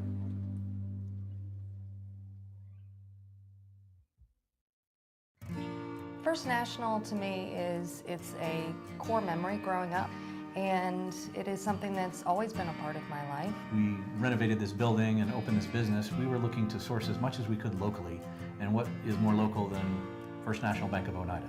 First National Bank is very involved with a lot of the local community events and supporting of businesses. We've seen them involved with the fair and the sports locally and other things that I think is just indicative of the local community being supported by the local bank.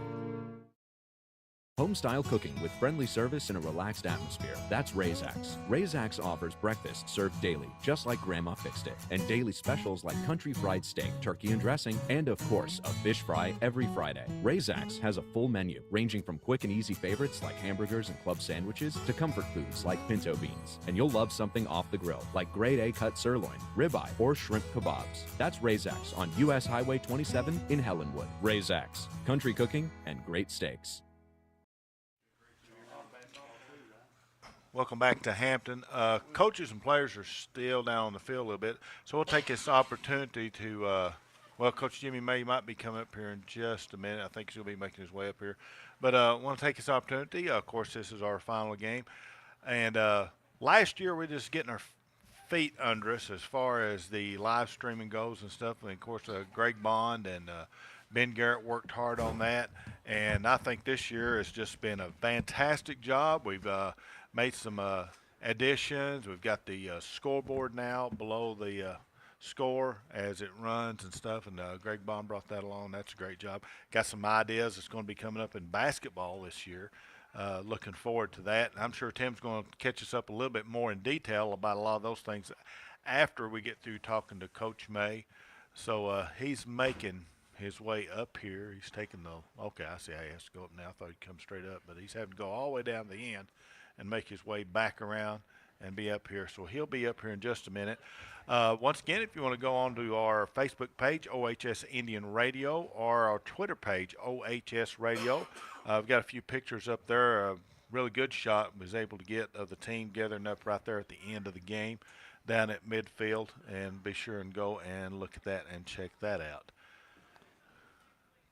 As we mentioned, just while we're waiting, the first basketball broadcast will be November 21st. If all goes well, that's our plan. We were able to live stream last time from Clark Range, and we're hoping to be able to do that again. It should be good matchup, good couple of games there that we'll be able to do. And so we look forward to that. And Coach Jimmy May joins us now, and we'll get a talk with him here on this one. As the Indians fall to the Hampton Bulldogs here tonight. Hampton, one of the top 2 teams in the state most of the year in 2A, and they've been able to do it with the run for the most part, and tonight was no different, Coach. Yeah, they're very good. You know, they picked up where they left off last year. Us trying to slow them down. You know, we made a little bit of some plays here and there, but you know they just keep pounding on you and wearing you down all night long. And it takes its toll in the second half on you. Indians dealt with a lot of sickness at the school this week, and so you had players in and out of practice. We heard that in the pregame this week, and so you make the long trip up here tonight, and then of course we had the injury that occurred to Colby Tyra, and I'll just ask you, do you have any information on Colby that you want to pass along? No, they just told me on the field that he is feeling, you know, he's really sore, but he is, you know, he is moving his arms, his legs, you know, and he wasn't. They were just trying to be really careful with him because he was having a hard time with his leg. Because he took a shot right in the lower back, and you know, on that hip, you know, it's hard to move. So they were just trying to be careful with him and take their time and cautious, you know. Yeah. But he is doing somewhat better. I understand. He just got feeling, you know. So he'll be sore for a few days, I'm sure, and we're going to take care of him. I'm going to try to find out some more before we leave. But he did hear that. You know, we had a little delay trying to get him an ambulance and everything here, but he is doing better from what I understand. So that's good. On you know, the sickness you talked. You know, we had double-digit kids out Monday, Tuesday, Wednesday, and then some of them practiced one day and played tonight. And you know, it was a struggle. It was, you know, it was trying to figure out who was to be there because of the flu going through the school. But we came. You know, we were going to make excuses. We came to play, and you know, we battled hard. We just couldn't overcome some of the stuff tonight, and it showed later in the game. You know, as they wore us down later in the second half. So you got quite a few seniors here tonight, and I'll ask you if you want to just run down through those and say a word about because there are a lot of seniors that played their final game for you here tonight. We know there's a lot of 8th graders on that team that we're hoping to hang in there with it and to carry over to the high school team, but quite a few names you're going to name off here that we're losing this year that were huge contributors. Yeah, we had a number of seniors. We had 16 seniors, which is, you know, we start off. I'll just start at the top. Go mother numbers. Tate West, you know, was leading the team in receptions going into this game. You know, and just the progress he's made the last couple of years has been great. You know, playing defense, and he had to go in there tonight and snap on punts. You know, because injuries forced that. But he's had a great senior year. Todd Derek Ryan, he got hurt earlier with his kidney, and and thank goodness he got to come back and play his last few games. You know, he was a big contributor. Then we lost him. You know, then we started, but he was able to come back and give us some depth. And you know, he had a big senior year. Then you go down to Weston Hurst, his first year playing with us. You know, just played running back at times, played receiver at times. You know, very athletic. You know, great in work ethic. You know, in practice and attitude, and always want to know what we're doing and you know how to get better. And you know, a very good contributor. Even on, you know, special teams too. He just fit in very well with us. Colton Daugherty, you know, started off at playing quarterback young, tore his ACL's freshman year, and went to receiver. You know, and has grown as a big target. Had some big plays this year for us, and you know, playing on both sides of the ball the last 2 years. It was, you know, good for him to be able to play receiver and use his skills out there. It's height. Peyton Smart playing linebacker, you know, undersized.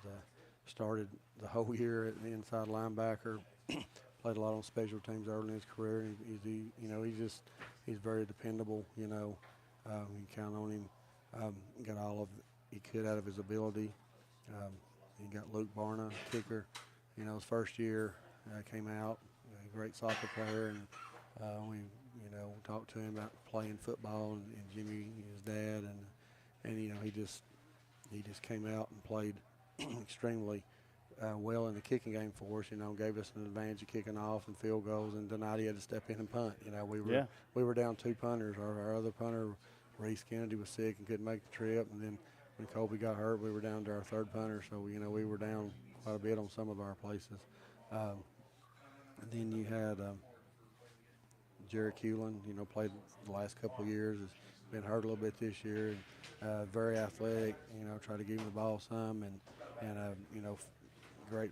You know, out in space. You know, trying to get him involved out in space. You know, played some on defense also, and had had an injury and finally got over that and was able to come back and contribute for us and do a good job there. Just going down the list here. Hopefully I haven't missed anybody. Elijah Phillips, what can I say about him in the middle? Playing middle linebacker, starting there for 3 years, playing fullback quite a bit. It's not a glory position. I ask him to do a lot of blocking every now and then, slide out in the flat. But getting people lined up, he was a leader in the weight room for us and a leader on the field. He was leading tonight, even though the score. He was still, encouraging people. Did a good job on pass defense, getting back in the middle there. That's a hard cover for a middle linebacker to go Yeah. down the middle of the field and cover somebody running away from him, but did a great job and didn't interfere with him. John Selby, been starting the last 2 years on the offensive line, moving from center this year to tackle. We needed him. He unfortunately got injured early in the game tonight, but just him coming off the edge and making plays. He had a number of tackles for loss this year and doing a good job on the offensive line also. Caleb Harness started this year on the interior of the nose and did a good job. I played inside this year. He's his first extensive playing time in there and got a big push. And did great inside. Caden Terry started the last 2 years at offensive tackle. Had to play some defense this year also. And he's a little undersized, probably on the defensive line, but played left guard and a lot. Our pulling in our scheme, and he's done great for the last 2 years playing there. And also been there beside John Selby. Briar didn't get to play the last couple of 3 games. He's been sick. He did get to make the trip. I hate it when they get down to the end, they don't get to play. And he's been sick, but he's been coming, and that's hard on a kid when you're that age and you don't get to come and participate, especially now down toward the end of the season. But he made some plays last year on offense, had to start a couple of games, and was a backup lineman. Started this year for the most part of the season, and then he had the illness, but he gave us great minutes, when plays on the offensive line there. Jaden Birchfield started center, played tackle this year also. Got in our system last year and learned and got better and improved and was doing a good job there, because I asked him to be in there and basically be in the shotgun every play. So that's tough on them because, people won't remember 49 snaps were good and one was bad. They'll remember the one when we had one tonight that rolled back there at some point, and that's happened. Isaac Morgan also just been able to come back from what he went through 2 years ago and get on the field. Of course his movement wasn't as good as it was as then, but playing center, he had to. That's where I felt he could play help us the most because just being inside and he was also having a snap and. With Jaden, they took some time about, depending on how we were on the offensive line, who he needed. But did a great job in there. And Cam Kidd, a 3-year starter, been starting 2 years on the offensive line, defensive line. Played a lot as a sophomore, I guess, as a defensive line. But gave us, played last year on that right tackle. That's you're right-handed a lot of times, and that's a big place to play when you run the ball behind him and doing a good job there. Isaac Martin, Coach Martin's son, this offseason transformed his body, gained weight, worked hard, got himself ready to play tight end, contribute on the defensive line. And, that's a big thing to ask him. Yeah, but, he worked hard, and they all worked hard in the weight room. They were all down there from January on in the summer and working and coming early and trying to get bigger and better. And, I told them some things sometimes life doesn't work out for you, but that doesn't mean you're a bad person or, sometimes we'll just have to battle back from it and see how we can do. They're going to be successful in life. I know they're going to be, they're going to make great things happen because I know what kind of people they are. I've been around them a lot, every day for basically 5 days a week for, 11 months now. So, we spend a lot of time together. And I don't think I left anybody off. I don't think I did. Yeah, I think you got it. So, just proud of them, proud of their effort. Last year they were in the quarterfinals. Freshman year they were in the quarterfinals. Senior year and sophomore we lost up here in the first round, and that's a tough draw for us because of the way they play, and that's just hard for us to match up with that and withstand that, but. They came to play. They didn't lay down. I mean, they didn't, it's always sad when it ends. You don't want to see it. You're heartbroken for them because you know they're not going to, you know, probably the majority of them are never going to play again after high school. And, you know, and not everybody can. And just, you know, just to know everything they put into it. And I tell them, you know, not everybody can do what you do to come down here and practice. And just all the time and effort they put into it, just proud of them, the way they've acted and the way they've played and represented Oneida High School this year. All right, Coach, and we appreciate you coming up tonight. And I know it's tough on these last nights, and you got a long ride home. And but we appreciate you taking time to share with us, and we appreciate you letting us be along this year for this season. And the Indians finish tonight at Hampton, but there's a lot of you read off the seniors, but there's a lot of guys coming back that are going to have a lot of good minutes in the future in the coming days for the Indians. Yeah, I expect, you know, all these underclassmen. I mean, we're still going to have some people that played a lot, you know, especially out in the secondary defense and receiving core. Caden's coming back. You know, all the quarterbacks are coming back. TJ will get a full year next year at running back. We got a lot of, you know, we'll have some guys coming back there, and we got to fill in the offensive line. Hopefully, we'll get a lot of 8th graders, and you know, some of these freshmen will have to be playing the sophomores next year on the offensive line, juniors, and you know, I've already talked to them about it. I've talked to a couple of kids that said they want to come back and play next year, and you know, getting them lined up to come out and play and just try to build it. And we got to get in there and work. We got to get better. We know what we got to do.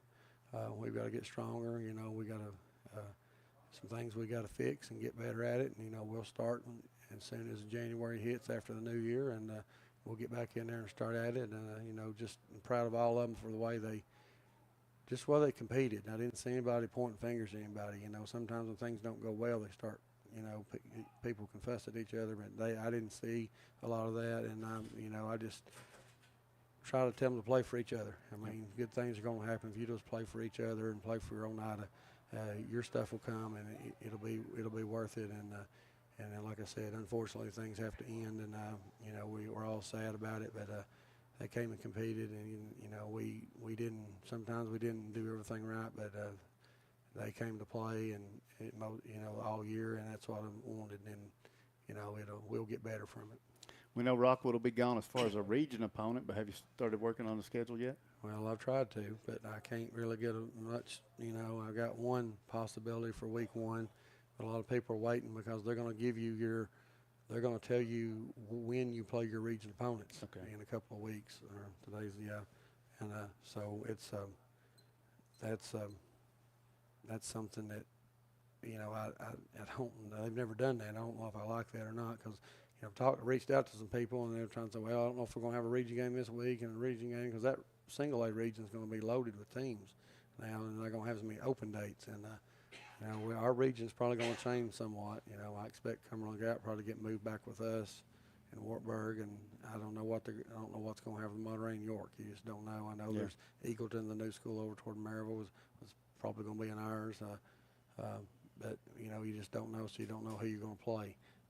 But it's kind of, you know, it's just hard to schedule games when you don't know what they're going to, because they may tell you week 10 where you think you want to have somebody play that you are going to play a region game that night. Right. You know, they may say week 6, which you normally didn't have one, you're going to have one this year. So it's just touch and go, waiting on the regions to come out, and districts for other sports too, and so everybody's in the same boat, and it's just, you know, kind of, you want to know, but you don't know, and you know, you don't know who you're going to get to play. But we'll find out hopefully the next week or 2. All right, Coach. So thank you for joining us. Any final words you want to give? I just thank you guys for covering us, and you know, it's covering the kids. It's about them, you know, and I appreciate you guys coming up and talking and covering us and for them, and just, you know, it wasn't what we envisioned.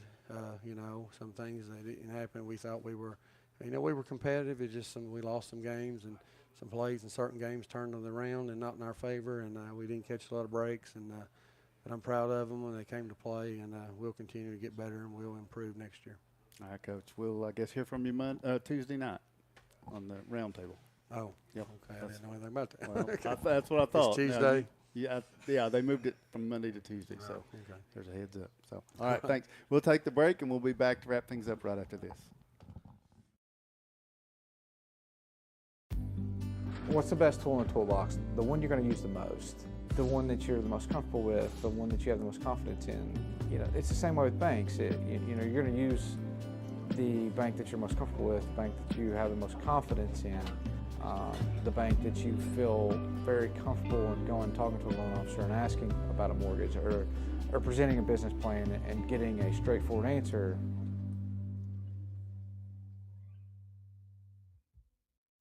Forget the bucket. Stop buying those expensive car care products. For a supreme clean, visit T&T Car Wash in Oneida. T&T Car Wash features the latest in touch-free car wash technology. T&T's touchless automatic wash bays are tough on road grime, but gentle on your car's finish. These feature-packed automatics give you complete control of the wash, including a wheel brush option. Want to wash it yourself? T&T also has traditional wash bays. And don't forget the interior, both vacuum and shampoo stations available. For a dynamite clean, T&T Car Wash, Oneida. Welcome back to Hampton. The Indians fall to the Bulldogs here tonight, and so the season comes to a close. We will move on and get ready for the upcoming basketball season here as we get set to wrap things up and get our final superlatives here tonight. We'll have First National Bank Player of the Game and the Trophy Masters Lineman of the Game. Now remember, Trophy Masters coming into the season, they wanted to honor some folks that didn't get as much coverage or press or pub as that goes. And so now those linemen the last couple of weeks, because of sicknesses up at Oneida, they've gotten to fill in. They've done a good job. Yes, they have. We've enjoyed hearing from them the last 2 weeks, but the plan is to have the Player of the Game, and we'll see how that works out. The round table will be on Tuesday night this week, where it has been on Monday, but this will be the final football edition. Roundtable is going to return down the road, but there is a packed house Monday night, from what I understand. We have an Oneida legend that we're not revealing yet. That will be coming later on, and we'll be looking. Tuesday night? That's Tuesday night. Sorry, yeah, Tuesday night. An Oneida legend will be there. Kevin's going to be there. We're going to have hopefully both coaches. Now it sounds like Coach Mace did confirm that he's going to be there. We're going to have plenty more going, but that will be the final football roundtable this Tuesday night. So now our final superlatives. As we said, let's start with lineman of the game, Trophy Masters. You can, if you can dream it, Tony can do it down there at Trophy Masters, and I can just go ahead and spoil it for you. They're going to hang around with us for basketball and do something too, so we're thankful for that. It's an institution at Oneida. Ever since we were in school and they were printing up trophies to give to people that weren't the three of us, but people were getting them. And Tony was making those trophies then. And so sweatshirts, hats, sweatpants, socks, whatever. Tony can do it if you can dream it up. So he honors the lineman of the game. Who you got tonight? Jaden Birchfield. Jaden Birchfield's been a mainstay in that offensive line all year. Started the year at center and moved him to tackle, and he is he's one of our most consistent guys out there. I've really enjoyed watching Jaden play this year, and Jaden Birchfield is the lineman of the game. All right, so before we do the player of the game, we'll let John and Kevin give their final wraps on the year. Whoever wants to go first. I'll go ahead and take it. On the year or the game? Well, the football year. Okay, football year. It. We had ups and downs. After watching our performance at Williamsburg, honestly, and I remember saying this honestly, after seeing the way we played against Williamsburg and stuff, I figured we'd go 9-1. And it just seemed like, there was injuries and things like that. And I don't know what was going on, but sometimes we'd come to show up to play and sometimes we wouldn't. I mean, and you got to remember, guys, you're dealing with kids. I mean, these ain't adults out here that have responsibilities and things like that. They're kids, and there's things going on. Then the flu bug and stuff started going around and hit us here, and had a couple of bad weeks here, but had some great bright spots in the middle of all that as well. Have a season that goes 4-7. Some of the bright spots that we had, that field goal that won the game against Northview. Academy. Or as I called it, North Green. North Green. Oh, that was a great moment that we had. coming back and against Sequoia. And Sequoia struggling, but that game was tight at first, and then we ended up running away with it there at the end. Some great plays and stuff. There's just some things that kind of stick out a little bit from my vantage point up here. But looking forward to next year. Of course, you can always say that, but I'm excited about what is coming on to this Indian program. We've got some experience and stuff that's going to be coming back. We've got some new blood that's going to be coming in, and I think that nothing but good things about the Indian program coming up here in the future. John L. Thank you, Kevin. And guys, I've just enjoyed, being with you guys. It's been a long time that we've been doing this together, and fortunate to do another season. And looking forward to what the future holds. And it's like Kevin said, it's been an up and down season with the young men, and you feel for them, and you think about the seniors. Coach went through all of them just moments ago, and he talked about them, and they put in a lot of time and a lot of effort, and then it's going to hit them if it hasn't yet, that they're never going to put those pads on again. They're putting it all in a bag right now and getting ready to chunk it into the trailer, and they'll take it off when they get back to the campus there, and they'll clean them up and they'll turn them back in, and they'll never put that orange and white on again. And that's going to sink in over the next couple of weeks, and it's tough. I can remember sitting there looking at my stuff in a pile at my locker our last game at home. We finished things at home in the playoffs, and I always remember that moment. But you appreciate what you did to get there, and the guys you played with. So just thinking about those seniors right now, appreciate the opportunity to be here with you guys. And like I said, didn't even know this was going to happen this year when it first started, but I'm glad it did, glad it worked out the way it did.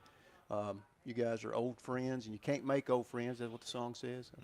So glad to be here, enjoyed it, looking forward to maybe – I know you guys do the basketball and would love to get in with you. Just got some things going on that keeps me away, but maybe I'll slip in from time to time. You got your own basketball teams to worry about, don't you? Yeah, a little bit's got a little team, and the lies just flow right out of your mouth. You know where we'll be. I'll look you all up. I tried to help you, John. Yeah.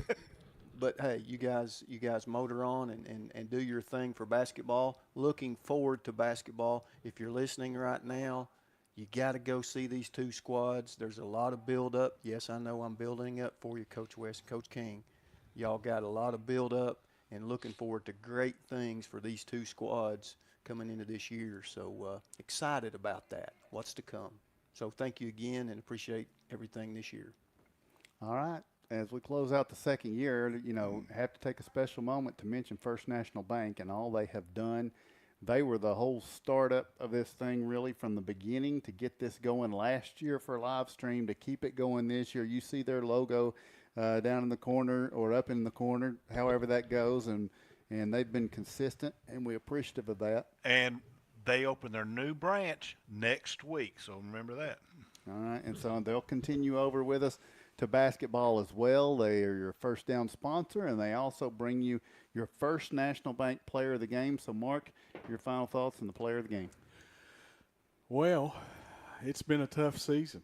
It just has, and like you say, it's up and down. And you come out of Williamsburg that first game, and you got a lot of high hopes, and then some things happen, unfortunately, that you just things don't go as well as what you thought they might have at the beginning of the year, and you have those years. That happens, and stuff happens. So these young men, though, really, really proud of the season, and really, really proud of each and every one of them for the work that they've put in, and they've done a great job, and just looking forward to them getting out into the community and being great parts of the community in the coming years, and so I'm just proud of this football team, proud of the coaching staff.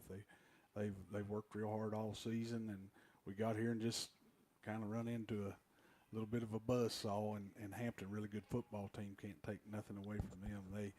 They just tough as always, great tradition up here, great fan base, and so I'm looking forward to seeing how they go on in the playoffs too. So Really proud of our guys, though. The First National Bank Player of the Game, Levi James.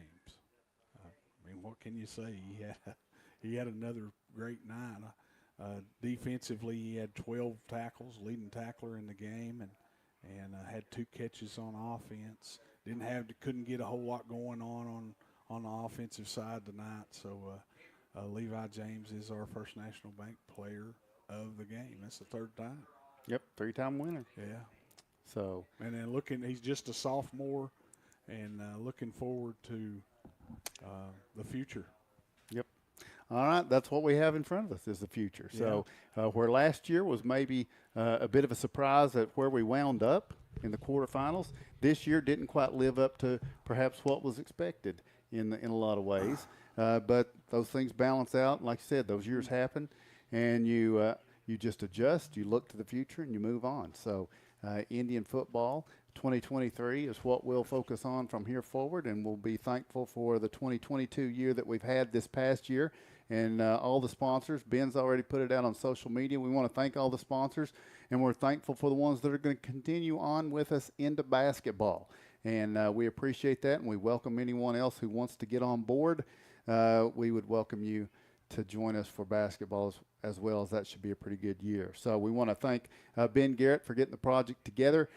Greg Bond, he's at every football game virtually. He has to ride all of this stuff. Anything we do, he's on top of, and so nobody gives more man hours to this IHSM project than I think Greg does. But it's probably a close tie between him and Ben, and then that way we can all go out and enjoy the games and bring them to you. So, and then hopefully you can enjoy them as well. We'll see you on the 21st of November for Oneida and Clark Range basketball. Looking forward to a live stream. They let us do it last year. We're hoping we can do it again this year. And so Monday night, November 21st, is when we plan to return. So for Greg and Ben, and I want to thank these guys for the football work this year. Bo had to go on, not feeling well. He played through injury tonight, and we appreciate him. He's been a great addition to the broadcast this year, brought a lot to us.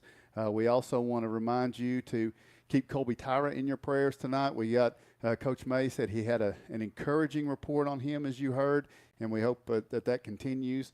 And that certainly is because folks are lifting him up. So continue to do that as Colby is checked on here tonight. And then I want to thank Kevin Akers for his production work, and my 2 longtime friends, John Strunk and Mark Matthews, for the football work we've done here tonight.